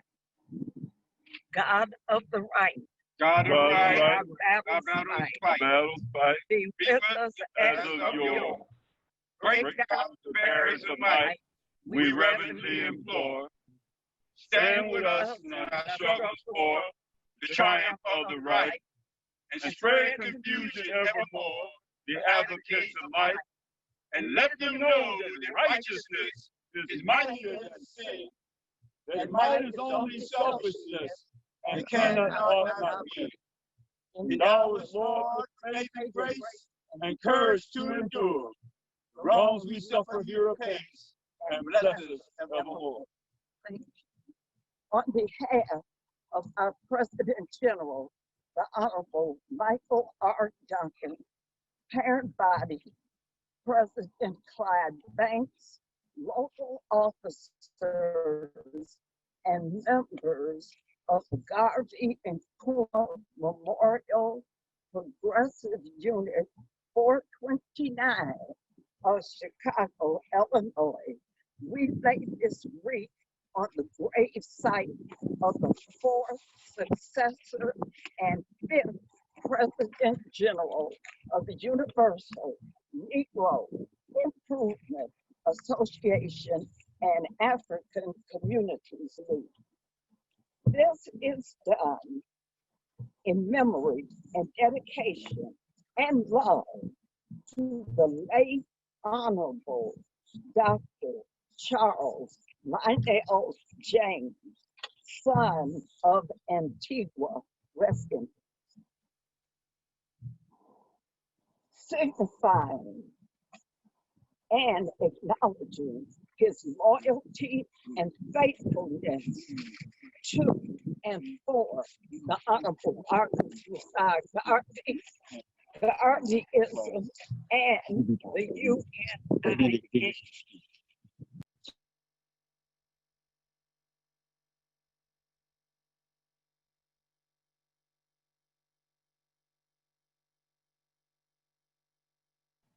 Thank you, Sister Kamar.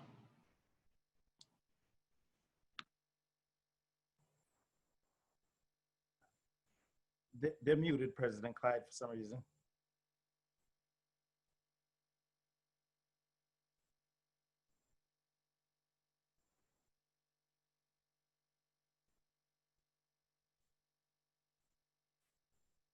All right, while they're on mute, just want to do a few other things before we wrap up.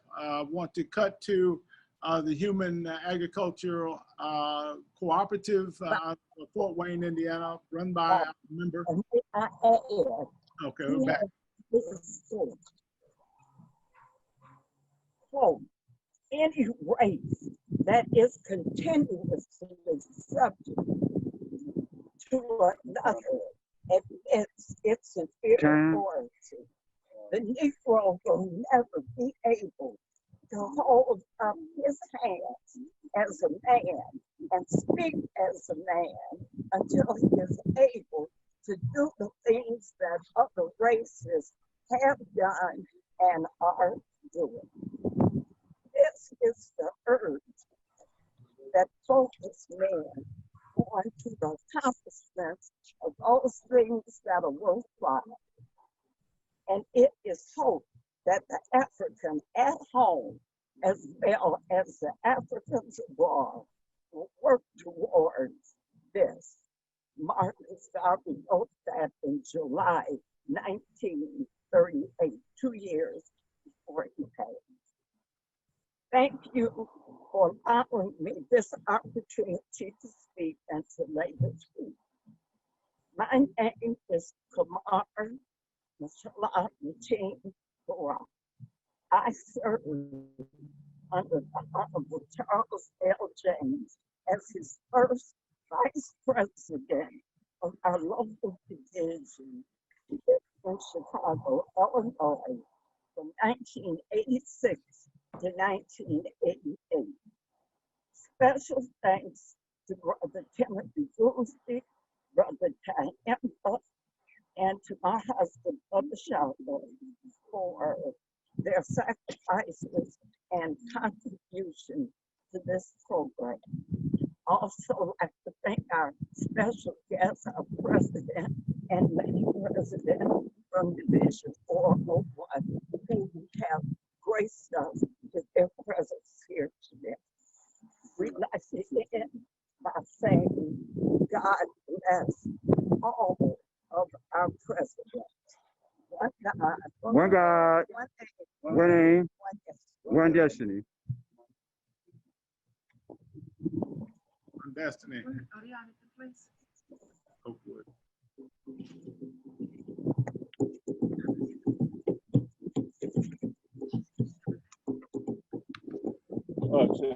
Ashe, I'm satisfied.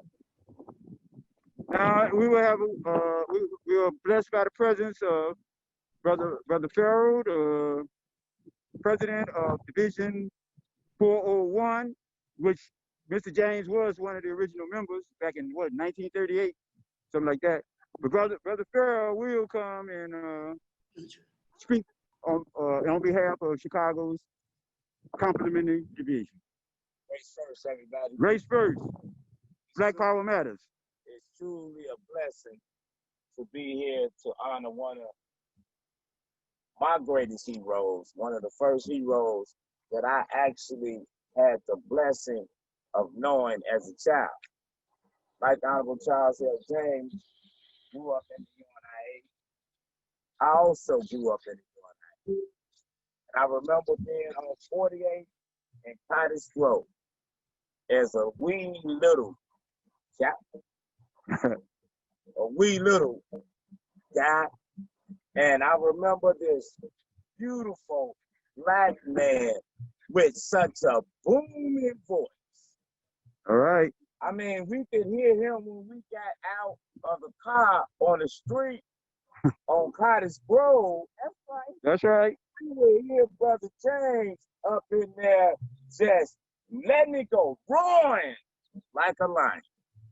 And I guess, because people say that I get kind of loud when I talk. They say when I'm out there and I'm speaking, some people have a bullhorn, and I just got my mouth. But Honorable Charles James taught me and showed me by example how we need to speak to our people. We got to be good orators. I am so grateful because 429 always claims Honorable Charles L. James. They claim him all the time. Like, you know, that's where he started at. But we know in Division 401, right? That's where he started. And we was actually able to find one of the first incorporation papers. And at the top of that list of people who signed to get the UNIA Division 401 incorporated was the Honorable Charles L. Jackson. Ashe. I'm just real grateful because as a little child, I really didn't want to be there. Mom and them made me come. But I never knew that they were raising me for this post. And I have to say that we all need to realize and know that Lions, and Honorable Charles L. James, was truly a lion. Lions don't retire. Lions, Brother Shaka, die on their post. So from Division 4-1 of Sir Isaiah Moore, division of the Universal Negro Improvement Association, also as the Commissioner of District 6 and 7 of the UNIA-ACL government. I'm just so happy and blessed to be here to honor our hero. I think the Honorable Marcus Garvey say we have to canonize our own saints. So I'm just real grateful to be here to honor our saint, the 5th President General, direct descendant of the Honorable Marcus Garvey in Chicago, from Chicago, of the Universal Negro Improvement Association, the greatest movement God has made for the greatest people on the planet Earth. I'm so grateful to be a part of this, and Honorable God tagged us. He said we it. So it's up to us to go out and tag somebody else and say, you it. Because we don't die, y'all. We multiply. Our Africans keep. All right now. So we are the Cubs of Garvey. Garvey Cubs, we are here, and we are running. One God. One God. One aim. One aim. One destiny. One destiny. Black power matters. And that, brothers and sisters, I'm gonna turn it back over to the Garvey Center and to the capable hands of President General 429, Clyde Banks. Appreciate you always. Black love. All right, thank you very much for setting it up, Brother Gooseby, Brother Shaka, Sister Kamar, and of course 401 President Brother Marua Farrell. Thank you all for that presentation on the Honorable Charles L. James, 5th President General of the UNIA, also a former president of Division 429, founding member of 429 back in 1974. So we appreciate all of your efforts on site there at Oakwood Cemetery here in Chicago. I want to introduce our Lady President, Sister Georgia Johnson, and one of our newest and youngest members, Sister Sanaa. And so she has decided to join us today. A few words to say hello before we cut to Agriculture Cooperative with Brother Ty Simmons, our member there. Yes, thank you all. Thank you for introducing me, Brother Clyde, and for those of you who did not know me. I just want to thank you. That in my mind, I'm used to doing the welcome address, so it's kind of like thanking you all for showing up and showing out on this auspicious occasion. And my little, I would say great granddaughter, oh, she's getting up there, who's here from Iowa visiting, and so I brought her along. But this is just a great day. We found a way to fight the fight and continue this celebration through this vehicle and all the technology here. So God is good, God is great, and I'm just here to be part of everything, and I thank you all for having us and receiving us. God bless you. Just keep it moving. President Ross Marvin, do you see Brother Ty Simmons in the queue? Let me cut to him there. Okay, Brother Ty, wave your hand. You're also co-host, President Clyde, so you can control. I saw him pop up for a minute and then I lost it. Brother Ty, say something so we can find you. Brother Ty Simmons. Oh, there he is. I see Brother Ty. Okay, Brother Ty. Great Garvey Day, everyone. Great Garvey Day. Peace and blessings from Fort Wayne, Indiana. How's everyone doing? All right. And we thoroughly enjoyed the program yesterday. We're very proud of your efforts here, not only with I Am Garvey, but also the Human Agricultural Cooperatives. That is a very powerful program, and we need to be able to produce more than we consume. And so that certainly is one of those steps. That's something that Garvey was very adamant about. We need to provide for ourselves. So Ty, if you would just kind of introduce the program and talk about a little bit of what you do, take 5 or 10 minutes if we could. Okay. Well, my name is Ty Simmons. I wrote the screenplay, I Am Garvey, about 6 years ago to be the first biopic of the Honorable Marcus Garvey. We all know there hasn't been a full feature movie regarding the life and legacy of the Honorable Marcus Garvey or the UNIA-ACL. So we started this journey of getting permission from, Dr. Julius, from a couple, former ambassadors, the UNIA PGs and former PGs, and it put us on a path to start doing the works more instead of just talking about it. So I looked at, some old film and some old, newspapers, and I was like, well, Liberty Farms, let's start thinking about how we could grow food and bring it into our communities, utilizing Black farmers. And if you don't have Black farmers in your area, utilize white farmers to still bring the food to your neighborhood to cut costs and to provide nutritious and healthy vegetables without all the pesticides and fertilizers.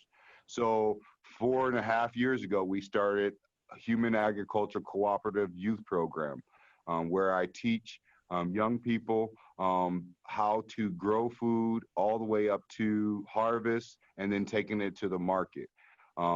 We feel that galvanizing the young people by providing them with a stipend to do 10 to 20 hours a week gives them, empowers them to do something more, do something better.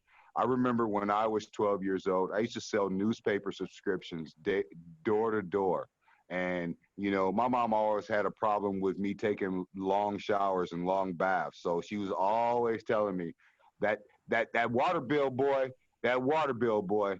So once I started working, I started paying that water bill because it gave me power. It gave me a sense of being that man in the family. So that's the kind of route we've taken with Human Agriculture Cooperative and our youth program. And it's grown to something larger than what I've thought. I mean, we have organizations around the country that wants me to come and consult them.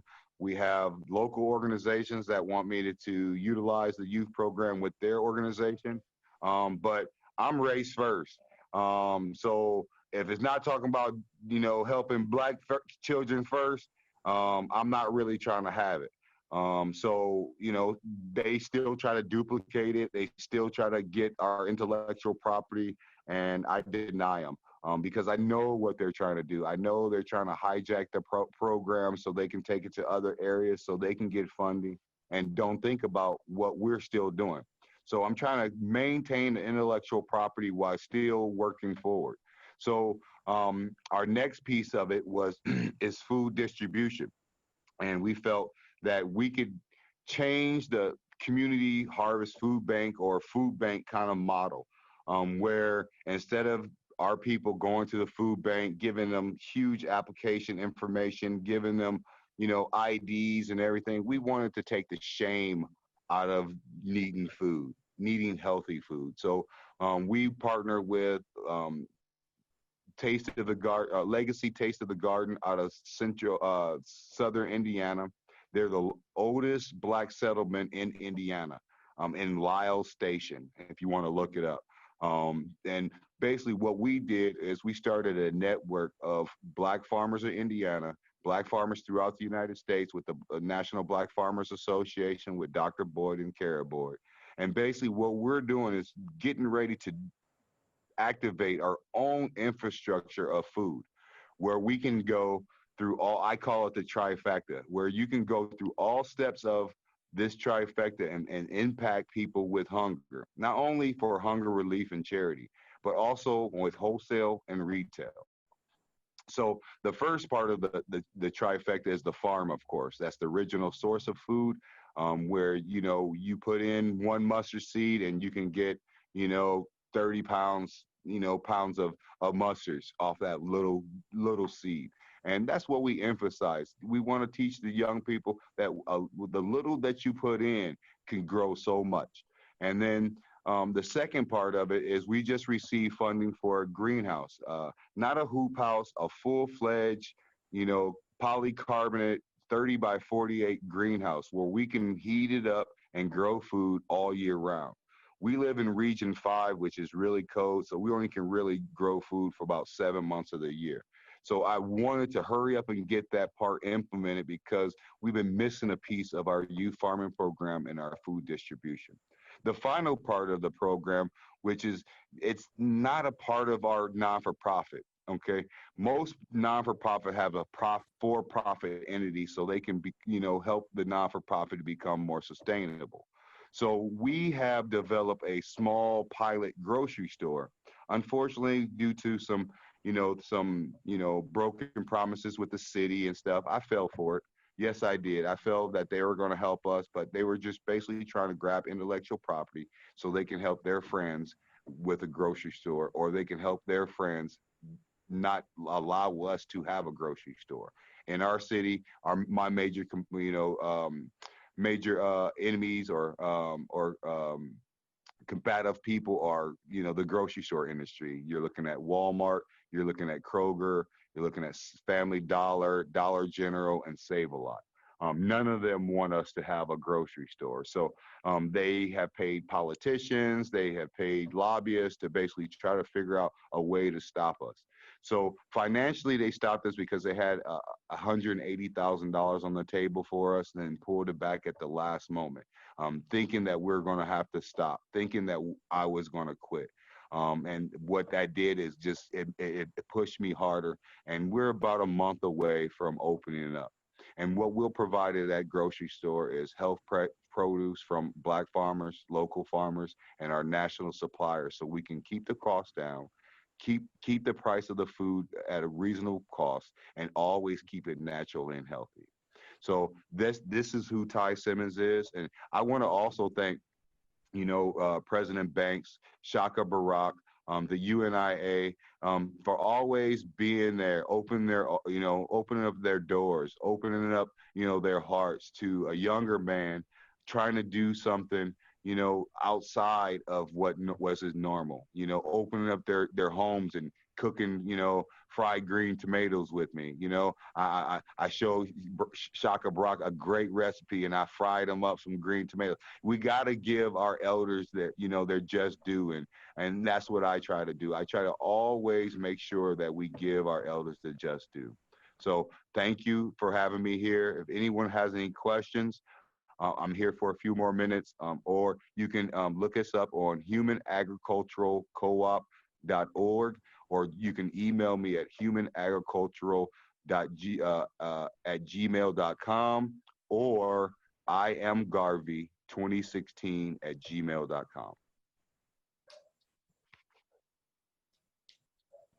Thank you, Brother Ty Simmons, there in Fort Wayne, Indiana, which is about a 3-hour drive outside of Chicago. I did a round trip there yesterday morning early, and then came back in the evening. So we appreciate those efforts, and we hope that we can get a new division up there. So Commissioner Marua Farrell is still online.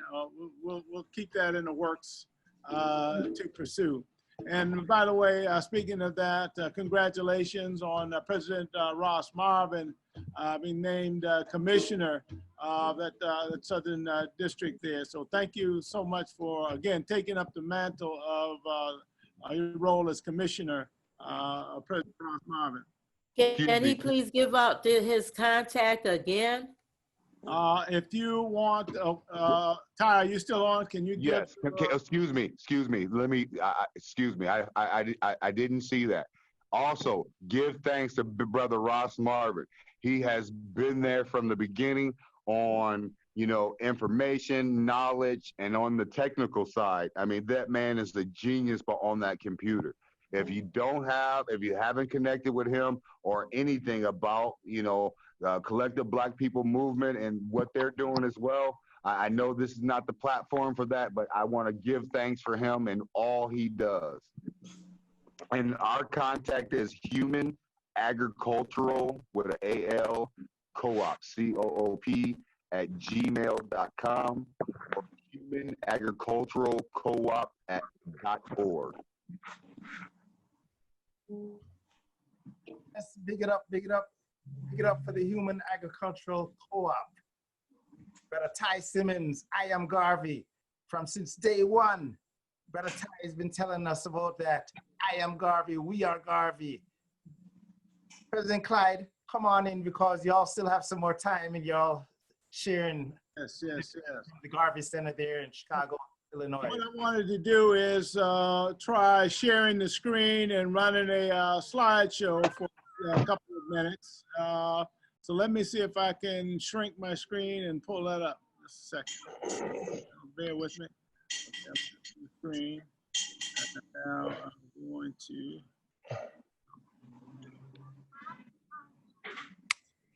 Oh, did you copy it?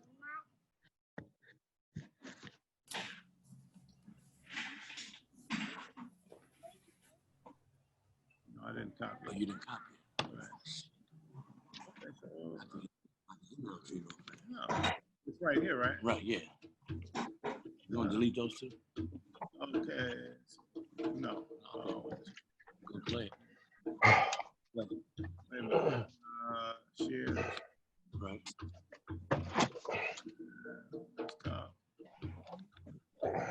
Right. Oh.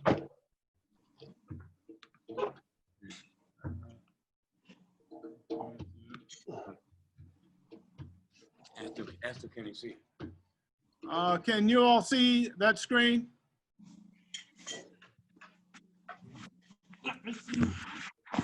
Yes, President Clyde. Okay. Manually. Okay. Yeah, nice screen, yeah.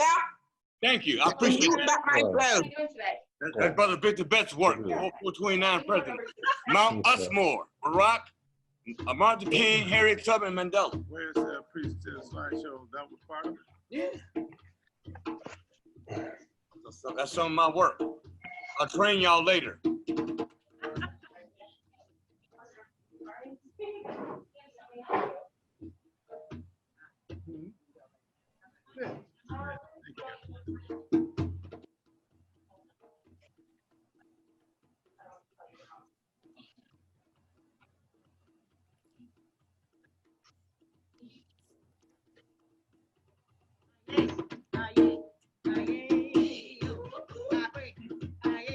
You should have your mother meet us at the airport because she probably has a credit card and I don't.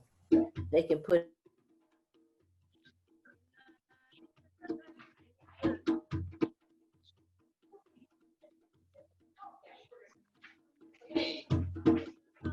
All right. So we just wanted to run that for just a moment. Let me go ahead and pull the screen back up.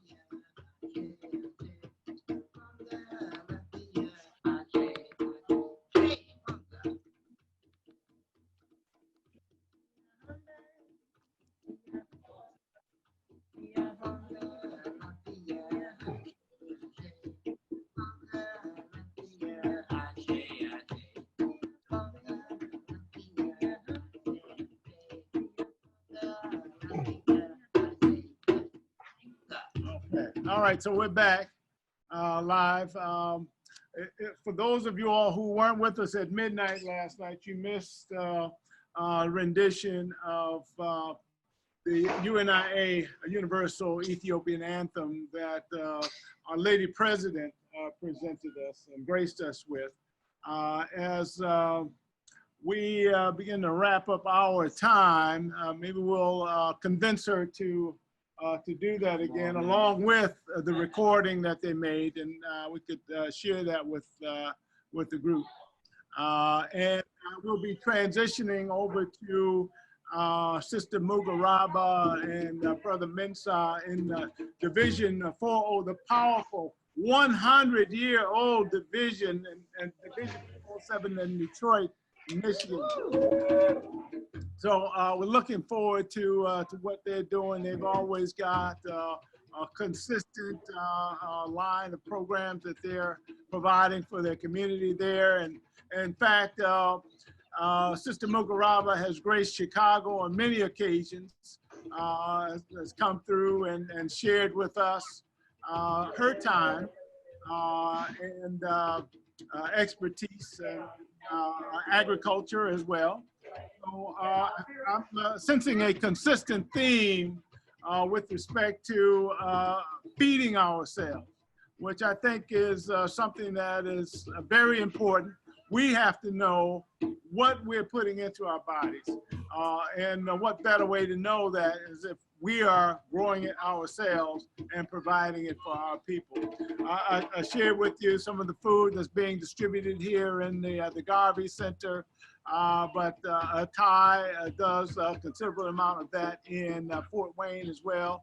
And I know that Sister Mugaraba has been on that front line in Detroit for many a year with what Greater Cass Corridor food and other groups, including Michigan Black Farmers and other groups. So you'll hear more about that as they come on. So again, we appreciate the time. I think if you all will bear with me, I'd like to pull up the rendition of the UNIA Ethiopian anthem and play that in its entirety for the group as we sign off on Division 429. Victor, would you like to say some last words coming from our illustrious Vice President? Hello, everyone, again. I'm still busy as we speak, designing a flyer for my mother, Sister Mary Boda. I wish you all well. Stay safe, take care of your children, and take care of your elders.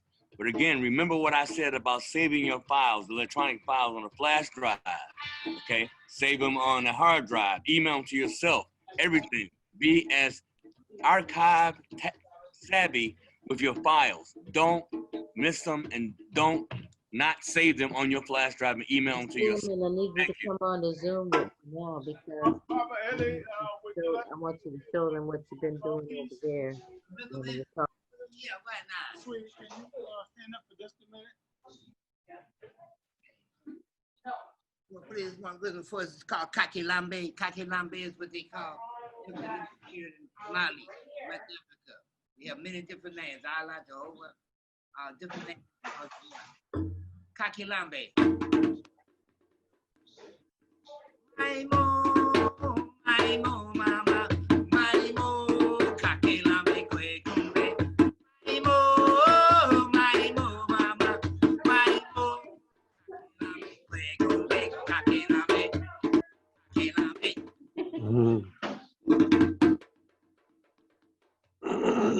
Kakilambe. Thanks and praises to the infinite living spirit, to the ancestors who showed us we stand on, to the babies who are yet to be born.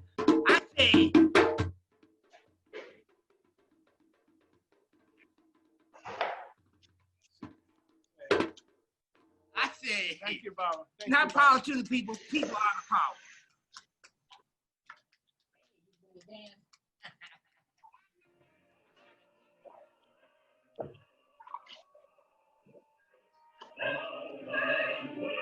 Thank you, thank you, thank you, the entire family, especially the great grand, the youth, future, present.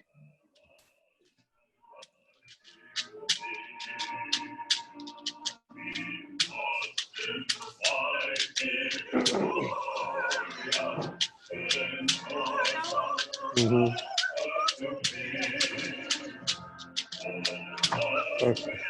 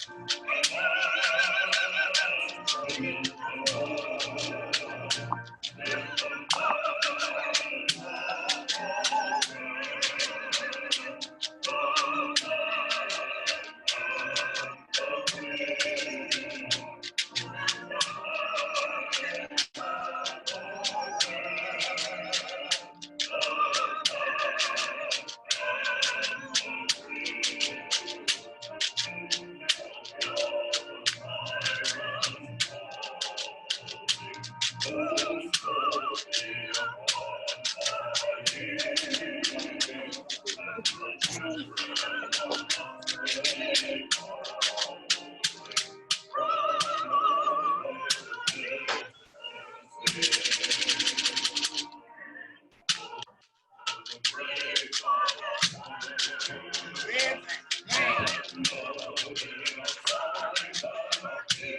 black, and green.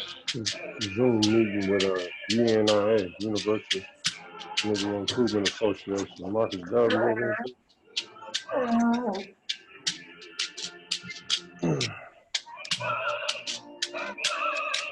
Marcus Justin 362 7269.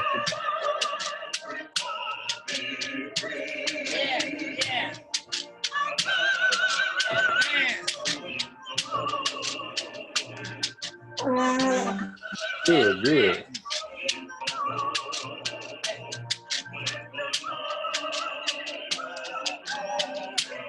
It's the end of the meeting.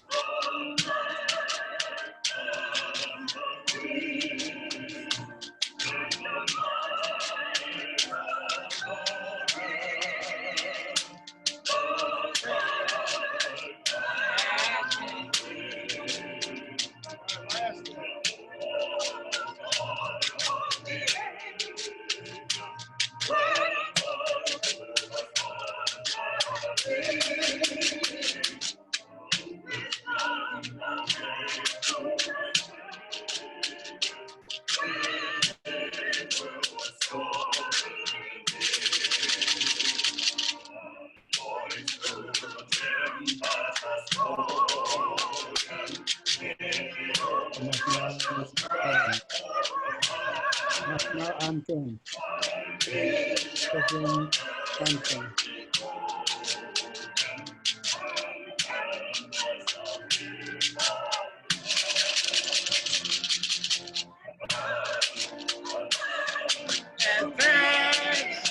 I did.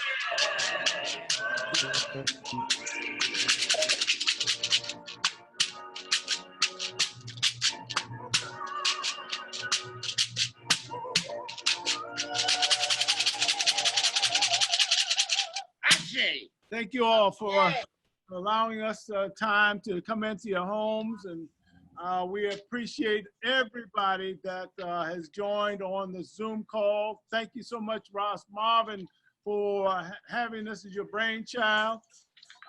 And at this point, we are going to sign off from Division 429 here in Chicago and turn it over to our host, President and Commissioner Ross Marvin, to introduce Division 407 there in Detroit.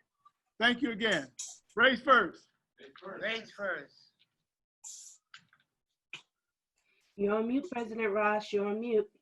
On mute. Okay, let's badge it up, y'all. Let's badge it up for UNIA Division 429 out of Chicago, Illinois, underneath the leadership of President Clyde Banks and Vice President Victor Betts. Yes, let's badge it up. Excellent presentation. And brothers and sisters, we've seen that inside the Chicago division, and I think that's President Mensa. Let me get him on the line because they're coming up next. Division 407 out of Detroit, Michigan. My computer moving slow. Let me answer President Mensa. Call from President Mensa, Division 407, Detroit, Michigan. Okay. I got President Mensa online. President Mensa, are you there? I can hear you. Okay, stand by for me. 1 second. You're coming up next, your division and thing. And as I was saying, y'all, we got some genius within us as African people. And I've seen a whole bunch of geniusness coming out of Chicago Division 429. And did you see all that beautiful graphics they had? And y'all should know that the creator of our 100th year flyer for the 100th year tribute to the UNIA-ACL government came out of Chicago Division 429, Vice President Victor, along with President Clyde. Let's badge it up for them because that was a big, big, nice, excellent flyer that y'all created for this program and this event today. And for those who didn't see it, I'm gonna share it real quick and thing, you know. This is some creation. As Garveyites, whatever we put our minds to, we can manifest. And thanks again for that excellent flyer, President Clyde, because when I said in our UNIA leadership president's meeting, I said, we need an updated flyer. President Clyde and 429, they were there and they jumped on it right away. And did y'all hear the presentation from President Clyde? He said their division raised $20,000. And he just said it simple and light. President Clyde, you gotta teach us that, all of us, because no matter where we are, we all should be able to just come together and put together $20,000 to have a Liberty Hall for us as African people in our city and our state. And also to feed in the community program that Chicago Division 429. Brother Ty Simmons in Fort Wayne, Indiana. Yeah. Exactly. Boy, Brother Ty, enough respect, my brother. And I see all the great works you're doing for African people. This brother here, he's just giving to our people through the food program. And he's been working, he said, from since he was a youth at 12. So he feels that all of our youths have to be employed. And brothers and sisters, that we always working, us in the elder generation when we was young, but we dropped the ball and we're not making sure our youths also are employed. And Brother Ty Simmons, thank you. I am Garvey for making that a reality again for African people. And President Clyde, you was right. We've been on since midnight for the 24-hour 100-year celebration. And I just have to big up again to Brother Maceo of the Division 429 and Lady President Georgia Jackson for redoing the Ethiopian anthem for us. And remember, brothers and sisters, we have a whole bunch of things going on, a whole bunch of things coming up. We have a lot more divisions that we still have to hear from. And coming up next, y'all, you think 421 is old. We're only 11 years old. But let's badge it up for Division 429, who's 46 years old. They've been building there in Division 429. So let's badge it up because that's a long, long time.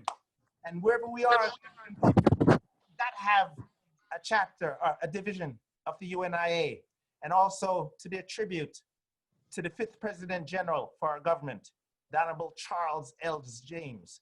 And everyone on this call and all African people have to know the presidents in the Black government. We all know the first President General, and in the Black government, we don't call him president, we call him President General. And that's why we're so glad for the Honorable Marcus Messiah Garvey, our first President General, the tribute that we just heard for the 5th President General, the Honorable Charles L. James. And we're so glad for today, we have the 11th President General, the Honorable Michael R. Duncan. And all of us here in the UNIA serve underneath his leadership. And he's doing a great work because he's in the right place at the right time for us to bring all African people together. So I tell you, Division 421, we're only 11 years old. Division 429, they're 46 years old. Y'all, bringing a division now. Next on the agenda on our 100th year anniversary celebration of the first Negro Peoples of the World Convention and 100-year anniversary. Today, matter of fact, August 15th. Today is the day when, in 1920, 100 years ago today, the Honorable Marcus Messiah Garvey unveiled the red, black, and green flag to the world. And it said this is going to be the flag for the Negro nation, the Negro government, and all African people. And this is the first and only world government ever created by African people in any time in history. This government, wherever you go, you'll see the red, black, and green flag. And remember, brothers and sisters, every flag represents a government. And our flag, the red, black, and green flag, is no different. It was first introduced as the government flag of the UNIA UNIA-ACL, global government. And brothers and sisters, coming up next, we have we're leaving Chicago, Illinois, and we're going to Detroit, Michigan. And we're gonna stop in the home of UNIA-ACL 407 in Detroit with some great leadership who's been in the UNIA for decades. So let's all put our hands together and welcome President Mensah and Lady President Mukaraba of UNIA-ACL Division 407 out of Detroit, Michigan. Ashe, badging up, Division 407. Thank you for the welcome. Division 407.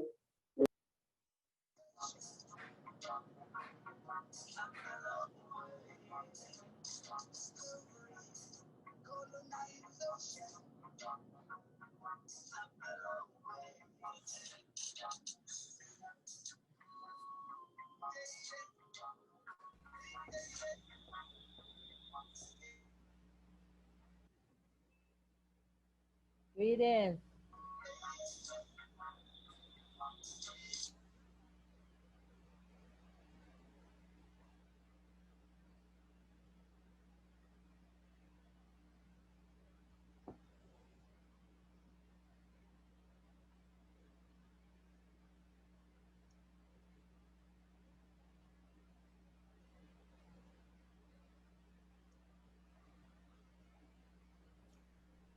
Sister's on mute.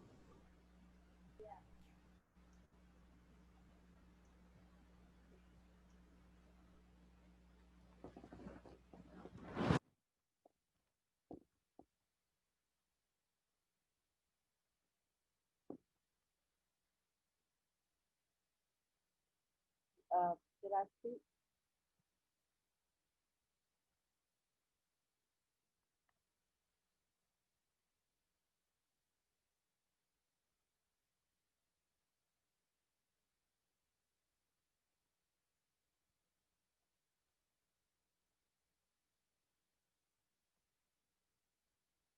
Greetings. Can you hear me? I can't hear it.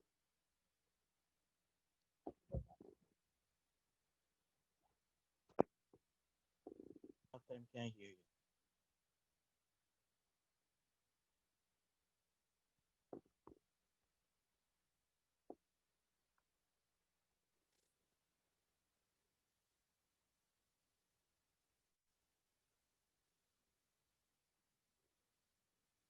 Greetings.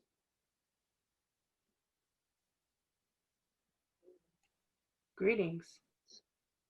I can hear.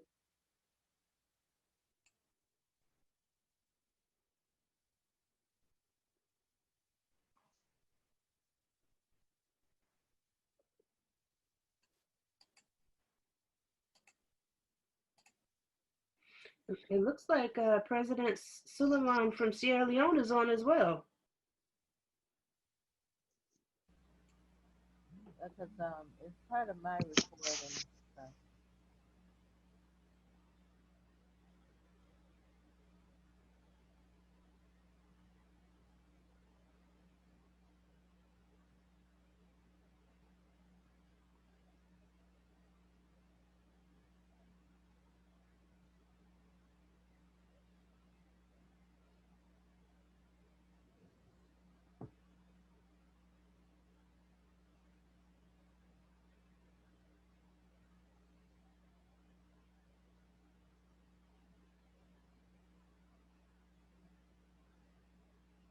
Should I talk or don't talk?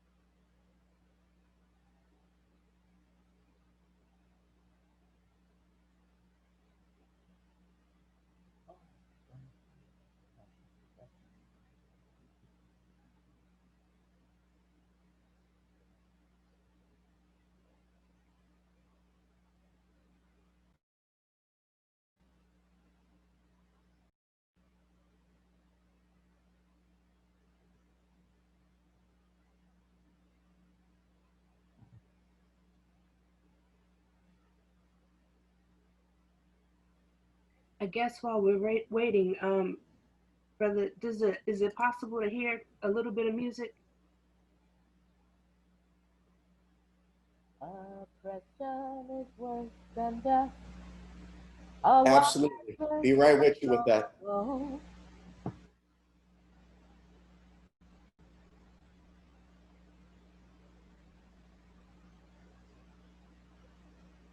Oppression is worse than death. Strange how the truth don't change. Strange how the truth don't change.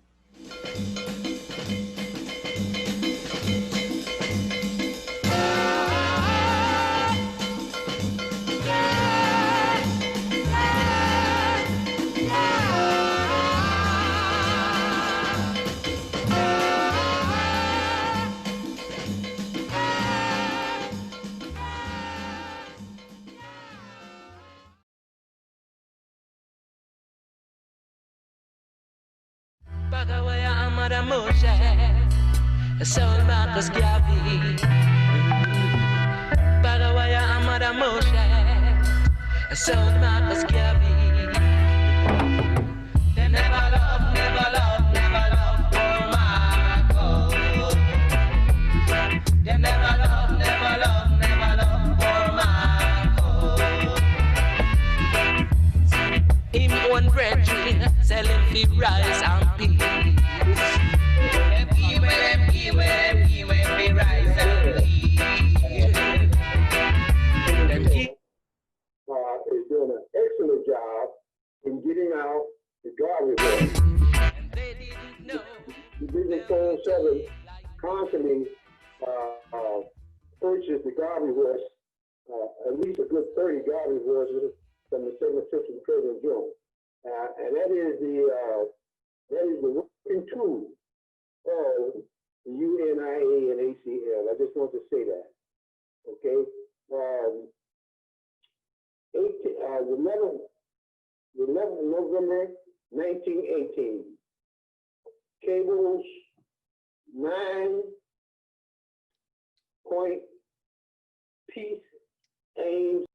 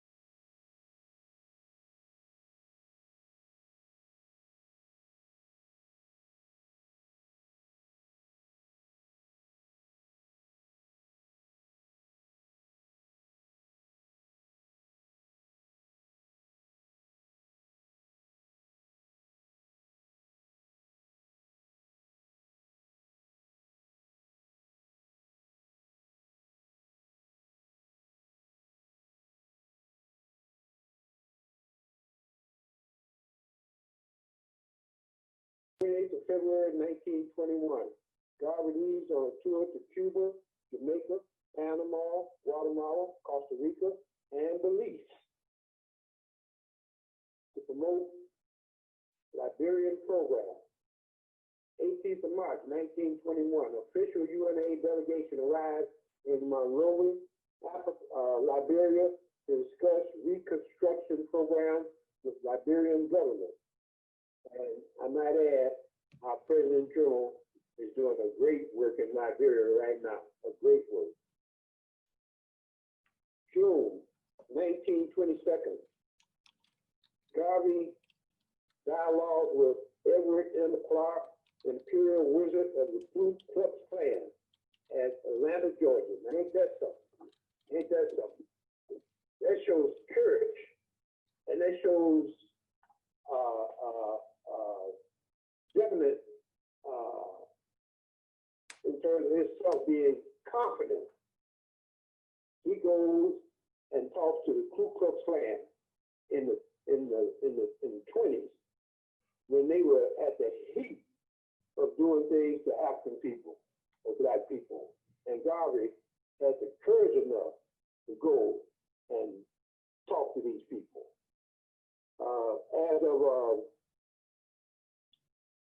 July 26, 1922, petitions addressed by UNIA to the League of Nations in Geneva, Switzerland. July 27, 1922, marriage of Garvey and Amy Yox in Baltimore, Maryland. 22nd of January 1923, second mail fraud indictment land Garvey against Garvey. March 1923, publication of Africa for the Africans for the Philosophy and Opinions of Marcus Garvey, Volume 1, compiled by Amy Yox Garvey. He said behind every great man, there's a great woman. Matter of fact, when they took Garvey to jail, Marcus Garvey wrote her and told her to get all of his handwritten manuscripts and put them in a book form for the information of the Negro race. And don't change anything, give it word for word, letter for letter. And she did exactly that. Thus came the lasting opinions of Marcus Garvey, in which all our divisions at home and abroad study from. 8th of September 1923, Garvey is released from New York prison after being granted bail pending appeal. The 30th of January 1924, another UNA official delegation arrived in Monrovia to negotiate Liberian government agreement for proposed colonization plan. March 1st, 1924, Garvey launched his second steamship enterprise, the Black Cross Trading and Navigation Company. The 26th of June, 1924, Republic of Liberia denounces UNA colonization plan and subsequently reports UNA team of engineers and special representatives. 3rd of August, 1924, statue of Black Madonna is unveiled at UNA convention in Liberia Hall, and Black divinity is proclaimed by Garvey. The 4th of August, 1924, federal indictment against Garvey on charge of filing false income tax returns. The 10th through 19th of January 1925, steamship SS Bolton is purchased for African route. Repression by Garvey, the SS Booker T. Washington. The 2nd of February 1925, conviction of Garvey upheld by federal appeal court, began serving sentence in the United States Penitentiary in Atlanta, Georgia. October through November 1925, second volume of Philosophy and Opinions of Marcus Garvey is published. The 29th of March 1926, the SS Booker T. Washington sold at auction for $25,000. The 18th of November 1927, President Coolidge grants commutation of prison terms. The 2nd of December 1927, released into the custody of the United States Immigration Service and deported from New York, Orleans to Jamaica aboard the SS Sacramento. March 1928, makes speaking tour of Costa Rica and Panama. 6th of June 1928, speech at the Royal Albert Hall in London on the case of the Negro for international racial adjustment.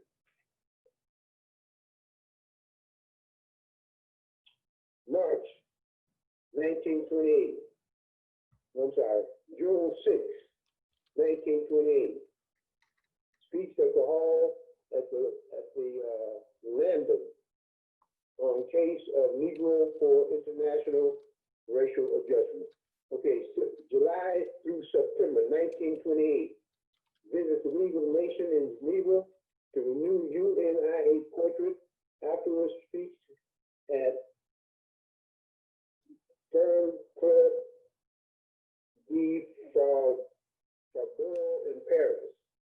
January 1929, officially launches the People's Political Party to contest legislative election in Jamaica. The 29th of March 1929, published first issue of the Black Man newspaper.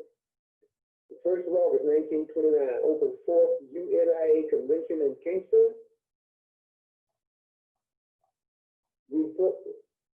Reporters parent body of UNIA in Jamaica.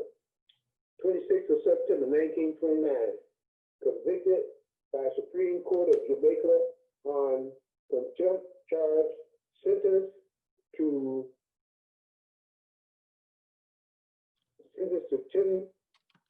3 months term in Spanish Town prison and also fined $500. In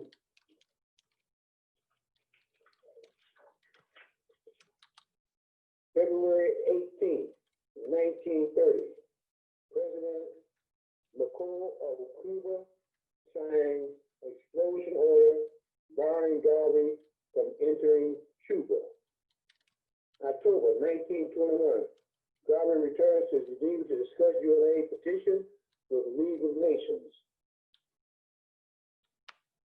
1932 February, promotes Idlewild Park amusement company for the presentation of vaudeville shows and experts. Matter of fact, Idlewild, where we meet on Sundays every week from 2 to 4:30. The sister that owns the building where we meet, she has property up in Ottawa. And at our last meeting, she mentioned the fact that she's trying to get a statue of Marcus Garvey built on her property up there in Ottawa. Matter of fact, E.W. Du Bois and Marcus Garvey would meet up there in Ottawa to have meetings. Okay, and August 1st, holds special celebration of the cemetery of emancipation for the Negroes for Western Hemisphere. December 1934, launches Jamaica Development Convention aimed at taking and raising $10 million loan from Jamaica. 1935, 26th of March, Garvey sailed for England to take up final residence. August 1st, 1937, makes speaking tour for Eastern Caribbean, Barbados, St. Vincent, Grenada, Trinidad, Dominica, St. Lucia, after attending the 2nd Regional Conference of the UNA in Toronto, Canada. June 38th, June 1938, established School of Adult Philosophy. 24th of September 1938, presents written evidence before the West Indian Royal Commission in London on conditions in the West Indies. January 1940, suffers first stroke, loses power of speech. The 10th of June, 1940, dies after suffering the final second stroke. And thus, as of the 14th of June, 1940, his remains was embalmed and entered in Lower Catacomb number 322 in St. Mary's Roman Catholic Cemetery in London. Thus ended a great man sent by the Creator for our people. So having said all of that, and understanding why I have been in the UNIA going on 40 years, and been on crutches for a decade with an incurable disease called osteochondritis dissecans that they say there's no cure for. And having prayed a prayer when I was about 7 years old, and I'm living it right now with the UNIA and ACL. So it's no doubt in my mind, as the Creator has been carrying me all these years, and I know it has to be that way because with the pain and aches that I have constantly every day, it don't stop me. And I know it's the Creator that's doing what I asked in the prayer at 7 years old. And having said that, we must know that we have to do what God gave us in order to do on page, I think it's either 63 or 69 of Philosophy and Opinion. It states, we're at the crossroads. We're at the crossroads.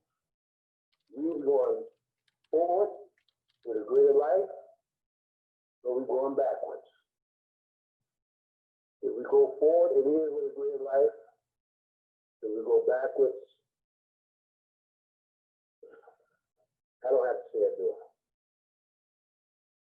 However, what he told us to do in that paragraph is to go among what he calls the unthinking masses. And he said that we are compelled in that paragraph by duty to go among the unthinking masses.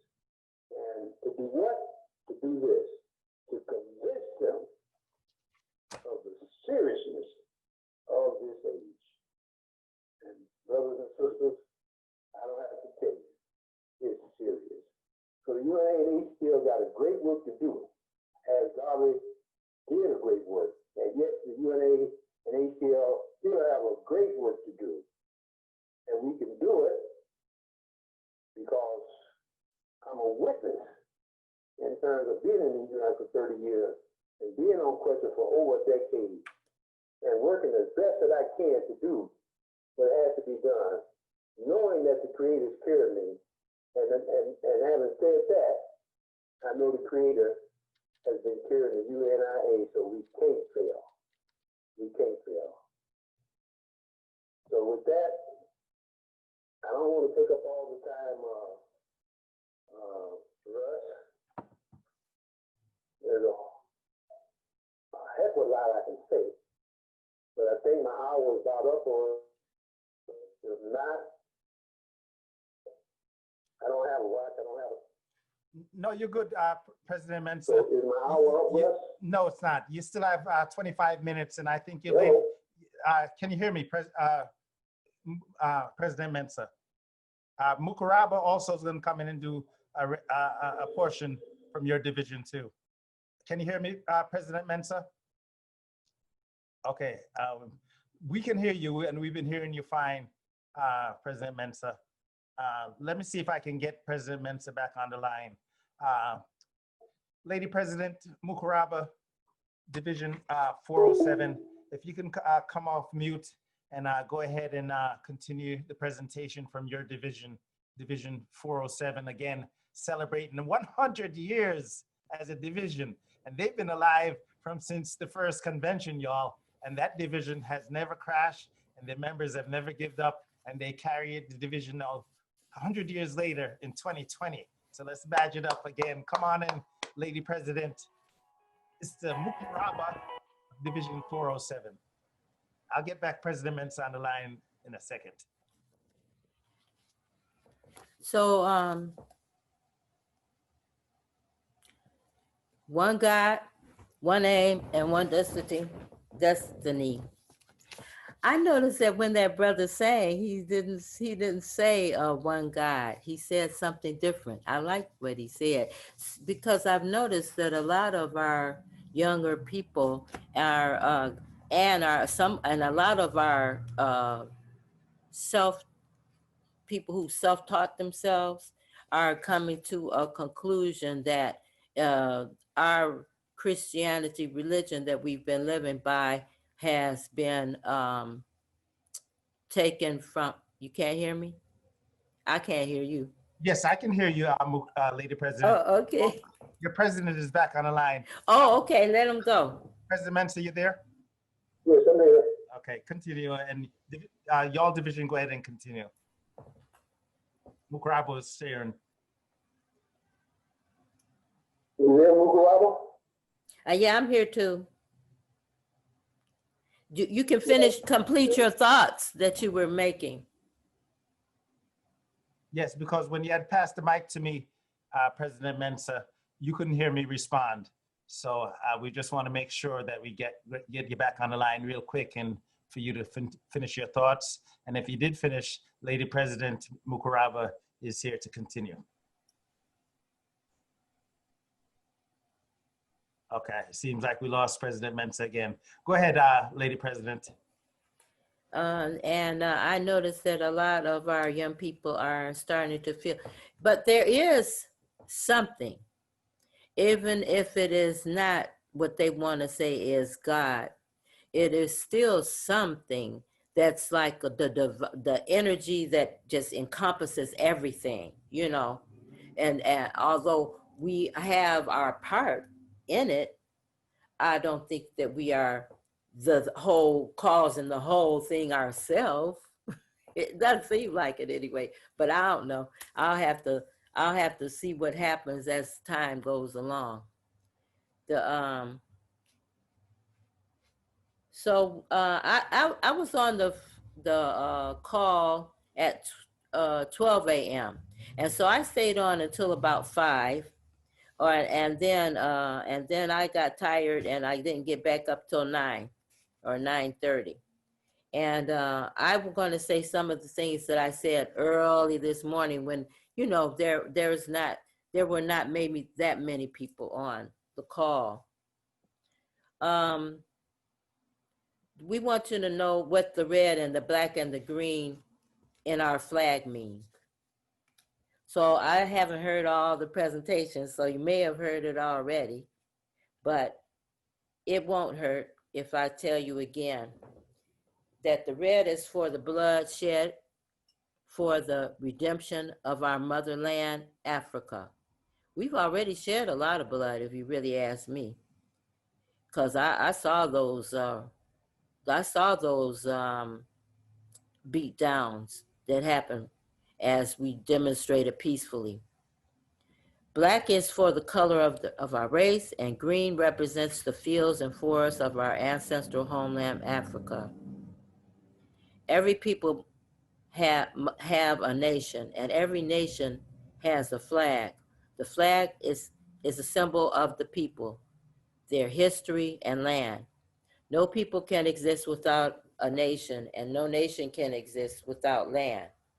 Marcus Garvey reminded us that we do have a nation and we do have a history.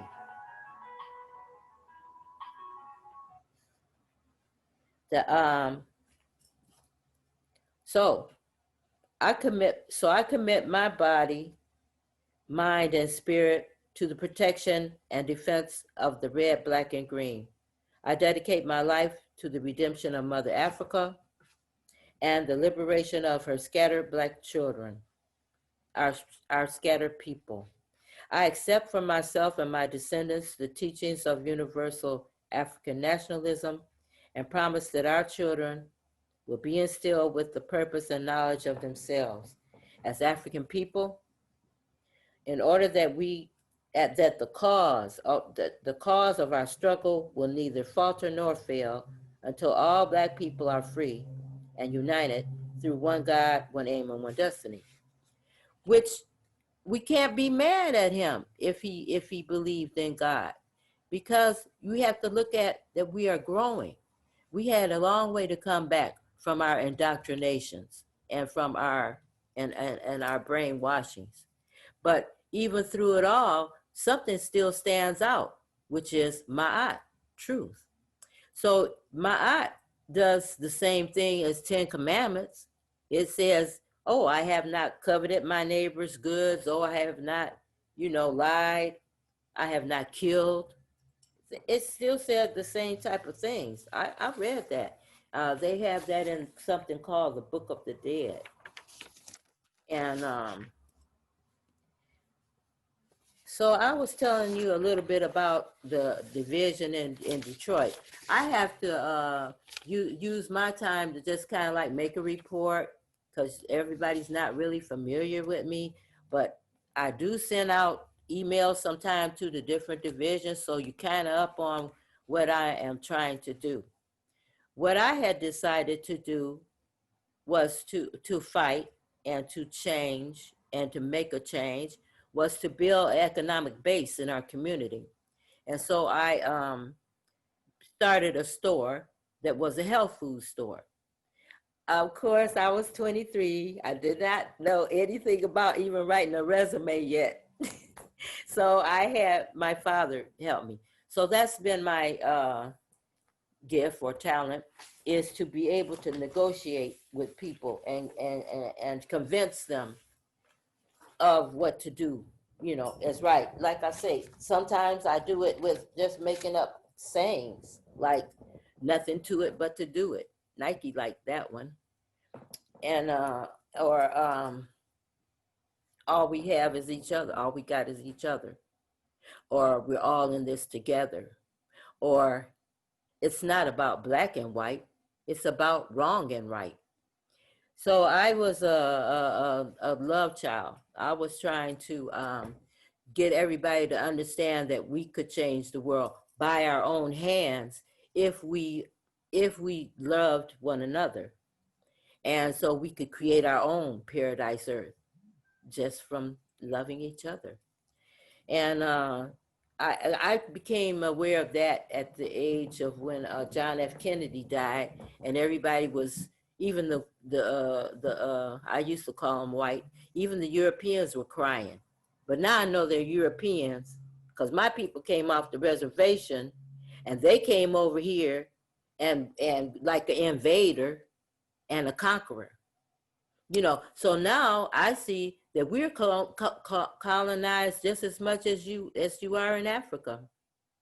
We are, we have been, but it's been covert, not all covert, because the people down south that was on the plantations went through a lot. And we see the scars of that, as well as the humiliated brain and lack of confidence, or thinking, oh, my nose ain't pretty. Oh, I need me some blonde hair. Oh, I need me some nails. But actually, those aren't the most important things, are they? The most important things are what's inside. That's what's most important.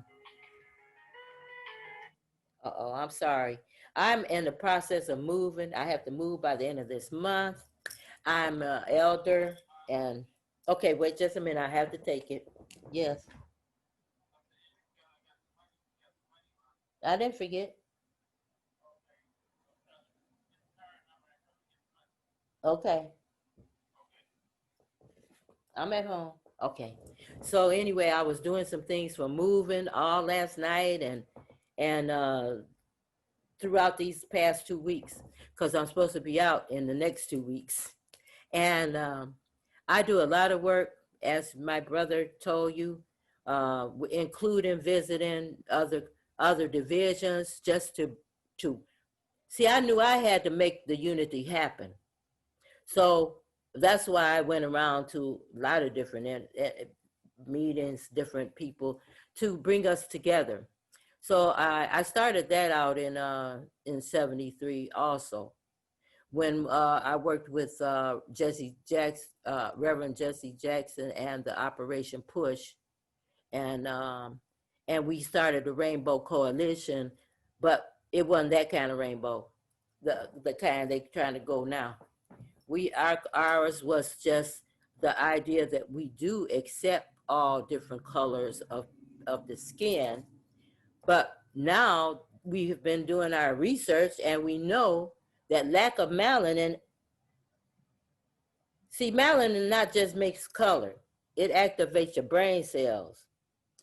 Then I learned that, see, we had Dr. Layla Africa and we had Dr. Sebi, and these are chemists. They are up to that level of, Dr. Sebi was putting herbs together and curing cancer and HIV. And even though they tried to suppress it and take him to court, he came back with, they wanted him to show 10 people and he showed 70 people who he had with a range of different diseases. And then Dr. Laala Africa, he is the one that was teaching us about melanin and the pineal gland and saying, well, we need to realize that we secrete a different enzyme than they do. We secrete in serotonin and melatonin. And I'm a herbalist. I'm a nutritional consultant. I took up emergency medical technician, and I'm a servant to God. So I just let him use me and come in me and through me. And so sometimes I do things that they seem so unusual to me. Because at first, when see, like, it's like getting the Holy Spirit that people call they get. Like some do and some might not really, but you can get this spirit in you. And if you do, it's no control over it for you. And it's no fake from you here. It comes through you. Just like if when I go and pray over somebody and we lay hands on them and when they get well, it's not nothing unusual that I'm doing. I tell them, I said, this is the same thing you can do, but you do it with your positive thought, your positive energy, your prayer. See, in meditation, you learn to use your breathing and your posture to draw down energy, which that's what happens with your hair. Now, your hair ain't gonna draw no energy if it's all dyed and chemicalized and it's not drawing like it would natural. I'm not saying you have to let your hair be all over your head, and such as that, but I'm just saying that your own real natural, it's just like having natural anything. Anybody who ever got an artificial hip or a knee or something, they will tell you that just don't work the same. And it didn't, and it still hurts a lot of times. It still hurts because like Dr. Laala Africa said, the man got his knee cut off at the knee on his leg, but he still feels his leg because it's energy. The brain knows there was a leg there. That's what he said. And then, and then they get on us about our diet, and you got to get your water. I figured it out. I said, we start shriveling up and crackly and skin and not having no moisture in our eyes or our mouth or our privates because we don't drink our water. And we need a gallon of it a day, at least a gallon of it a day. And, you know, and we drink, I didn't know no better. But see, as the years are going by, we learning more and more. We learning more and more of our history. We're learning more. So be patient. If somebody want to believe in God, don't don't put them down. If somebody say, "Oh, I'm an Israelite, I can't be nothing else," or Jehovah Witness, I can't be nothing else. You know, just come together where you can come together. At least you believe in one God, and so therefore you trying to do something right. You know, they don't know about my art. Well, okay, then maybe they will grow into it. That's what I had to do before. Many a time, it's just slow our young youth down, you know, a little bit. I don't know what happened. I think that they're going too fast. They're going too fast. The internet and all that stuff they have them going through, um, chasing after shoes and clothes and things that really it's not. It's like money can't make you happy. You know, you could have a whole lot of money and then you all fussing and fighting and arguing. That is not going to work for you to be content. And that's what dis-ease is. This disease. You're not at calm. You're not at rest. A lot of times, you know, because the mind get upset and it'll come out in the body because it's like when you have stress and you worrying, you know, and so that's where that inner peace and harmony can come in to keep you from and trust, you know. And so you, you don't have to trust, say, oh, I trust God. You can just say, I just know that everything's going to be all right. And you spoke it into existence and into being. You know, it's a lot to do with the way that we think and the things that we say. So we're learning to talk all over again and even rechange our thinking, because that the more pure and childlike and innocent that we become, there won't be no hate. You see how they have all the time, all they show how little kids get all together and they're fine until a certain age when somebody has told them you're different, you know, and stuff like that. So they're different. They have to realize that they are different because of that pineal gland, and because I didn't hear of us scalping Indians scalping nobody. It was them scalping us. You know, they're the ones that took the souvenir off of people's body. They still doing stuff like that, you know. But I did hear of the Mayan shrinking heads. I did hear of that, to not let no one into their village. And I found out why, because they went on the television and it came on at 3:30 in the morning. So if you wasn't up like me praying or something, you would have missed it.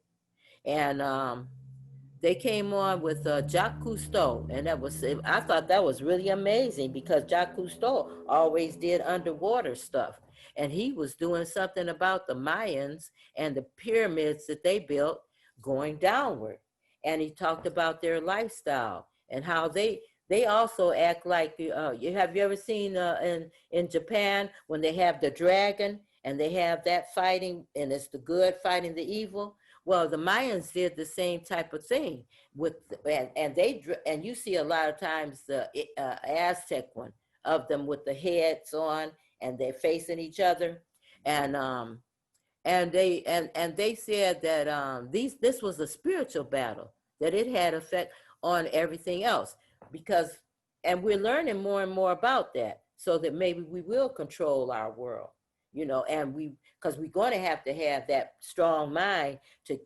keep us from having a calamity after everybody has tried to like destroy the earth and out of the greed for the resources. Fracking, I found out where they go down and they explode to make it come up, and so they're making like fissures and cracks, down when they're drilling. And then we got the we got the nuclear power plants that we all need to push for them to cut it out. We got to get back to what's more natural. I was kind of happy when they said we might have to go back to horse and buggy, because I was like, ooh, clear the air, clear, because it was so, pollution. There's so much pollution. Sometimes you cannot see a blue sky anymore. It's just a haze. One time I thought I saw the cloud coming from the nuclear plant, because there was clouds on the Fisher Freeway in Detroit, and they looked iridescent, and they were, swooping, like that. And I said, wow, what is that? Because they're not going to tell us everything. I just happen to be blessed by the you got to get blessed. The only way you get blessed, though, is you learn to give.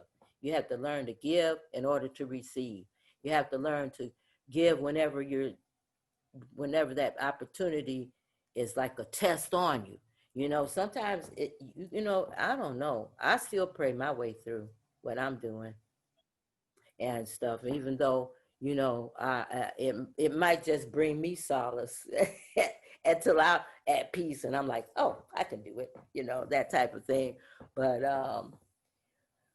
I do know that that how you think does have an effect on what comes into being, and that you have to, and so however you get it to happen, like you might say, oh, God is going to make everything all right, but, or if you just think in yourself, I can do this, to me it's similar, and the outcome, because it still all starts with a thought. Things that, happen start with that thought, and it can be a good thought or a bad thought, but you're the one that have to be in control of it. And one pearl that I got from my meditation was that the law is the same for everybody, but he judges us individually. And that's why sometimes you see people do a whole lot of stuff, but they don't get in a trouble for it, And when I say doing a whole lot of stuff, I mean, like, if you are offending, your neighbor, because we are not here to offend each other. We are here to be enjoy our paradise earth. I know we got lions and things and stuff. They told us that they had 3 bobcats down on Harper and Gratiot the other day. So their habitat is running out, and I think they're going to come in a little bit, maybe, so we're going to have to train our children and ourselves to be able to protect ourselves, because I tell you, some people, like the people who go and shoot up churches and movie houses and stuff like that, and schools. Well, see, they be really trying to start some mess, start a fight. And, and sometimes some of us feel like we want to give it to them too. But I do see that even if we don't, it's kind of like our national anthem, the one that says that, the stanza that says, at night when the storm clouds suddenly gather, our armies come rushing to thee. And so I have been looking over what they have left for us, and I try to think for myself and pass the brainwash. And I said, oh, so that means the elements are remember Marcus Garvey said, I'm coming back in the whirlwind. So what I do is I put things together. When I say for myself, I can't let them tell me what to think. I have to learn to think independently.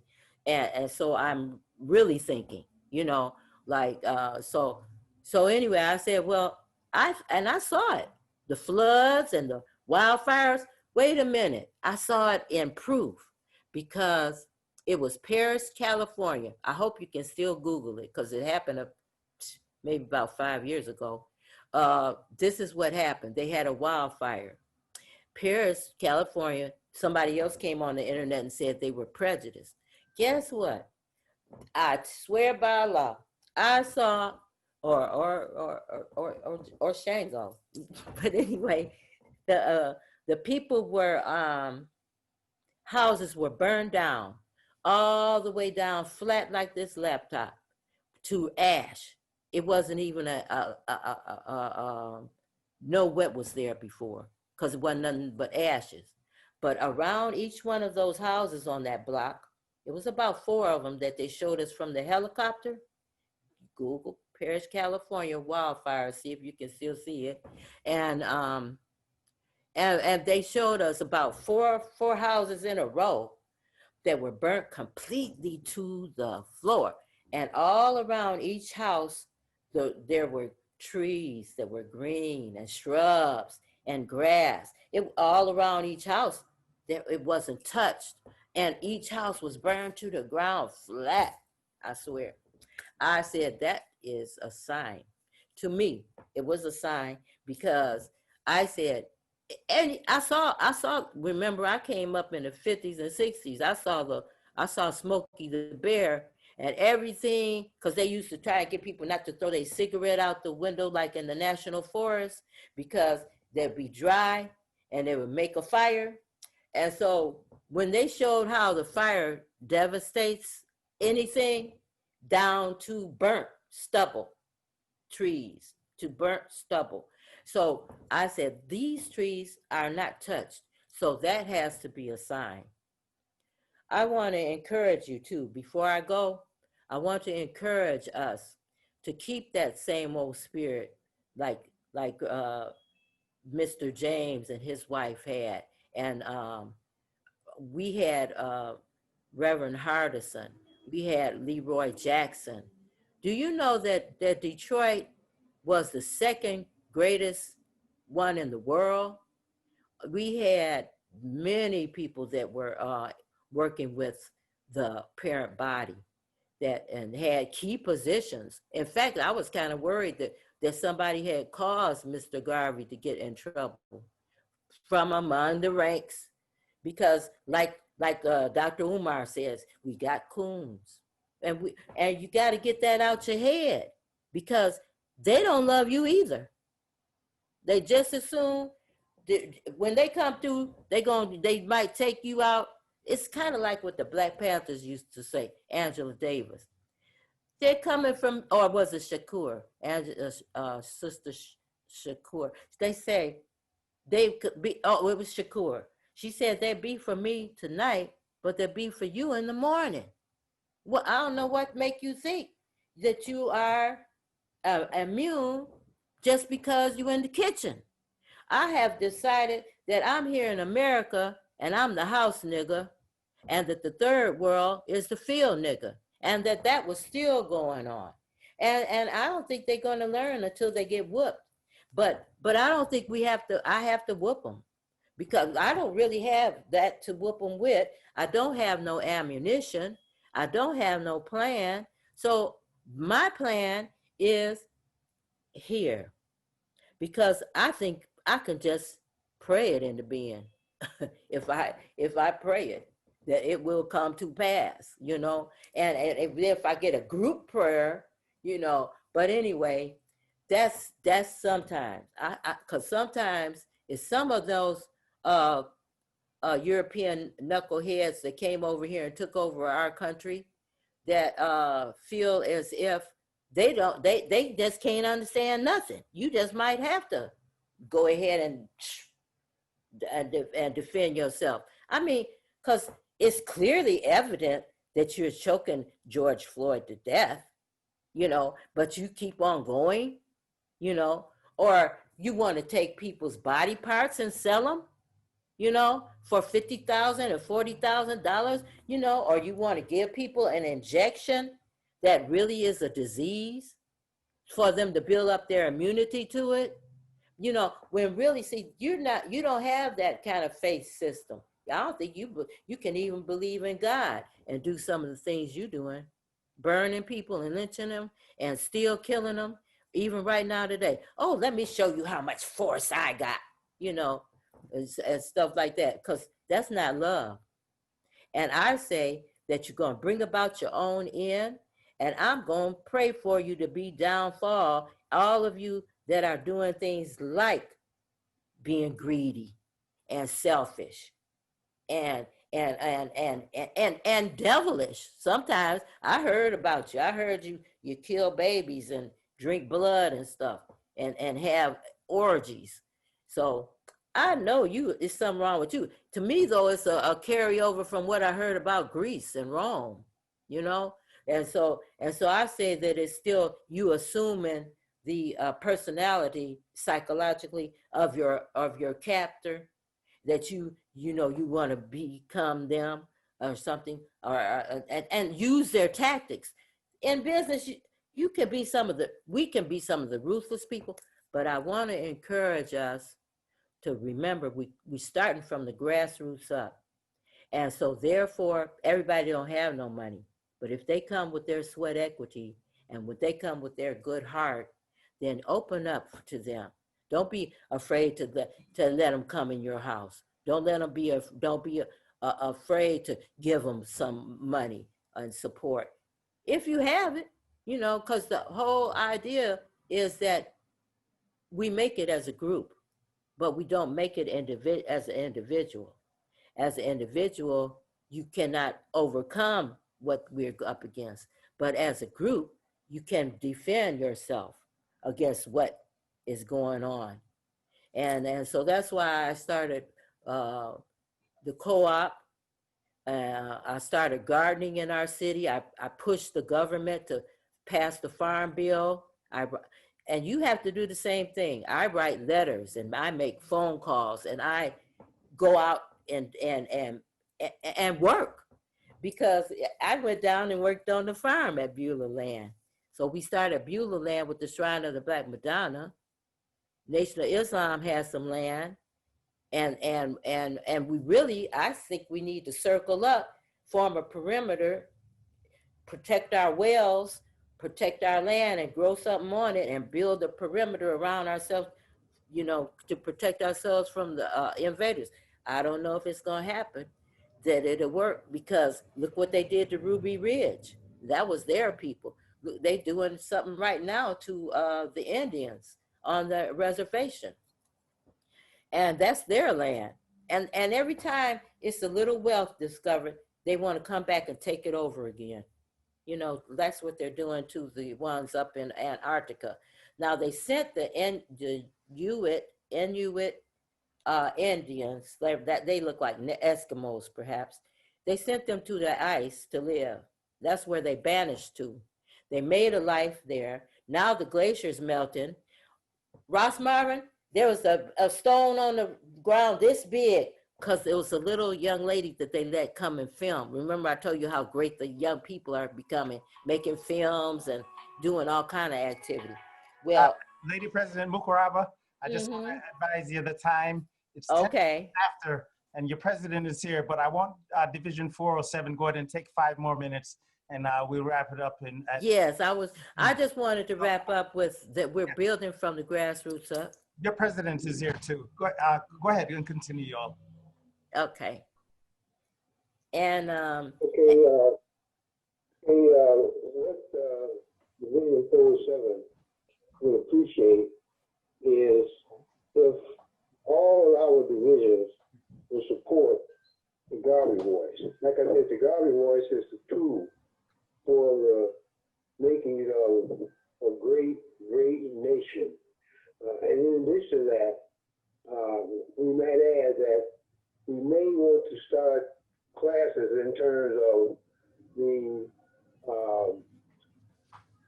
African nationalism, the 6 concepts of African nationalism. We don't have time to go through all of them right now, but those things are so important, so important. We appreciate having the opportunity to speak at this great annual centennial of 100 years. And so with that, we celebrate the centennial. Uh-oh.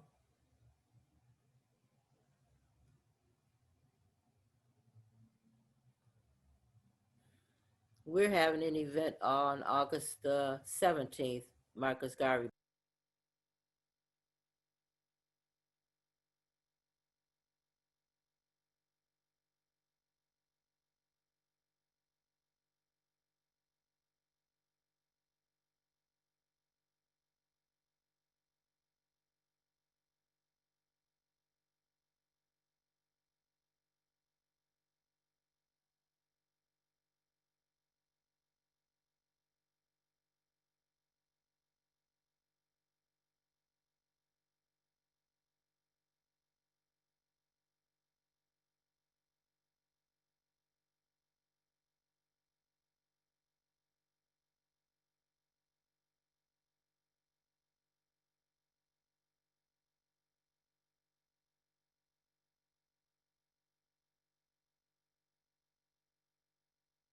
Let's badge it up for UNIA-ACL Division 407 from out of the city of Detroit, Michigan.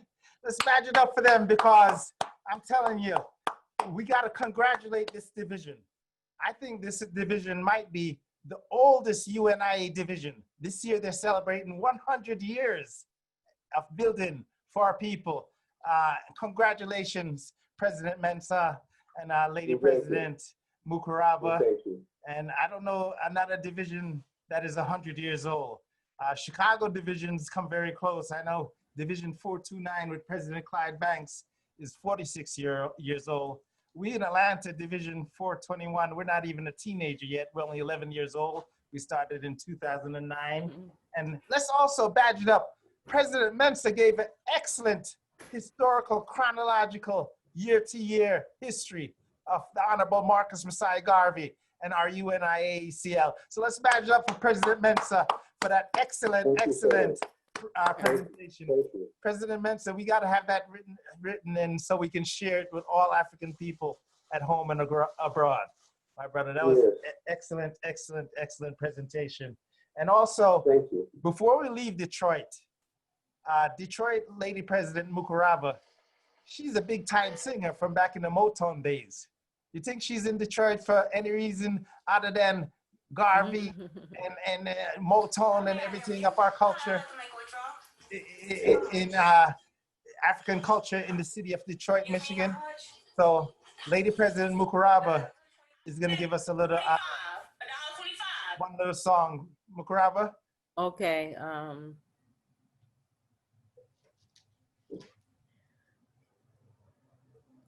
We are righteous soldiers and we don't wear no uniform.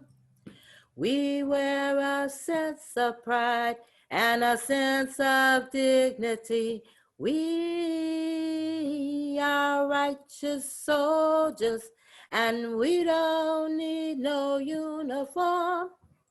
We can be recognized by love and unity.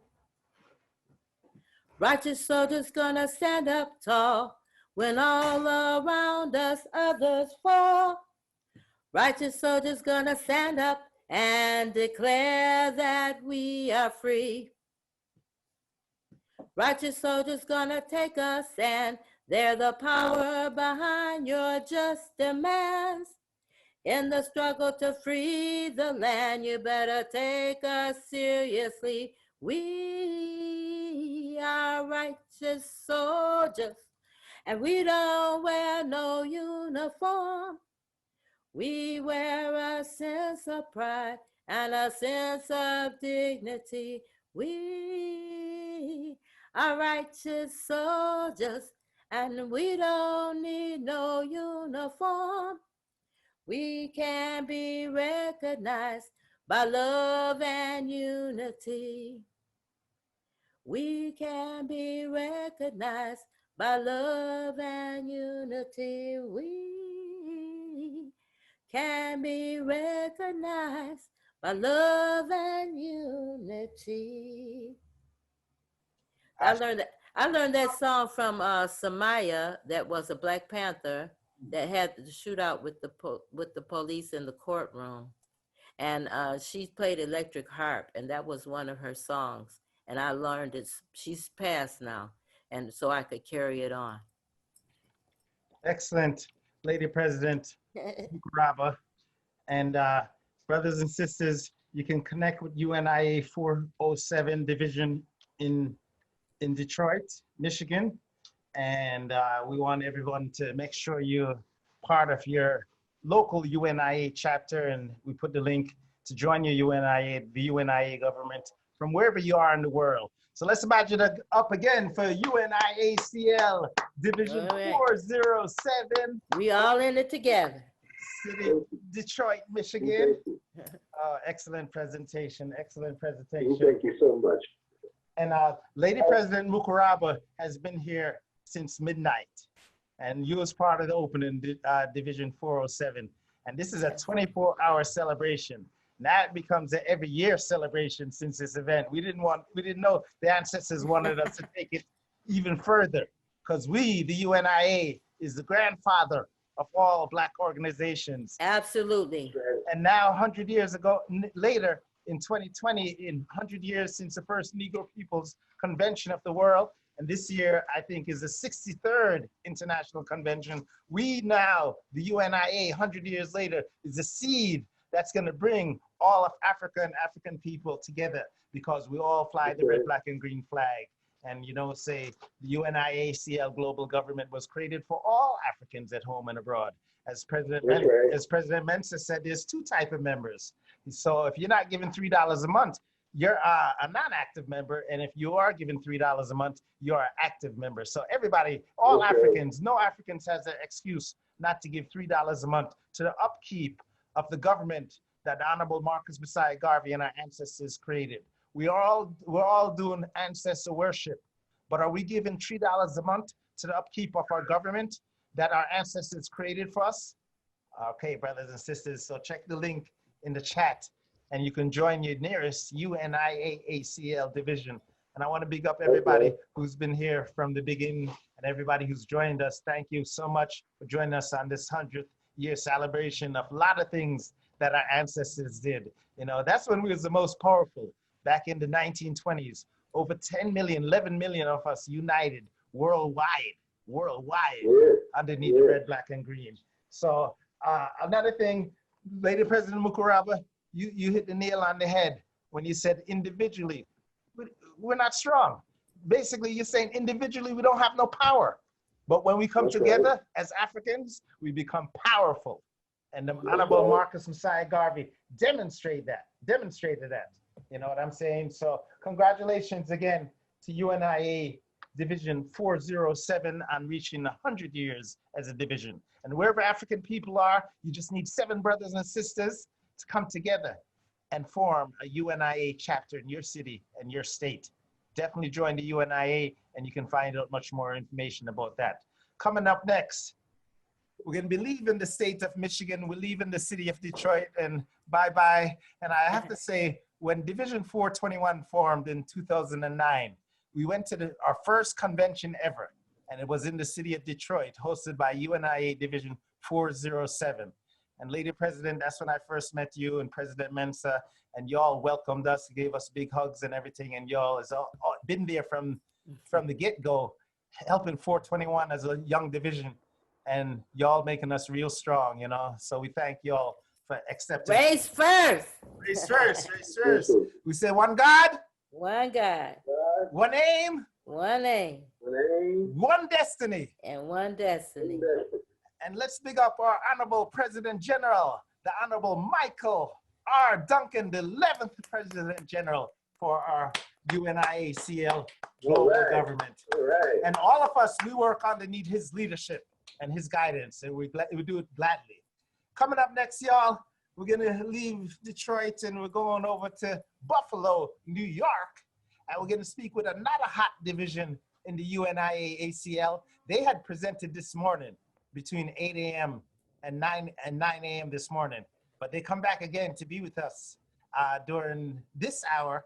And President Lyon, don't worry, take your full hour, because that's how we do it. We're Africans. When we do for ourselves, as African people, we can set whatever is beneficial for all of us. And what is beneficial for all of us is that all of us have a voice as African people. So I want to bring in now a brother who I've known for years, and a brother who, to me, is the strongest Garveyite. He don't play when it comes to Garvey liberty and building the UNIA. He don't bend at all. And even though he's younger than me, he's taught me certain things that I wasn't aware of. Y'all know the younger generation, they're more up on the social media than us with gray hair. So he's been keeping me, he's like my teacher when it comes to social media. So let's all put our hands together and welcome President Lyon Blyden and UNIA-ACL Division 433 out of Buffalo, New York. Shay, badge it up, 433. You unmute President Lyon, and I'm gonna also make you a co-host so that way any features you're on control, you have them under control to share the screen and everything else. Go ahead, President Lyon. Welcome, my brother. You're still on mute. Hit your line to unmute your line. Yes. Okay, brothers and sisters, we're going to thank again everyone for coming forward. Okay, let me see.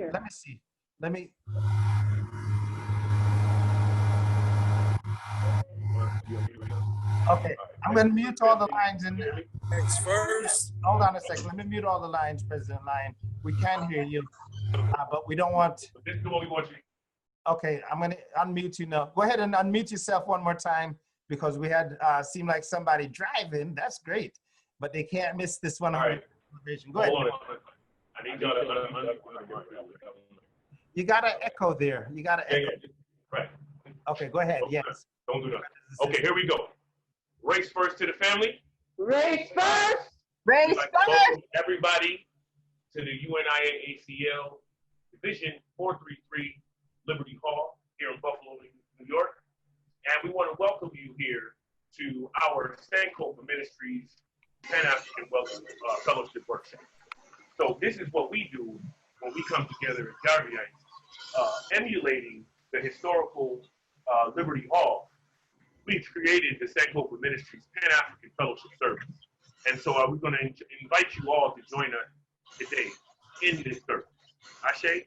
Ashe. So first, as always, we've done it many times today. We started with the national anthem and the pledge.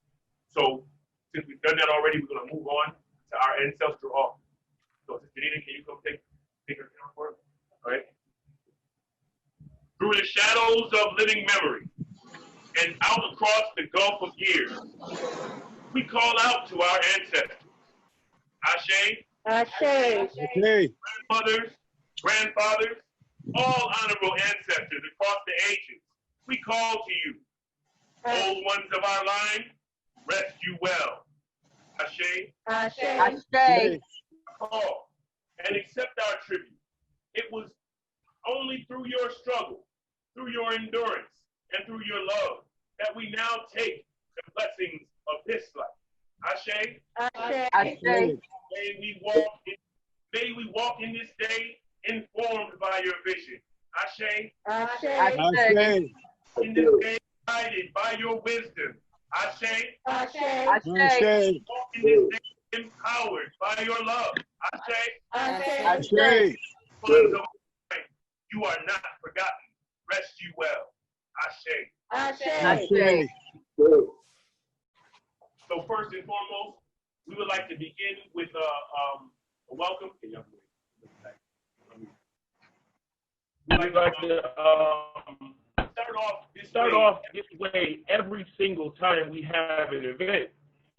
Because what we want to do is honor our ancestors. We have to honor our ancestors we have to honor our ancestors. We have to start by showing respect and reverence those who came before us.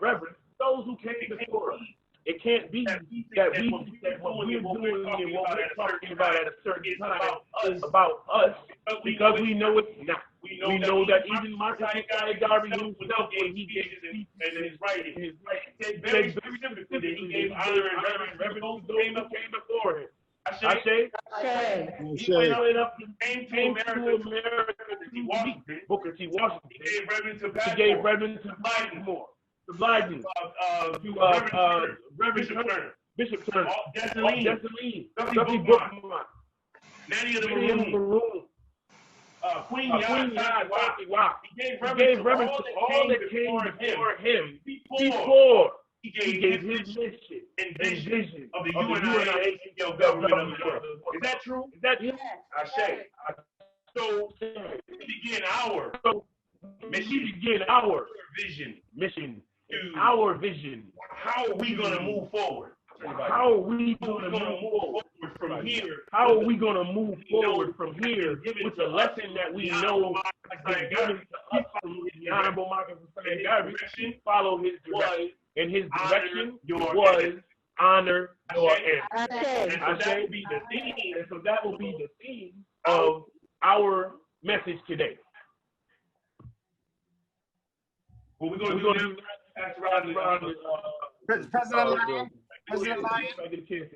President Lyon, before you go into the message, we have some echo on this side. No worries, I just fixed it.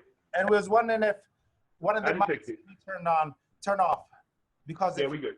Yeah, you're speaking in the laptop. Go ahead and speak in the laptop, but I think the mic is on. Good. Come on, go ahead. All right, next one. So what we're going to do is as we move around to read. Who is that? Hold on one second.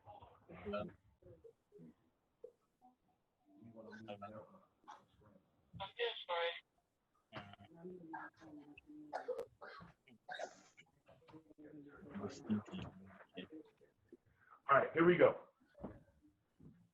First reading. Who's going to volunteer to read the first one? No.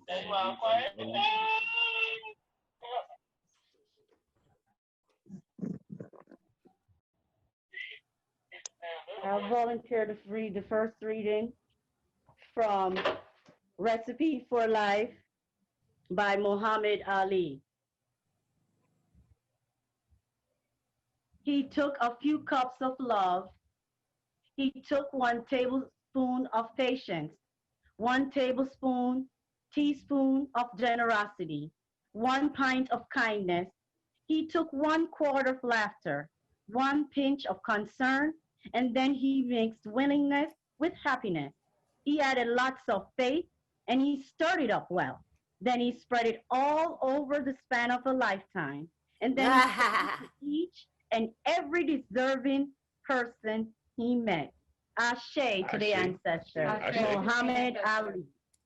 All right now. So now we saying that was who? Ashe. Muhammad Ali.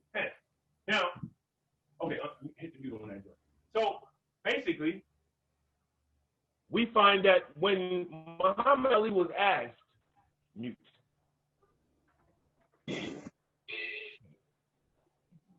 When Muhammad Ali was asked how he wanted to be remembered, hand me the paper. It's when he was asked how he wanted to be remembered, his response was he took a few cups of love. He took 1 tablespoon of patience, 1 tablespoon of generosity, 1 pint of kindness, a quart of laughter, a pinch of concern, mixed it with willingness and happiness, and added love and faith, mixed it up well and gave it to who? All he met. This is the recipe that was left by one of our greatest ancestors, the Honorable Muhammad Ali. And when he's speaking of this is a general recipe that we're supposed to share with each other anyway. As a people, race first, black love, mixing it up well and sharing it to each one that we meet of our race. Ashe? Ashe. The second reading is from Propaganda by Marcus Garvey. He says, we are living in a civilization that is highly developed. We are living in a world that is scientifically arranged, in which everything done by those who control is done through system, proper arrangement, proper organization. And among some of the organized methods used to control the world is the thing known and called propaganda. What's it known and called as? Propaganda. Propaganda has done more to defeat the good intentions of races and nations than even open warfare. Open warfare is clearly bullets and bombs, yes? I say. So how can Marcus Garvey say that propaganda was more dangerous than even open warfare? Propaganda is a method or a medium used by organized people to convert others against their will. We of the Negro race are suffering more than any other race in the world from propaganda. Propaganda to destroy our hopes, our ambitions, and our confidence in self. Ashe? Now that second reading comes from the writing called Propaganda by the Honorable Marcus Garvey. He makes a good point. He said our people are suffering more than any other people due to propaganda. Now, what do we know about poisons? Do we know that poisons can also be converted to be the cure for the very disease that ails us as a people? Is that true? Very true. Do they use poison from the plants outside to make medicines to cure people is what I'm asking. Yeah. So if we know that to be the case, and we can look at our situation as an illness, and we know one of the things that can cause us to be ill is this poison called propaganda, doesn't it behoove us then to take a part of that poison, create a medicine for ourselves, and cure ourselves from this very suffering that we're going through? Is that a true thing? Yeah, very true. So then how can we utilize propaganda in this way? The last reading just told us. When Muhammad Ali got a chance to be on a great stage, did he use that stage to play and to dance? Did he go out there and sing and laugh and joke? No. When Muhammad Ali got the knowledge of self and he got the knowledge of black nationalism, he immediately turned to the people to teach the people. To do what? Teach the people. And for what purpose? To build up the people. Boxing ring, what do you mean? That's irrelevant. We're not out here to entertain. My people are suffering. Yet and still, he was able to mix a cup of love, a tablespoon of patience, some generosity and laughter, while teaching the people to build and unify for self. Now, who did that sound like? It sounded like his ancestor, the Honorable Marcus Messiah Garvey. Ashe? So propaganda.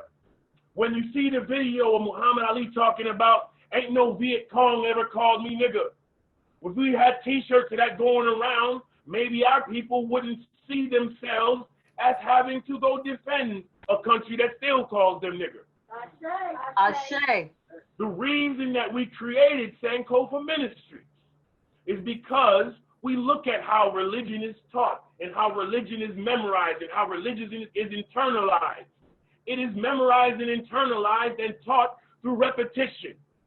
So if you repeat the right propaganda over and over again, the children will hear the right propaganda over and over again, and in their speech they will speak the right propaganda when over and over again. Ashe? So when they hear us say race first all the time, Race first. when they hear that, what do? They emulate that. They don't even know what they're saying half the time, but they run around playing race first, race first. That's right. Do it by accident. Love your people by accident. It becomes a habit, muscle memory. In boxing, we teach people, you know what I'm saying, as you're training, you know what I'm saying, you're throwing the punches, you know what I mean, you practice so the muscle memory will be there. When the teacher teaches you something in school, she gives you homework so you can go home and do practice, so the brain memory will be there. So if we can fix the brain memory to be part of the muscle memory, and we can teach them to raise that black fist and say race first, when they see somebody that they know is their people, there will be no more disunity in the streets with our people. The children will see each other unified and they won't have time to be worried about some sneakers when they got a chance to uplift and build a business of their own. Speaking of business of their own, who's speaking about that? When we go out in these streets and we see people talking about we want peace and we need to protest this and put your guns down that and pray for this and sing for that, when are they talking about building industry? When are they talking about a business where we can go ahead and sell something to the people of our community, where we can sell something to the people of their community, where we can sell something to people nationally and internationally across the water? When is that a conversation? It's only a conversation when them Garveyites come on the scene. Race first, race first! And that's the way it's supposed to be. Why? Because we all supposed to be Garveyites. Okay. You know that according to the Constitution of the UNIA-ACL of the world, it says that all African people. How many people? No, I said 3 or 4, right? No. It said all African people are citizens of the UNIA-ACL Pan-African government of the world, as voted on when 100 years ago this month. You feel me? Okay. So when we sit here and talk about unification is a must, and I hear people sitting here crying and whining in the streets, talking about what are we going to do to save our people, and I know that Marcus Masari Garvey came through here and told you the answer already. I got to look at you sideways. I got to wonder how serious you are when you're asking me about what we're supposed to do when the answer is right there in front of you. When we talk about gentrification, when we talk about outsiders coming into our community talking about they're going to take over something from us, and we want to whine and complain and go protest that and go beg them not to go do that, when we've been trying to call y'all to come sit around and let's go buy something with the money that we can put together like Garvey told us to do 100 years ago. Huh? Why is that such a dividing point? I'll tell you why. Because some of us ain't serious. If we're not talking about industry, we're not talking about Garveyism. If we're not talking about making something for ourselves, to provide for ourselves in the interest of defense, protection, and security of the red, black, and green, we are not serious. And what do you say? You may as well die. That's what Garvey said. These ain't my words. These ain't my words. Speaking of not my words, let us move on. So now the third reading today, because we don't want to go over. The third reading today is from Up From Slavery by Booker T. Washington. This is the reason that Garvey came to America. He read this book. He was in Jamaica, 1914, read the book, was like, yo, this man is serious. Why? Because he realized that Booker T. Washington created Tuskegee Institute. Tuskegee Institute was for us, by us. How do we know that? Because Booker T. Washington had his students not only build the building, but they built the bricks that they used to build the building. Race first? Race first! So when we talk about do for self, we're not talking about just going inside somebody else's building to go play. When I'm talking about do for self, I'm not talking about go borrowing somebody's loans from over here. I'm not talking about getting somebody's grant from over here. I'm not talking about asking and begging some politician to do nothing. We are a nation unto ourselves, unto the red, black, and green, given to us 100 years ago today. Race first, race first. Moving forward, we say, among a large class, there seemed to be a dependence upon the government for every conceivable thing. He says to me, this is Booker T. Washington speaking right now. He says, among a large class, a lot of people, there seems to be a dependence upon the government for every conceivable thing. We're going to come back to that part. The members of this class had little ambition to create a position for themselves, but wanted the federal officials to create one for them. How many times I wished since that some power of magic, I might remove the great bulk of these people into the country district and plant them upon the soil, upon the solid and never deceptive foundation of Mother Nature, where all nations and races that have ever succeeded have gotten their start. A start that first may be slow and toilsome, but one that nevertheless is real. Now, what did all that mean? Basically, we start off with a large amount of people seem to be dependent on the government. Now, we talking about government in here with this red, black, and green. Is this the government they was talking about? No. They talking about being dependent upon the oppressive government of the United States of America, right? So since we know this is Booker T. Washington talking now, this is back in early 1900s. This is not Lion talking. This ain't even Marcus Garvey talking. This ain't Malcolm X talking. This ain't the Black Panthers talking. Okay? So now, when Booker T. Washington writes this, Garvey sees that and says, yo, everywhere I go around the world, it seems like our people depended on us to get something. Well, wait a minute. If they're already oppressing us, how can we expect them to give us something to benefit? Same question I asked about the protest today, 100 years later. If they will be so immoral to break the very laws that they wrote by killing you in the streets on camera, go into the courtroom and get off. Don't tell you that you will not be able to convince them and their immoral selves to now then be moral. Malcolm X told us it's a difference between the house Negro and the field Negro. And he said that in that mindset, house Negro, when the house catch on fire, he say, oh, master, our house is on fire, and we'll try to harder than the master to put the house out himself. Instead, you have the field Negro, of which I claim to be. Thank you. Where when the house catches on fire, we throwing embers on that joint. We hoping that the wind blows. This is what Malcolm said. This is not lying, blind talking. Burn, baby, burn. It was a song back in the day. The roof is on fire. Don't y'all cussing here now. Now, however, there's a Pan-African message in that thing.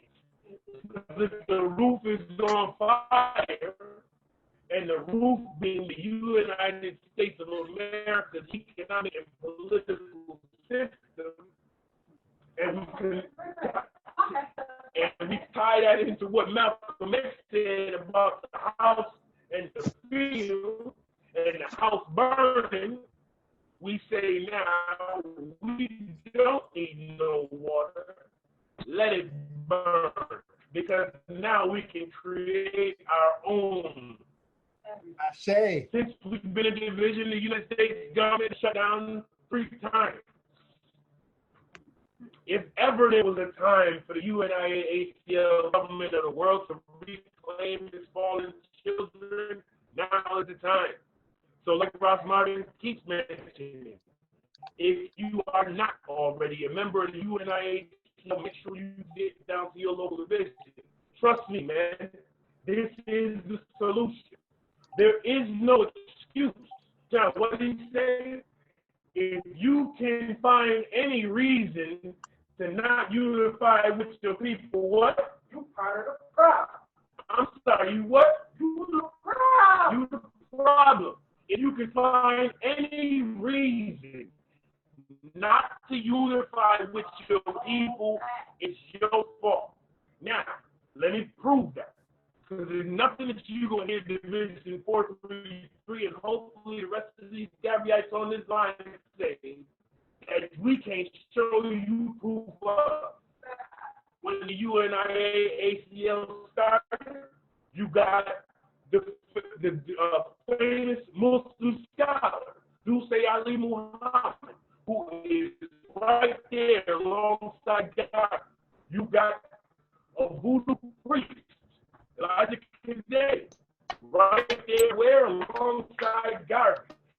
You got Garvey himself was a Catholic. The majority of the Black Americans that was a part of the UNIA was Christians, Black Christians. Then you have the fact that the very first roster, Leonard P. High, was a part of the UNIA-ACL. Right there in the very beginning. Who else was there?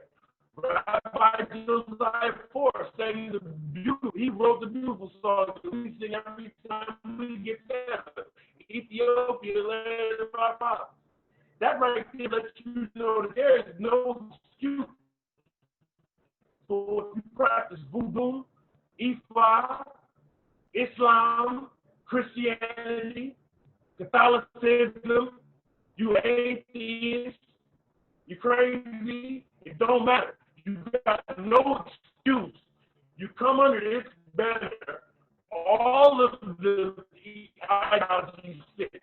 It don't matter what you feel. As long as you feel like African people is on the bottom, we need to come back to get righteous. This is where you're supposed to be. The one pushback that we continue to get is y'all too radical, y'all too radical. Radical, if radical is us, stop getting beat, stop getting stepped on, what Tyson said, keep putting their people on.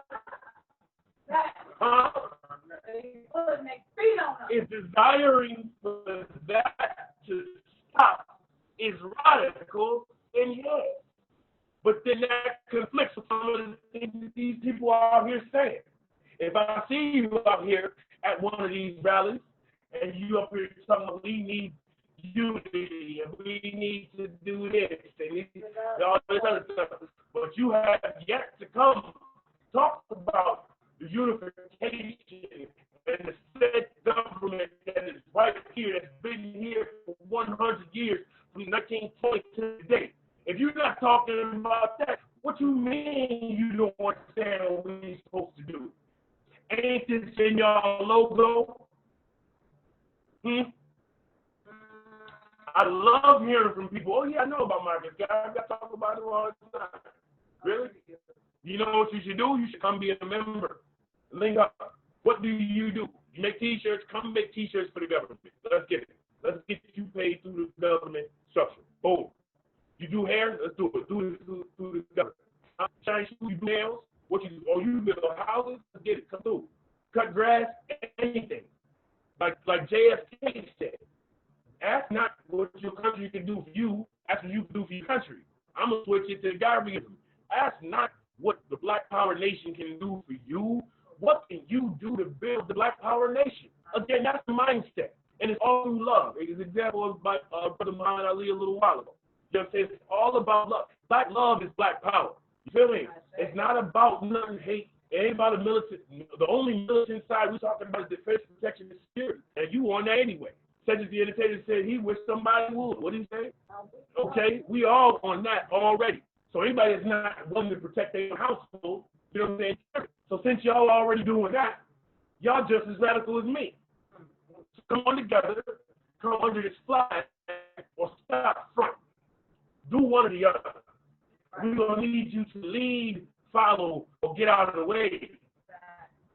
One of the things that we always hear in the world is it takes a village to raise a child. We ain't got no village. I'm sorry. I said, one thing we always hear is it takes a village to raise a child. What do you say? And we don't have one, and ain't building one either. And we don't have a village. So if we don't have a village, and ain't building a village, how are we going to expect the children to be raised up? They be out here in the streets wondering what's wrong with them. Don't we keep seeing all these videos and keep paying all these expensive speakers and talking about what's wrong with them? Ain't nothing wrong with them. We ain't got no village.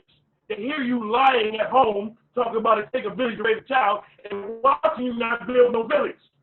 You are a liar to them. They're going to tell you. Look in your mirror. So now you've created that conflict. You have made your child look at you like a liar because they see you standing outside playing drums and singing and not building. So now, what are they going to do? They're going to front, they're going to pretend, they're going to go get a drum, they're going to start singing, and they're not going to be talking about nationalism. And if they get caught in the conflict, they're not talking about black love. They're talking about shooting stuff.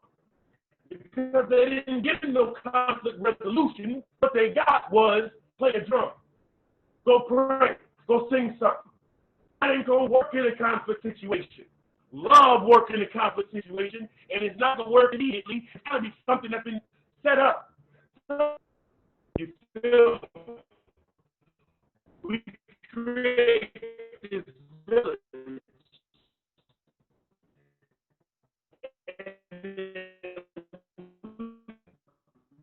You know, we can go argue about which is right. You feel me? Cycle, don't argue about it. So,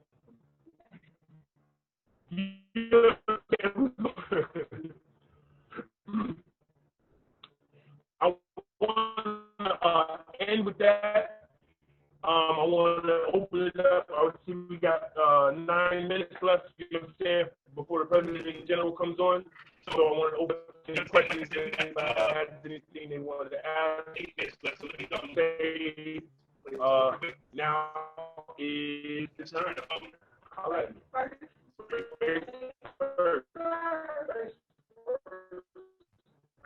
Just like I did a good job doing the questions.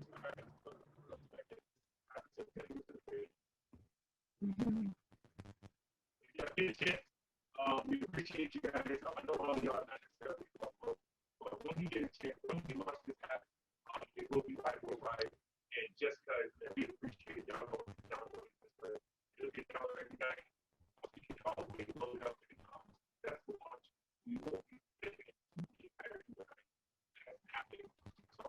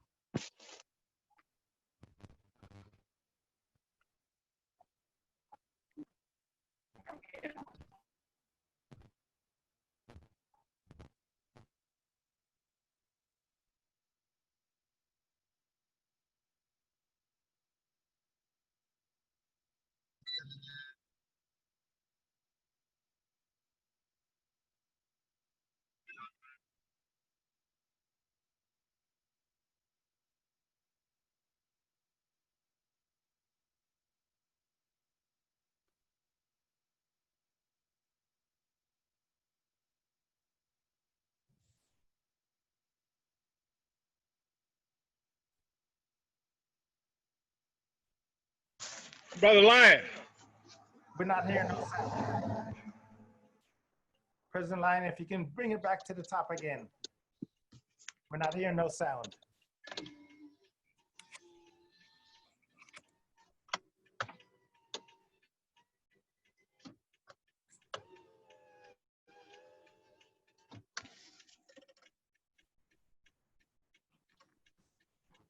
Your link is on mute, President Lion. So why don't you run it again? Okay. Okay. All right. Okay, here we go.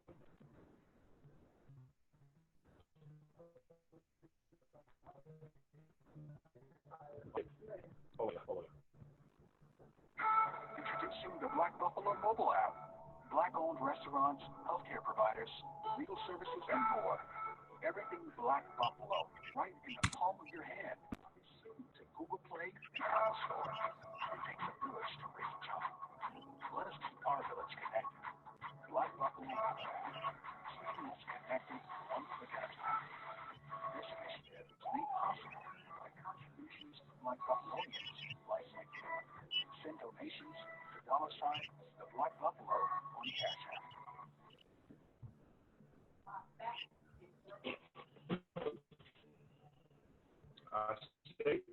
So I appreciate you guys. I appreciate your attention and your time.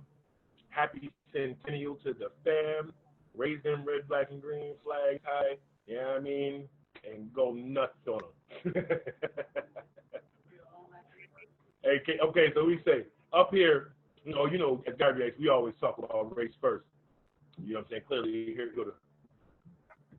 So I know we definitely not fronting around here. You know what I mean? So up here, when we say, we make sure we say race first all the time. All the time, race first. And then just in general, we just throw it out there. Race first. Race first. We don't do it. What we do it. So to be clear, we stole that straight from Brother Marua. Straight like that. So yeah, does anybody got any other questions? We got like 4 minutes for PG come on. I didn't want to go over, so I wanted to stop a little short. That's how we do our meetings. You know what I'm saying? We have generally we have a set of readings that we go around with. Usually ancestors that's writing. Sometimes it's the elders that's still out here.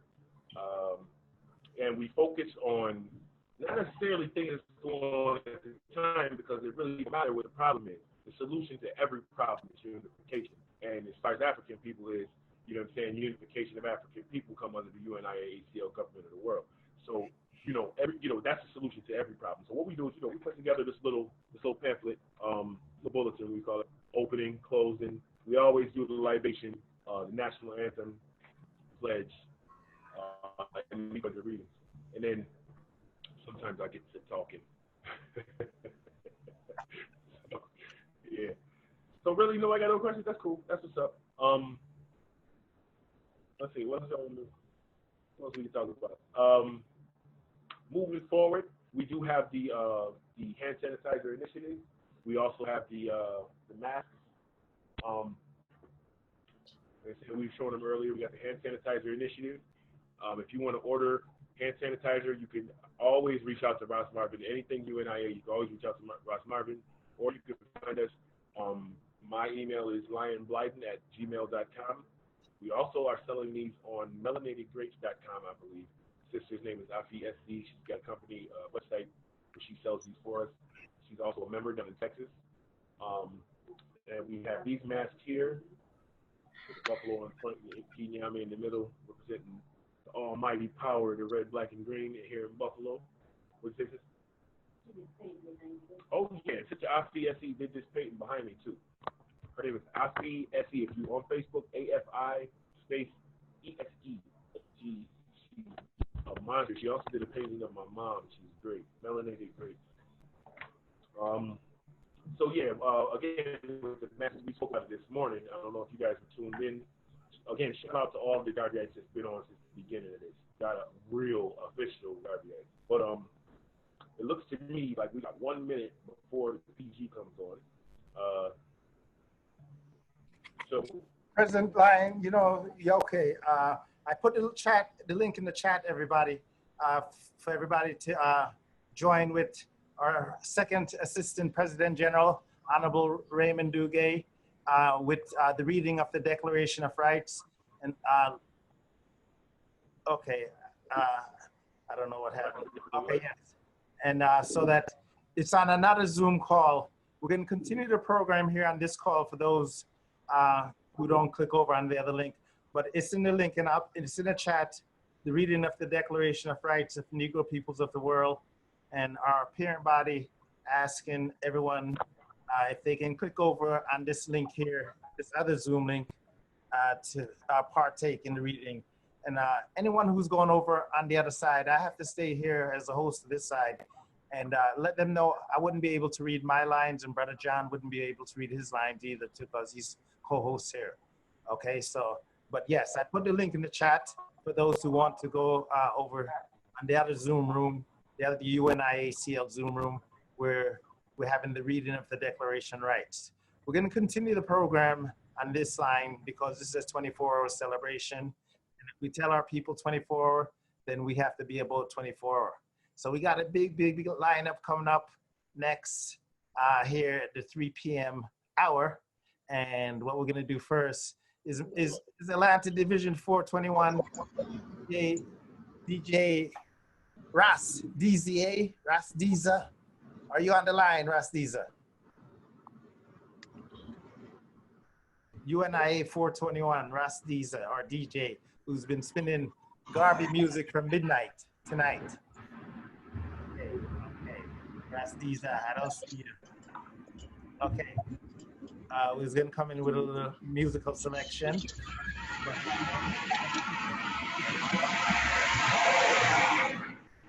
Okay. How you feeling? How you feeling on this 100th celebration? You're doing good. Race first, man. Race first. I'm gonna bring in a brother and a couple brothers. They're with the Collective Black People Movement in UNIA Division 421, but they're out of the city of Baltimore. And because Baltimore haven't had a functioning division, I want to bring them forward because Brother Kijana, he's been with UNIA Division 421 from since we started, and he goes back and forth from Atlanta to Baltimore. But let's bring him forward and speak out for our African brothers and sisters in Baltimore who want to get their chapter going.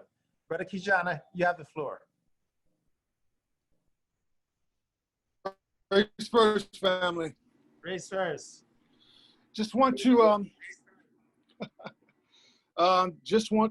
let the family know that we are officially declaring on this day, August 15th, 2020, the founding of Division 815, Barker Clark Division here in Baltimore.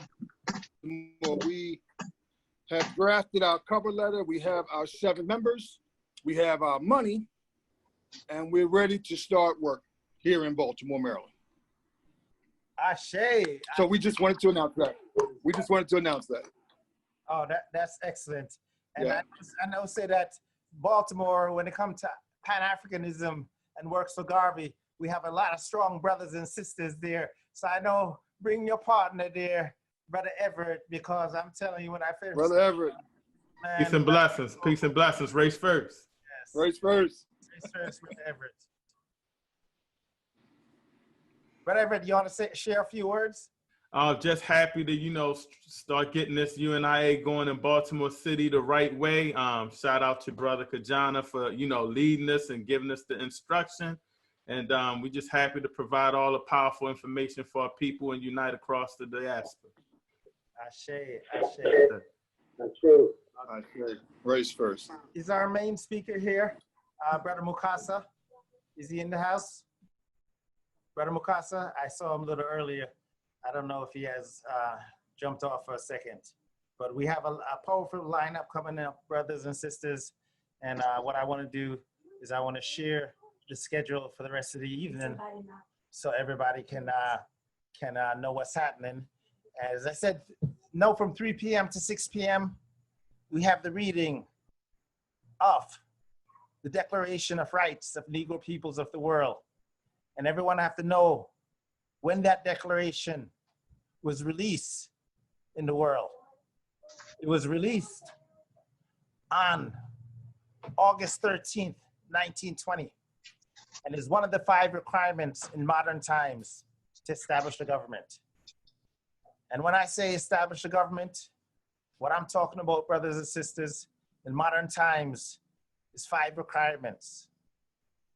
And we're gonna see the video a little later with Consul General Farouk Muhammad, the late Consul General of the UNIA.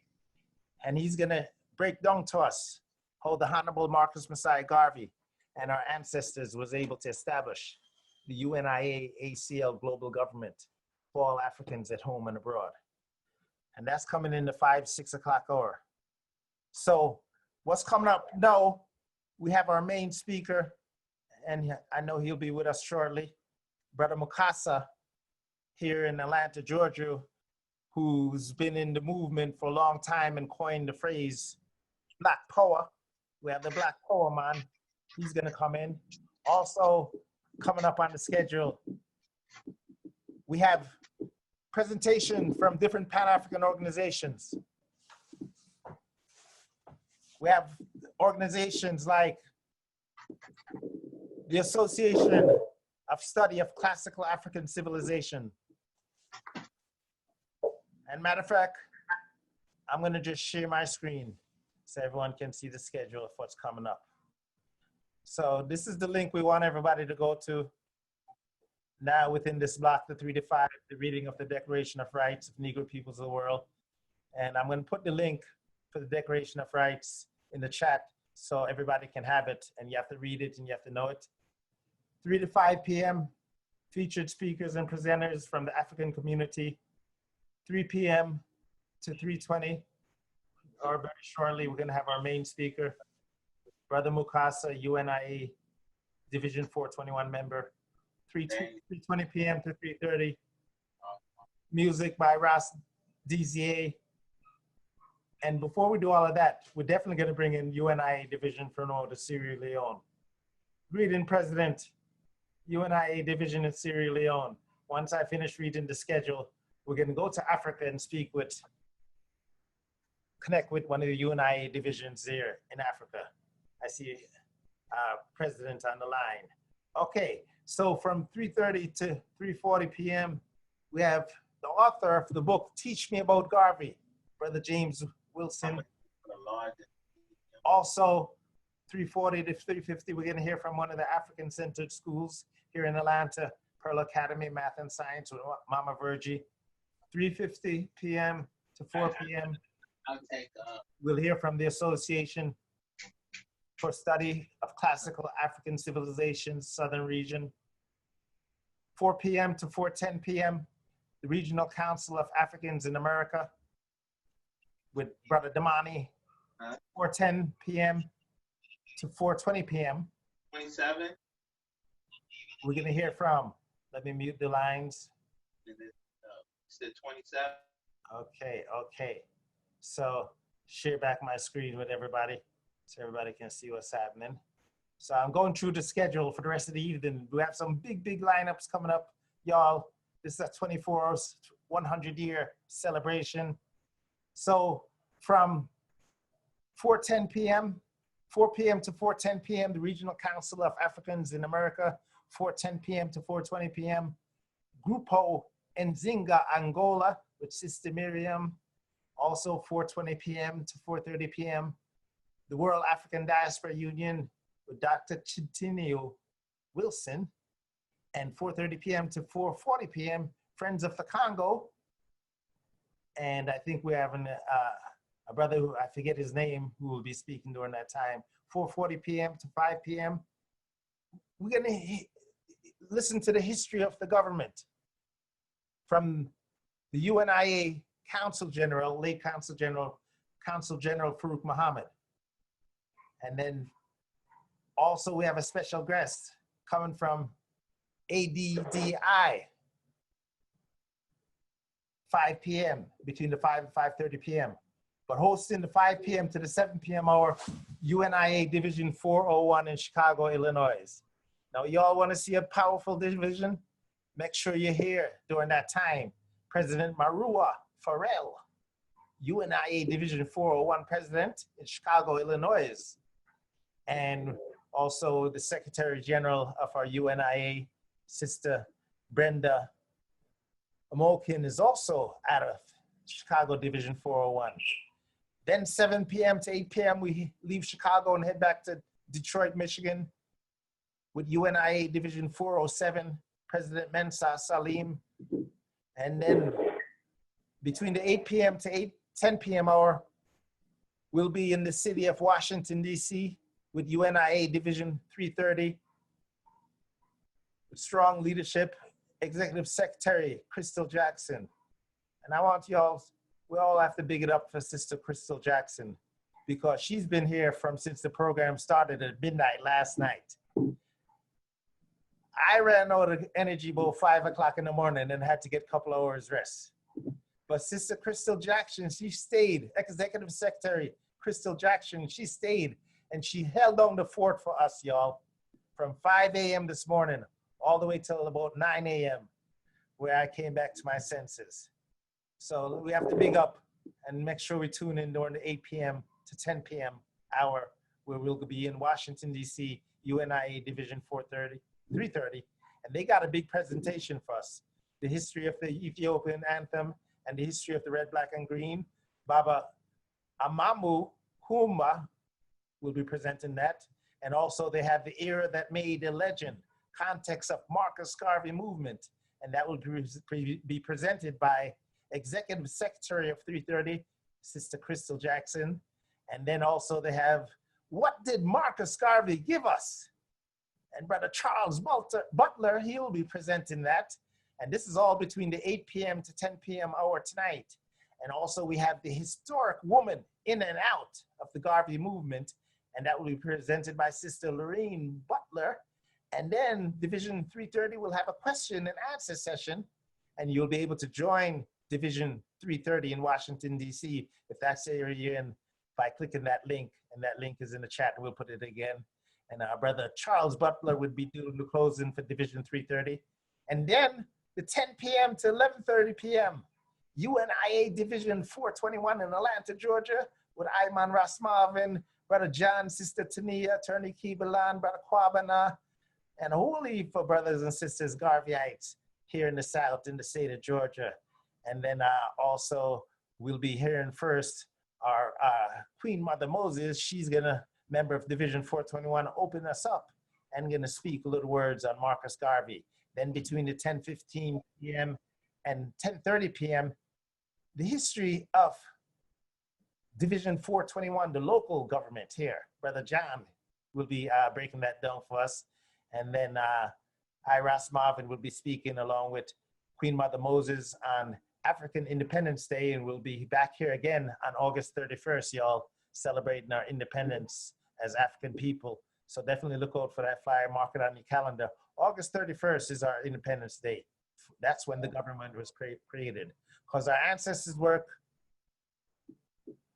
31 days in a row, sun up to sundown, and did all the requirements by international law to establish our UNIA-ACL government.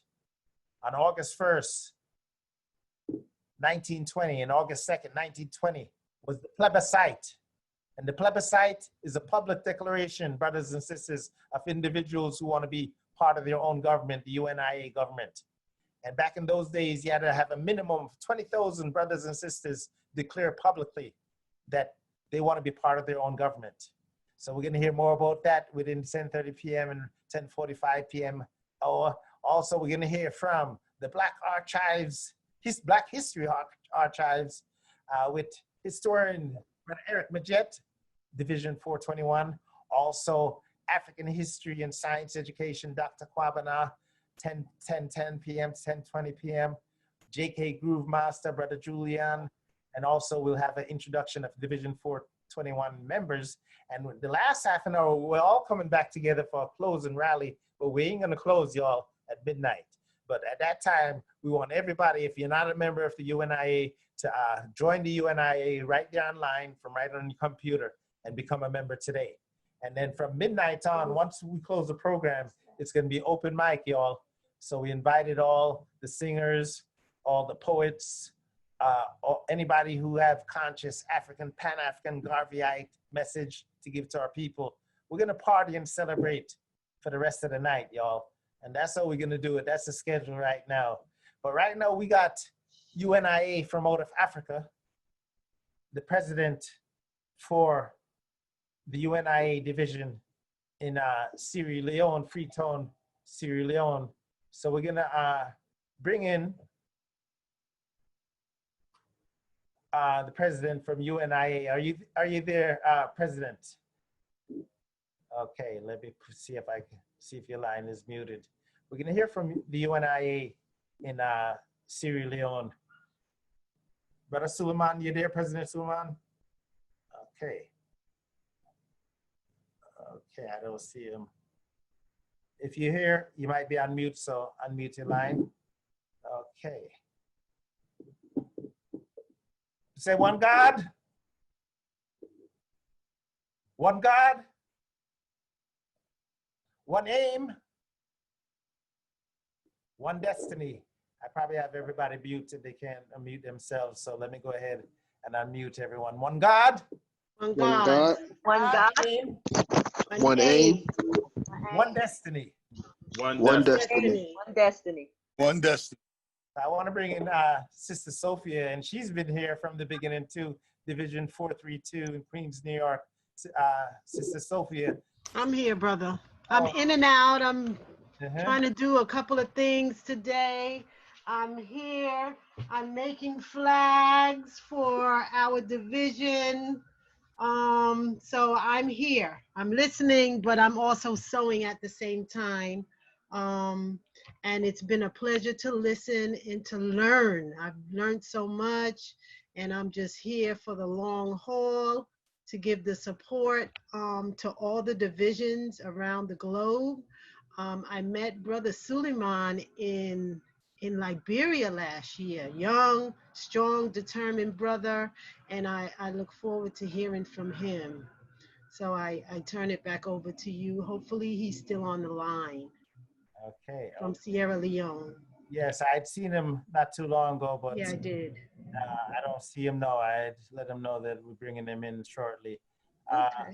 Okay. But very powerful, very, very powerful day, very powerful information, very powerful unification of the divisions. This is what we need. We need more of this on a consistent basis. Because without unity, we have no strength. So we need that strength to move, and we have to come together. So keep up the good work, all divisions, keep it up. We need to keep doing this. Okay, Ashe, thank you so much, Sister Sophia. UNIA Division 432, who had a powerful presentation this morning, y'all. Powerful, between the 9 a.m. to 11 a.m. Program. They set the role model on an ideal UNIA division. They're really functioning as a local government, y'all. But anyway, this program here, we have it recorded. So if you miss any of it, you're definitely you'll be able to see it again and hear all the divisions who presented throughout the day. Brothers and sisters, big things going on, and we have a lot more to come in. And what we're gonna do right now until our main speaker, Brother Mukasa, did you come back yet? Are you here, Brother Mukasa, from out of Stone Mountain, Georgia? Let's go to, we have a couple Black organizations that we're gonna hear from, give solidarity statements for Honorable Marcus Messiah Garvey and the UNIA 100 years government in existence. So the first African organization we're going to go to is an African organization that's building here in the South, and I'm part of it because we got to join every Black organization that's about us as a people. The Pan-African Federalist Movement. On the line, we have Sister Nobantu. Can come in and share a few words. Sister Nobantu, are you there? Sister Nobantu. Okay, she might be on mute. Well, another organization that is also presenting today, and we're gonna hear a little bit from them coming now, is the Southern region of the Association for Study of Classic and African Civilization. And representing that organization, we have a true African sister who's a warrior, Sister Reba in Atlanta, Georgia. Greetings, Sister Reba. Greetings, greetings. What's up, brothers and sisters? So on behalf of the Southern region of the Association for the Study of Classical African Civilizations, I greet you in peace. We proudly stand in solidarity with the Universal Negro Improvement Association and African Communities League on this 100th anniversary of that great gathering of Africans in New York for the first International Convention of African Peoples of the World and the signing of the Declaration of Rights of the Negro Peoples of the World. ASCAC, founded in 1984 by Dr. Jacob Carruthers, John Henry Clark, Yosef Ben Yakanan, Asa G. Hilliard III, Leonard Jeffries, and Maulana Karenga, provides a body of knowledge that continuously contributes to the rescue, reconstruction, and restoration of African history and culture. Our purpose is to promote the study of African civilizations for the development of the African worldview. Our aim is to build African-centered study groups and strengthen existing institutions. Our goal is to provide excellence in all dimensions of our association. Our strategy is to use our accumulated knowledge for the liberation of African people wherever they may be. Our work is carried out through our 4 commissions: education, research, spiritual development, and creative production. Standing on the shoulders of Ma'at, our commitment is to the truth. We are an African people. We encourage and build study groups. We demonstrate integrity in all that we do.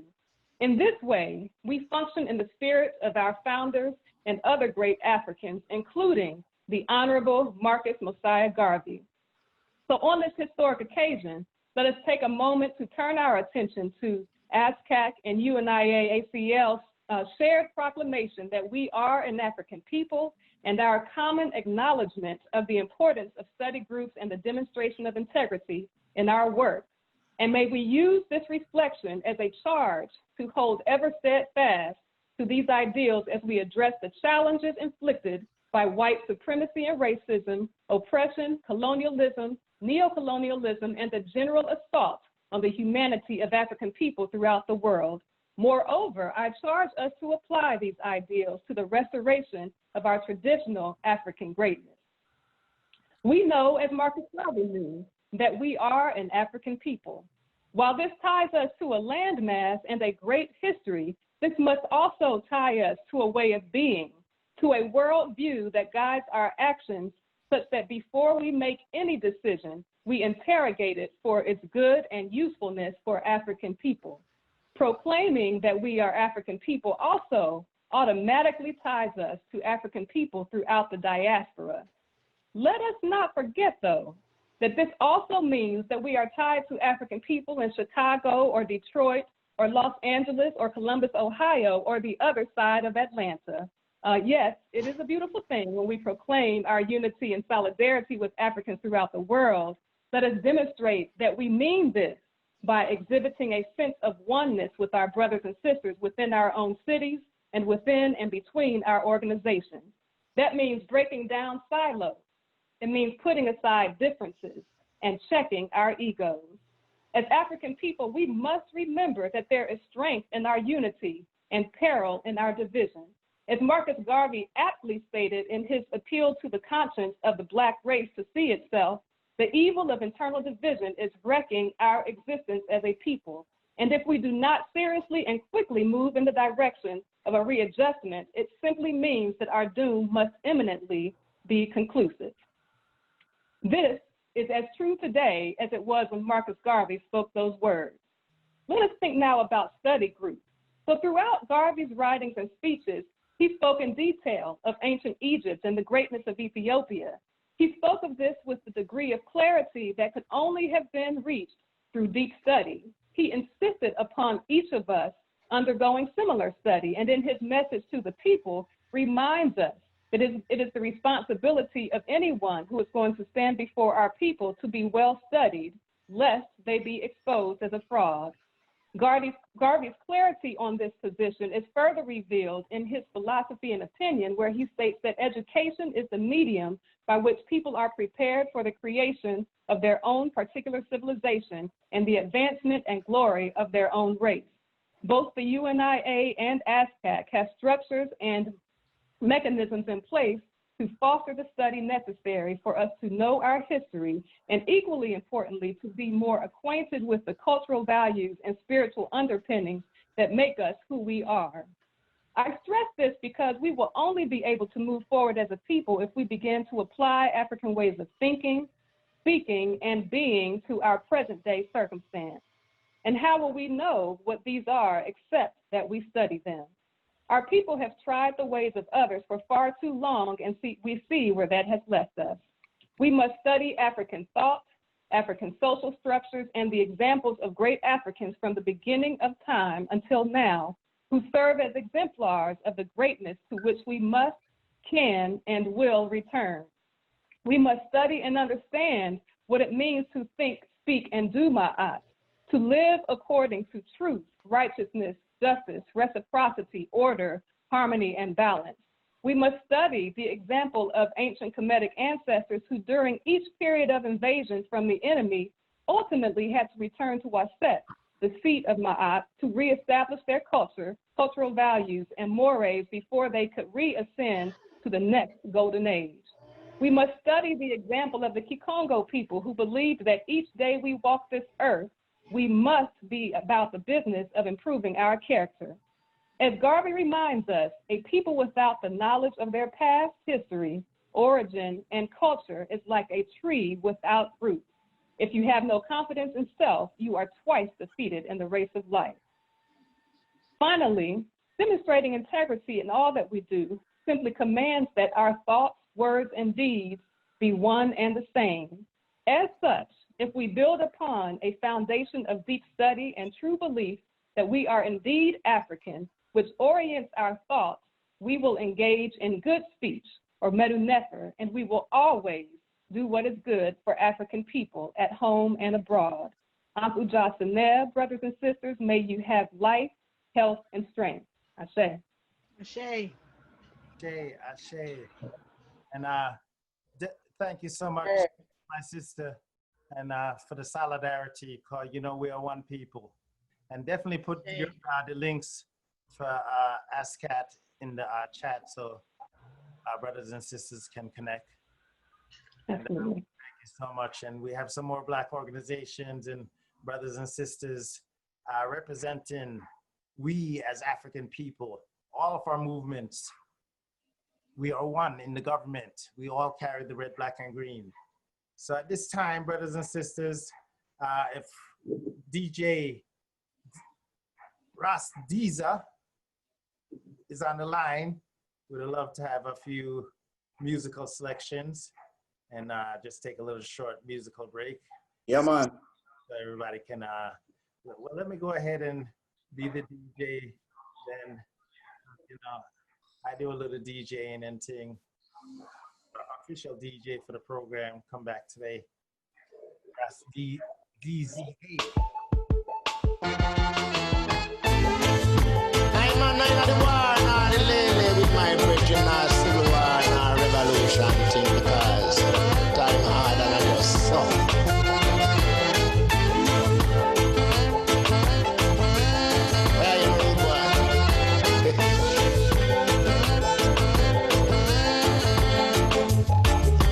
Ready for revolution. Try and find the right man. You're innocent. You're ready for revolution. Try and find the right man. I'm not the one to trick the nation. A wrong and innocent man.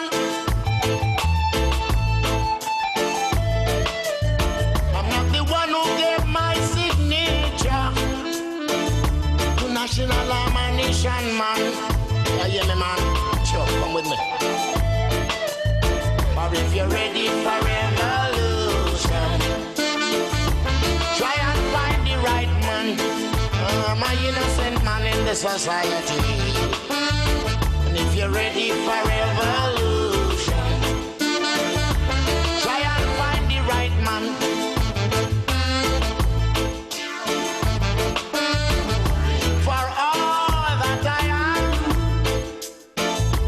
I'm a minstrel and a Rasta man.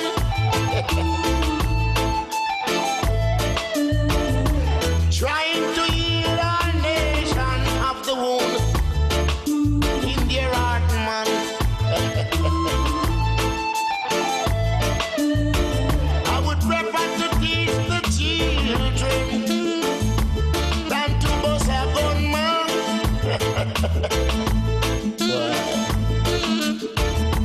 I even go to the children's hospital and even put on my uniform and be a nurse, man. Good. Or a doctor. But if you're ready for revolution, try and find the right man. I'm just an helping hand. But if you're ready for revolution, try and find the right man.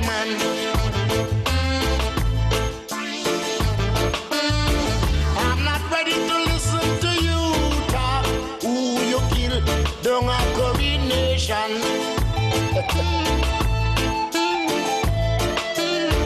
I'm not ready to endorse your statement when you tell me it's an accident. Lord, you take up your gun and you put in your waist and told us that you are gonna look fool.